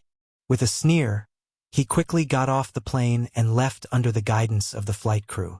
When they walked out of the airport, they were immediately met by soldiers in plain clothes. Yi Qian didn't sit in the same car as Xia Jinyuan and G3. Instead, she sat in the same car as Major General Yang from the army. Fortunately, she was experienced. As soon as she got on the car, she saw Major General Yang's flashing badge. Yi Qian reacted quickly and didn't forget the proper etiquette. Ha ha ha! Xiao Yi, did I scare you? Major General Yang saw this and smiled even more amiably. Long time no see. The older you get, the more energetic you become. You look more like a soldier. Chapter 1442. The last time he met the Major General was during the Spring Festival. Hadn't been that long. The more Major General Yang looked at his own soldier, the more satisfied he was. He had performed so well in the Navy that the commander of the Navy would call him from time to ask when he would send Yi Qian over to study. Fortunately, the army had acted early. Otherwise, he would have been snatched away by the Navy. What scared him even more was that the commander of the Navy dared to play matchmaker. He wanted to introduce Yi Qian to Demon King Li as his girlfriend. He even said that they would be family in the future and that Yi Qian was welcome to visit at any time. He had ulterior motives. He even used his beauty to trick Yi Qian. Now that he was in the capital, he had to squeeze some time out to have a heart-to-heart talk with the future Special Forces soldier. Don't be too reserved. We're just here to chat. There's nothing else. Don't be too nervous. The Major General could see that Yi Qian's expression was a little serious. He couldn't help but slow down and ask if the 3-hour trip was enjoyable. It was obvious that the Major General was very professional and rarely talked about family matters.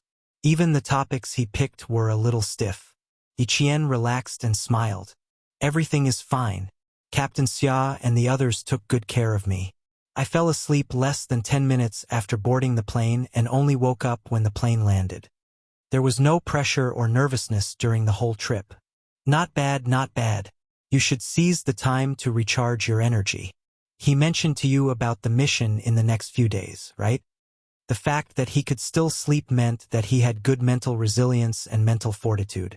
The Major General even restrained his military might. It was obvious that he was very satisfied with Yi Qian. He was personally appointed by the leader and fully cooperated with the military. As the Major General, he was under a lot of pressure. He was worried that Xia Jinyuan was young and didn't know much and would shock Yi Qian. Now it seemed that his worries were groundless. As the car started, Yi Qian faintly felt that the Major General didn't come over just to chat with him. Yi Qian's sharp sixth sense kept reminding her that she could speak in a relaxed tone. But her heart had to be tense. She shouldn't get carried away just because of the Major General's gentle attitude. Her relaxed attitude made the Major General even happier.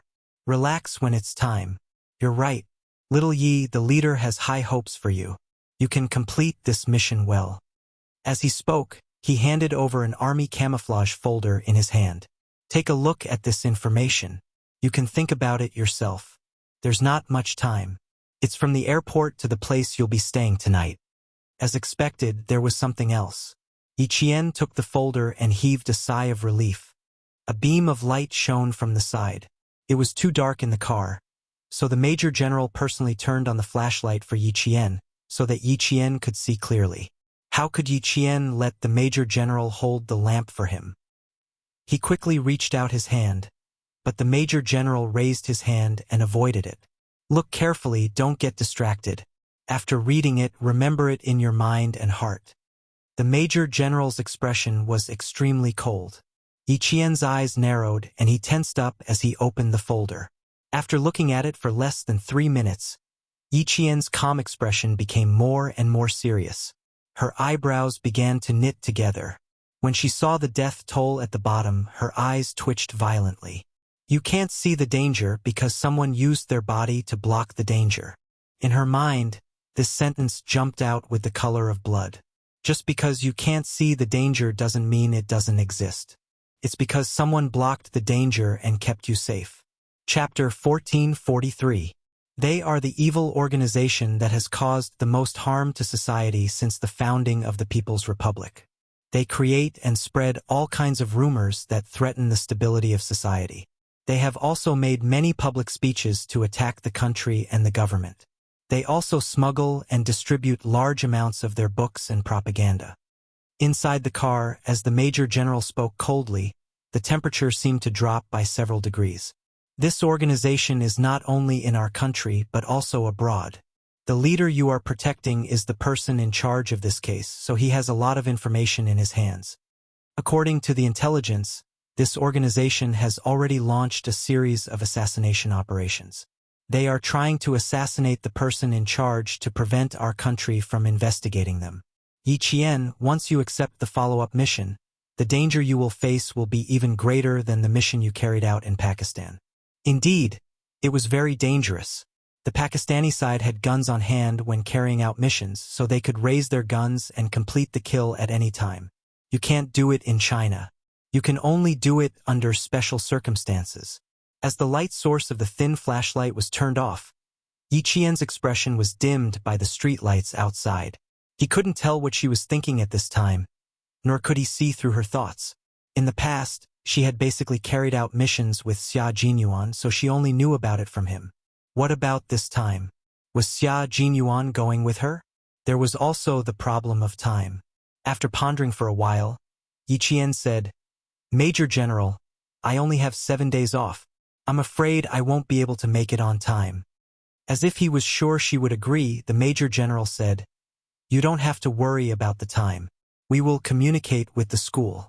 Once you have thought about it, I will immediately contact the military and the local police." After speaking, the Major General paused for about 2 seconds, then asked Yi Qian, "Xia Jinyuan and the others have already told you which unit they are in, right? Do you have any thoughts?" "Thoughts? What kind of thoughts are you referring to?" "A super elite unit." Yi Qian smiled and replied with a yearning look in her eyes, "Major General, I'm not afraid of being laughed at, but this is my goal. I think every soldier would be proud to be able to join such a unit." It was a little different from what he had expected. He wanted to ask her if she had any concerns, fears, or hesitations, but he didn't expect to hear a completely different answer. The Major General narrowed his eyes slightly. The golden branches and leaves on his epaulets and the golden star emblem flashed across the neon lights. The Major General turned around and let himself face the young military school student completely. He wanted to see if she really thought so, if she was really so fearless. Yi Qian did not avoid the Major General's gaze and allowed him to size him up. Outside the car, there was only the sound of the engine. Inside the car, there was no sound. Not only did the air seem to have frozen, even the people inside the car seemed to be holding their breaths. The guard was not affected and continued to drive. After a long time, he heard the Major General's laughter. It was light and gratifying, and he was happier than if he had won a battle. "Good, good, good." Without any more words, the Major General repeated the word "good" repeatedly to express his happiness. Such a female soldier, such an outstanding female soldier, a heroine. In the other car, G3 said to Xia Jinyuan, who was sitting by the window, "The Major General came personally and ordered Yi Qian to go alone. Q King, something is not right." He could already smell the danger. However, Q King looked so calm that he wondered if he was overthinking things. Otherwise, as a boyfriend, how could Q King not feel anything? It was impossible for him to not feel anything. Chapter 1444. The Major General had personally come over and called Yi Qian to the car alone. This matter was already unusual, so there was no need to think too much about it. There's nothing unusual about it. The leader she's protecting is not ordinary. After the celebration, it's not impossible for there to be some follow-up missions. Didn't we experience it before? Xia Jinyuan said calmly. His elegant and handsome face was expressionless. There was only an unfathomable calmness on his face. "If she has a solo mission, the military will not let us know. I have no right to ask." In short, he would not interfere with Yi Qian's actions, nor would he ask about her actions. This was the most basic principle of a soldier. The taciturn G3 suddenly looked up at Xia Jinyuan. "Yi Qian is your girlfriend. Aren't you worried? Is there any use in worrying?" Faced with his comrade's surprise, Xia Jinyuan smiled calmly. "Is there any use in worrying during a mission? G3, Yi Qian is my girlfriend and also my comrade. On the battlefield, I will fight side by side with Yi Qian just like how I fight side by side with you guys. When we are on a mission, I will work side by side with Yi Qian just like how we divide the work. We are not just lovers. We are also comrades in arms who protect our country. When she is on a mission, I pray that she returns safely and that she completes the mission perfectly. Of course, I will be worried about her. That's why I pay great attention to her training. I will turn my worries into harsh training so that she can complete the mission with her own abilities and return safely. Xia Jinyuan and Yi Jian's love didn't involve too much romance and love. Their love and their interactions were strict, encouraging, supporting, and waiting for each other. Because there were too many unknowns and too many dangers in love. There was no way for the two of them to be together forever. Only by putting their lives on the line could they make each other feel at ease. G3 was speechless for a long time after hearing this. After at least 5 minutes, he nodded gently. I understand. It was a different kind of love, a different way of getting along with each other. It was a unique love between Q King and Yi Qian. That night, Xia Jinyuan did not meet up with Yi Qian. At 4 o'clock in the morning the next day, Xia Jinyuan saw Yi Qian, who was dressed in a low-key outfit, pass by him. He was responsible for keeping watch in the dark while she was responsible for personal protection. They each had their own duties and did not disturb each other. Director, this way please. Yi Qian, who had only slept for 3 hours that night, memorized the leader's itinerary. He spent 2 hours checking the places that the Director General would need to pass through during the day, confirming where there were blind spots and where there might be danger. Yi Qian went through all these details in advance. The Director General was not tall and was a little thin, but he walked with vigor. Although there were gray hairs on his temples, his vigor was better than that of a young man. Faced with the female soldiers sent by the military, the Director General felt a little sorry for them when he first saw them, but there was no point in saying more, so he could only accept it. Xiao Yi, walk behind me. You don't have to block everything in front of me. At 4 o'clock in the morning, all the leaders were immersed in their work. The 54-year-old Director General did not want Yi Qian to protect him with his life, so he reminded him from time to time. Yi Qian, who was dressed like a translator, smiled and said, "Don't worry, nothing will happen." Chapter 1445. The Director General wanted to walk to the front so that Yi Qian could protect him. He escorted the Director General to the bulletproof car. This was Yi Qian's second mission to protect a leader. He did not have any stage fright or fear. The soldier driving the car was from Zongnanhai. Coincidentally, Yi Qian had trained with him in the underground training room of an abandoned factory in the southern province. When he saw Yi Qian last night, the soldier was surprised. The bulletproof car drove to the city gate tower. The car was not slow, but it was very stable and did not shake at all. The Director General was wearing a gray Chinese tunic suit. He did not forget to tidy himself up after getting into the car, so that he would not be rude to the leader later. Yi Qian was not the only one protecting the leader. There were also soldiers from Zongnanhai. They were mainly responsible for the journey from the hotel to the city wall. After that, Yi Qian would escort them all the way to the city wall. The celebration began at 10 a.m. All the leaders would prepare to enter the city gate tower in advance. In the controlled capital, the main roads at 4 a.m. seemed to be empty. However, in places where no one knew and no one could see, there were elite special forces hidden. It was autumn in October. Capital was already cold. Yi Qian got out of the bulletproof car and quickly blocked the Director General's blind spot to get out of the car. Someone's gaze fell on her. It was cold and hard, like a cold blade brushing against her scalp. It was the gaze of a sniper hidden nearby. It was very tangible. "Thank you for your hard work, Xiao Yi." The Director General was very polite.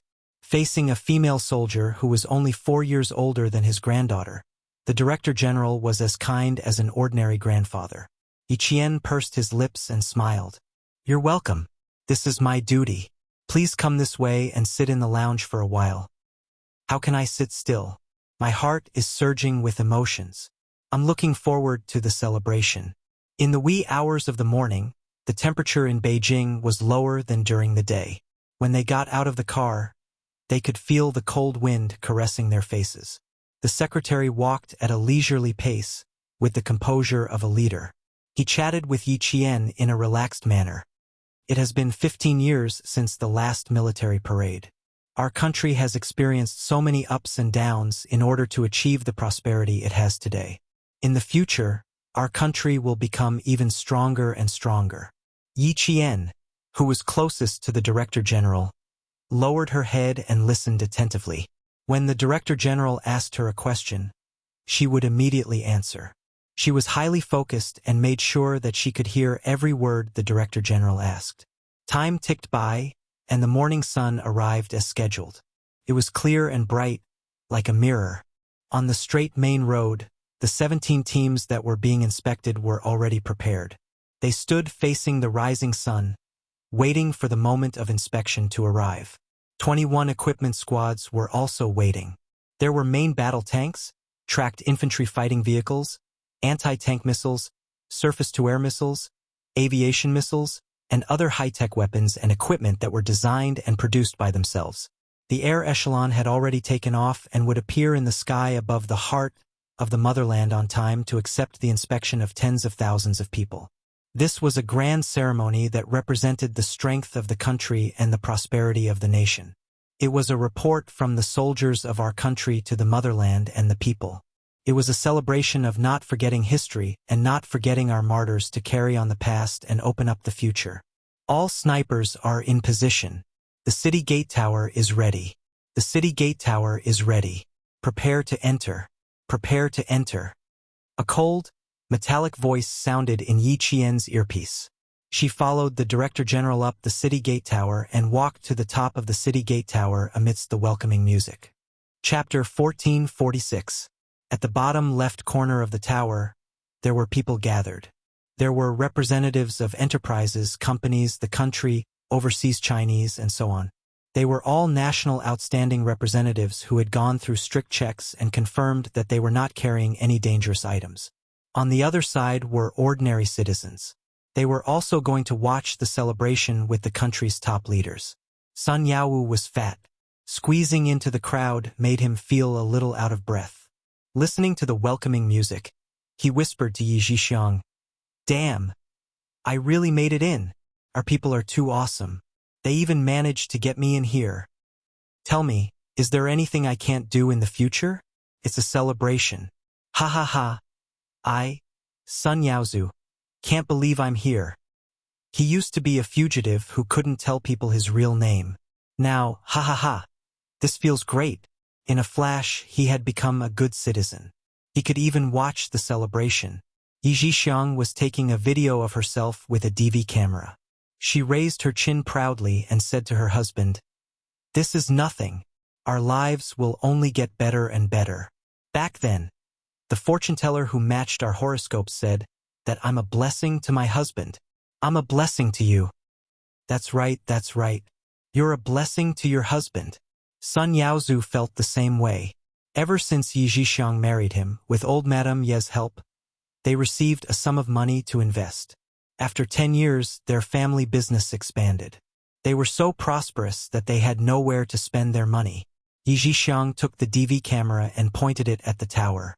Her bright red lips moved up and down as she said, "You're secretly happy. In the future, our family will have mountains of gold and silver. We won't be able to spend them all even after several lifetimes." She didn't say the word money. Yi Zhixiang stared at the small square screen of the DV camera with an expression of disbelief. She nudged her husband. "Yaozu, look at the tower. Why do I see Yi Qian, that damned girl?" Sun Yaozu was stunned. "What?" He thought he heard wrong. Let me see again." Yi Zhixiang also thought she saw wrong. She tiptoed and looked up the tower again. She didn't see Yi Qian. Did I see wrong? Did I mistake her for Yi Qian? Of course she saw wrong. Was there a need to say more? Sun Yaozu glared at his wife. Just focus on filming and cut the crap. How could she make it to the top of the city gate tower with that lousy appearance of hers? You should take your brain with you. But he didn't feel like he was seeing things. The bewildered Yi Zhixiang looked over again, but she didn't see anything. What they didn't know was that in a police station in a certain county, a retired policeman was staring at the TV screen with his eyes wide open. His focus was on the face of a young woman in formal clothes. Yi Qian. This was the Yi Qian that he had attended during his military training 2 years ago. Yi Qian, who had a 100% accuracy rate and stood in a military posture that was more like a soldier than a soldier. She actually accompanied the country's leaders to appear at the grand celebration, and even watched the military parade with many of the leaders. The police officer didn't say anything. He just watched silently and was happy. Back then, he had said that the girl, Yi Qian, would definitely have a bright future. Look, he was right. She had actually come this far. Impressive. Impressive. Too impressive. The police officer wasn't the only one who saw it. And Justin also saw it. She, who was watching TV at home, screamed, Yi Qian, Yi Qian, I see Yi Qian. Chapter 1447. After screaming, she immediately covered her mouth and looked around the house. Luckily, she was at home and no one heard her scream. There was no news about Yi Qian attending the celebration. Could it be a secret? She was a military school student now. Inexplicably, and Justin felt a little nervous. Of course, she felt even more proud. Yi Qian's figure was only caught by one set of cameras and disappeared in less than 3 seconds. It was not because the camera moved away, but because she felt the camera was looking at her and reacted quickly to avoid showing her face. She reacted quickly, but those who were really familiar with her and were watching the television carefully still noticed her. Uncle Chun, who was in the army, secretly wiped the corners of his eyes. Old uncle, you left one step too early. Little Yi is going to be successful. She's going to be successful. They all accompanied the leader to the tower to watch the celebration. You left early and didn't see the scene. No, he had to go to the provincial capital and tell his old uncle. Old Chun, why are you crying? Little Yi is going to be successful, you should be happy. Lu Tuan and political commissar Yen were watching with him. As people who were most familiar with Yi Qian, 3 seconds was enough for them to see Yi Qian. Lu Tuan laughed and said, I think you're crying from happiness. Of course I'm crying from happiness. Little Yi is going to be successful, we're all happy. Political commissar Yen also laughed and patted Headmaster Chen's shoulder. That's right. You should also relax. In the future, little Ye's path will only be wider and wider. She will have great prospects. Principal Chun wiped the corners of his eyes again and smiled. I'm happy. It's a pity that old uncle didn't see it. Next time you go to the provincial capital, bring me along. I'll tell old uncle and let him be happy in the afterlife. The celebration was still going on. Yi Qian, who was avoiding the camera, pursed his lips a little. It was a live broadcast. Even if it was only 3 seconds, it would still appear on the television. He did not know if there would be any trouble. Luckily, it was only for 3 seconds. Even Yi Zhifan and Yi Ying did not notice it. They did not expect Yi Qian to appear on the city gate tower with the leader. A fighter jet flew past in the sky, its rumbling sound carrying a supreme deterrence, intimidating everyone in all directions. Even the people who were watching couldn't remain calm and raised their heads to watch. Yi Qian did not raise her head. Even though she knew that the security was so tight that even a mosquito would not be able to escape, she still followed her duties and paid attention to the surroundings to ensure the safety of the bureau chief. The dove of peace spread its wings and flew past the city gate tower. It flew into the sky, signifying that the celebration was about to come to an end. Yi Qian pressed down on his earpiece. After listening to the voice on the other end, he approached the Director General. Director General, we've captured 4 major criminals. All right, tell them to keep a close eye on him.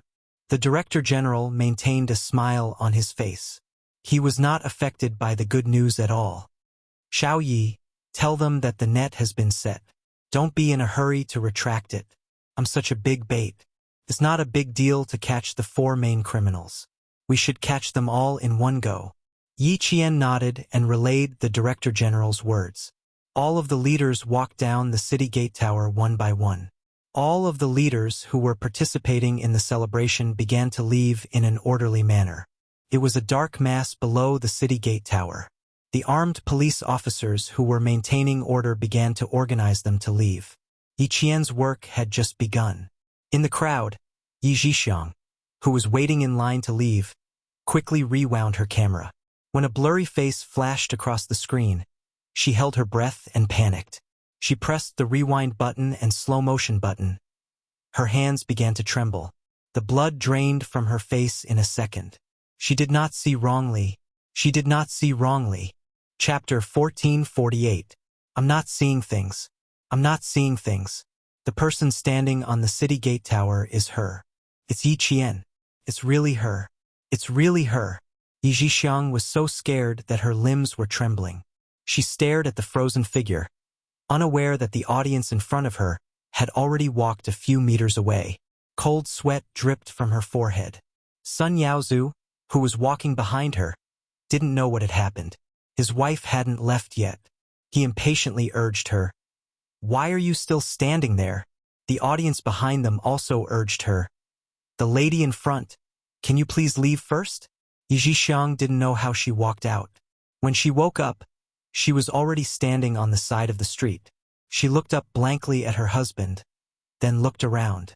Finally, her gaze fell on the city gate tower. It's her. It's really her. I'm not seeing things. Yaozu, I'm not seeing things. She was so scared that her voice couldn't be heard clearly. It was so light that she didn't have any confidence. Sun Yaozu, who was fat, was sweating all over. He was about to take off his sunglasses to wipe the sweat off his forehead with a tissue. He did not notice his wife's strange behavior. He took off his sunglasses and used a tissue to cover his blind eye. He casually replied, What do you mean I didn't see wrong? Yi Qian. I just said that I saw Yi Qian. Yi Zhixiang, who had been looking at the city gate tower, blinked lightly and said in a dry voice, I saw Yi Qian standing on the city gate tower. I'm not seeing things. She's really standing on the city gate tower. She's standing with the country's leader. Sun Yaozu didn't believe her. The muscles on his face trembled. He scolded Yi Zhixiang. Are you crazy? See for yourself. Yi Zhixiang handed him the camcorder they had brought back from their overseas trip. Look carefully. See if it's her. Sun Yaozu, who had snatched the camcorder, took a look and fell silent. Then the muscles on his face twitched. He gritted his teeth and said with a ferocious expression, Damn it, it's really her. It's really that bastard. Yi Qian, whom Sun Yaozu wished he could end with his own hands, was sitting in the car. She was sitting in the car that was used to pick up the Director General, and her gaze was cold as she looked straight ahead. On the side of the road, two men stuck their heads out to take a look. They took out their phones and dialed a group of numbers. Committee member, the car just passed by. We can't see clearly how many people are inside. No matter how many people there are, we're going to do it. Ha ha ha, we're going to succeed.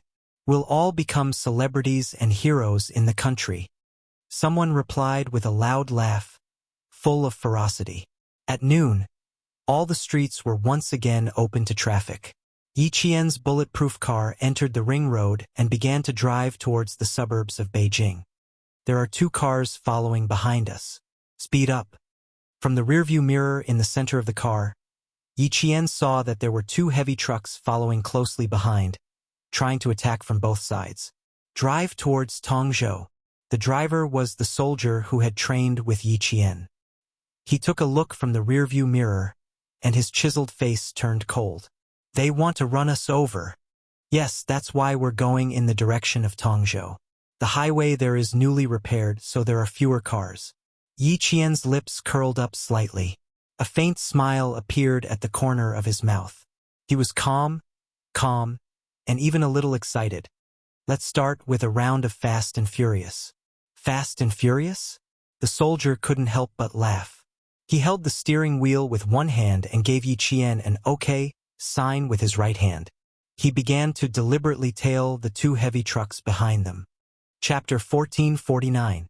The car soldiers sent to Zongnanhai were exceptionally good at driving. Moreover, the bulletproof car had excellent performance. As long as they stepped on the accelerator, the car would instantly speed up and leave the two heavy vehicles behind in the blink of an eye. However, the car soldiers did not do that. They needed to lead them to Tongzhou. They maintained a moderate speed so that the heavy vehicles would not be too far away, but not too close either.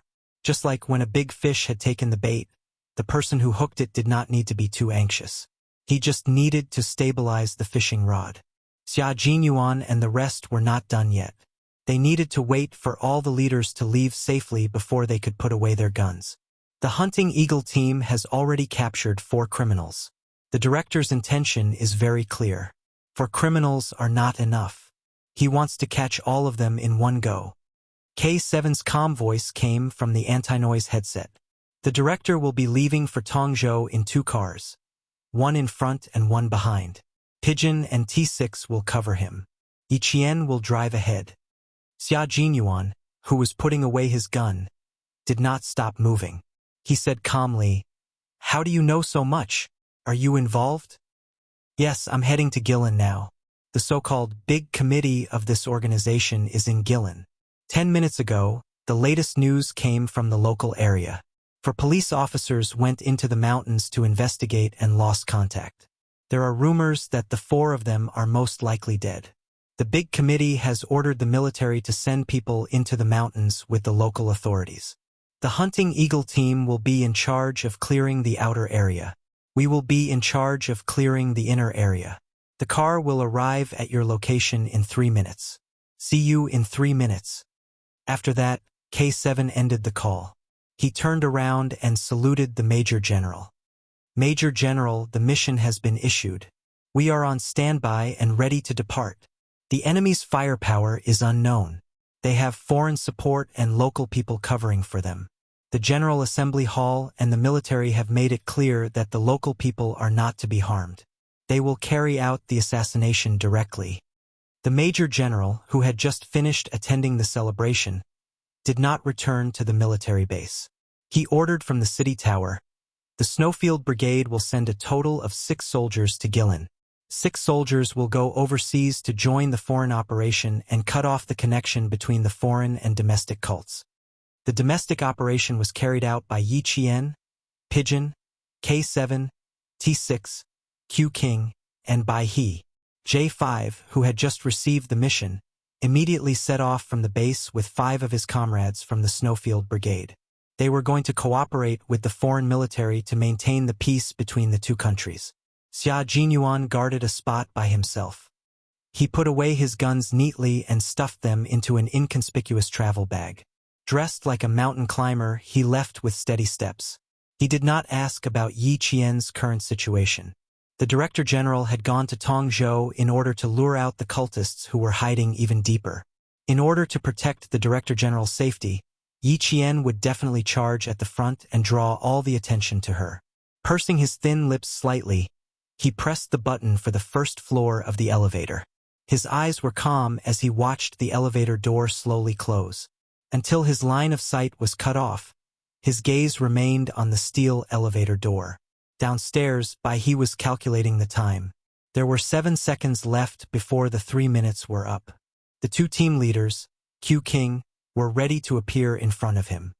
He was a major, fluent in 6 languages, an electronic explosives expert, and a commando during missions. He, who was 182 meters tall, had a gentle face and was dressed elegantly. His tie was meticulously tied, and there was even a steel mechanical watch on his wrist. His temperament was similar to that of AJ5.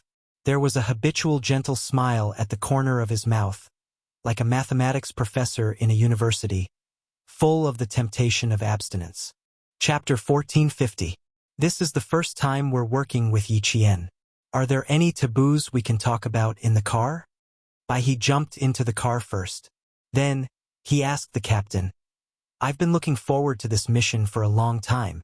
I'm a little nervous." Their Chinese code names were all responsible for assassination and battlefield support. Yi Qian's missions with the Snowfield Brigade were all frontline fighters. Therefore, Dove was the only one who had met Yi Qian in this group of 12 Snowfield Brigade members.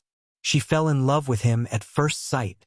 She would mention Yi Qian from time to time when she returned. She had even become Yi Qian's subordinate. Xia Jinyuan got into the car and closed his eyes to rest. When he heard Bai he said calmly, "She's very good. She won't be a burden to anyone. Her sniping is accurate. She's agile. She has good judgment. And she's full of adventurous spirit. Working with her will be a feast for the eyes." It was not an exaggerated compliment. It was the truth. "I'm looking forward to it." The white crane smiled faintly as it looked forward with its beastly black eyes. The smile at the corner of its mouth gradually disappeared as the car started moving. They needed to pick up K7. They also needed to wait for K7 to come over to discuss the specific plan of action. Xia Jinyuan did not get enough sleep last night. In order not to delay the upcoming mission, he made use of the time to catch up on sleep. The two of them did not talk much.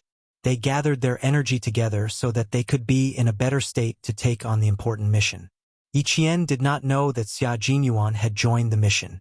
At this moment, she was talking to Dove and T6. "We're 500 meters away from the highway entrance in the direction of Tongzhou. We'll seize the opportunity to create an accident. You guys protect the director and quickly overtake them." The director's car was still behind and did not overtake Yiqian's car. The director's car would only overtake them in the few minutes before the accident. "In the car," Dove said softly. "Okay, we'll seize the opportunity. Be careful on your side. We'll have to wait for you to come over for the next mission." It was not an easy task to create a car accident that did not involve oneself. The danger factor was no less than that of a gunfight. "Don't worry. I'm looking forward to working with you again." Hearing Pigeon's concern, Yiqian's eyes flashed with a faint smile. It was light, joyful, and without the slightest hint of fear. This kind of Yiqian was definitely a real Special Forces soldier. In the face of imminent danger, she kept calm and did not allow herself to panic. Influenced by her, the soldiers driving the car were very calm. With both hands on the steering wheel, they slightly accelerated and entered the entrance of the Tongzhou Expressway. The people in the two heavy-duty vehicles did not realize that Yiqian's vehicle was intentionally trailing them. They were quite happy to communicate with their own people. "We're already on the Tongzhou Expressway. When we reach the entrance of the Guilin Expressway, it will be midnight. We can make our move then." Their cars were equipped with walkie-talkies for easy communication. Sitting in the passenger seat, a middle-aged man in sloppy clothes kept chewing betel nut. After listening to the driver's conversation, a trace of panic flashed across his face. Someone on the other side of the walkie-talkie laughed maniacally. "The car is insured. Just hit it. If we succeed, we will have money in our hands, and the committee members will think more highly of us. When the time comes, our whole families will become ministers. Ministers close to the emperor." The young man sitting next to him added, "Uncle, you can also take the money back and marry a wife to warm your bed." The two drivers chatted happily. It seemed that as long as they succeeded in this accident, the future would be beautiful. There would be no more worries, and they could do whatever they wanted in the future.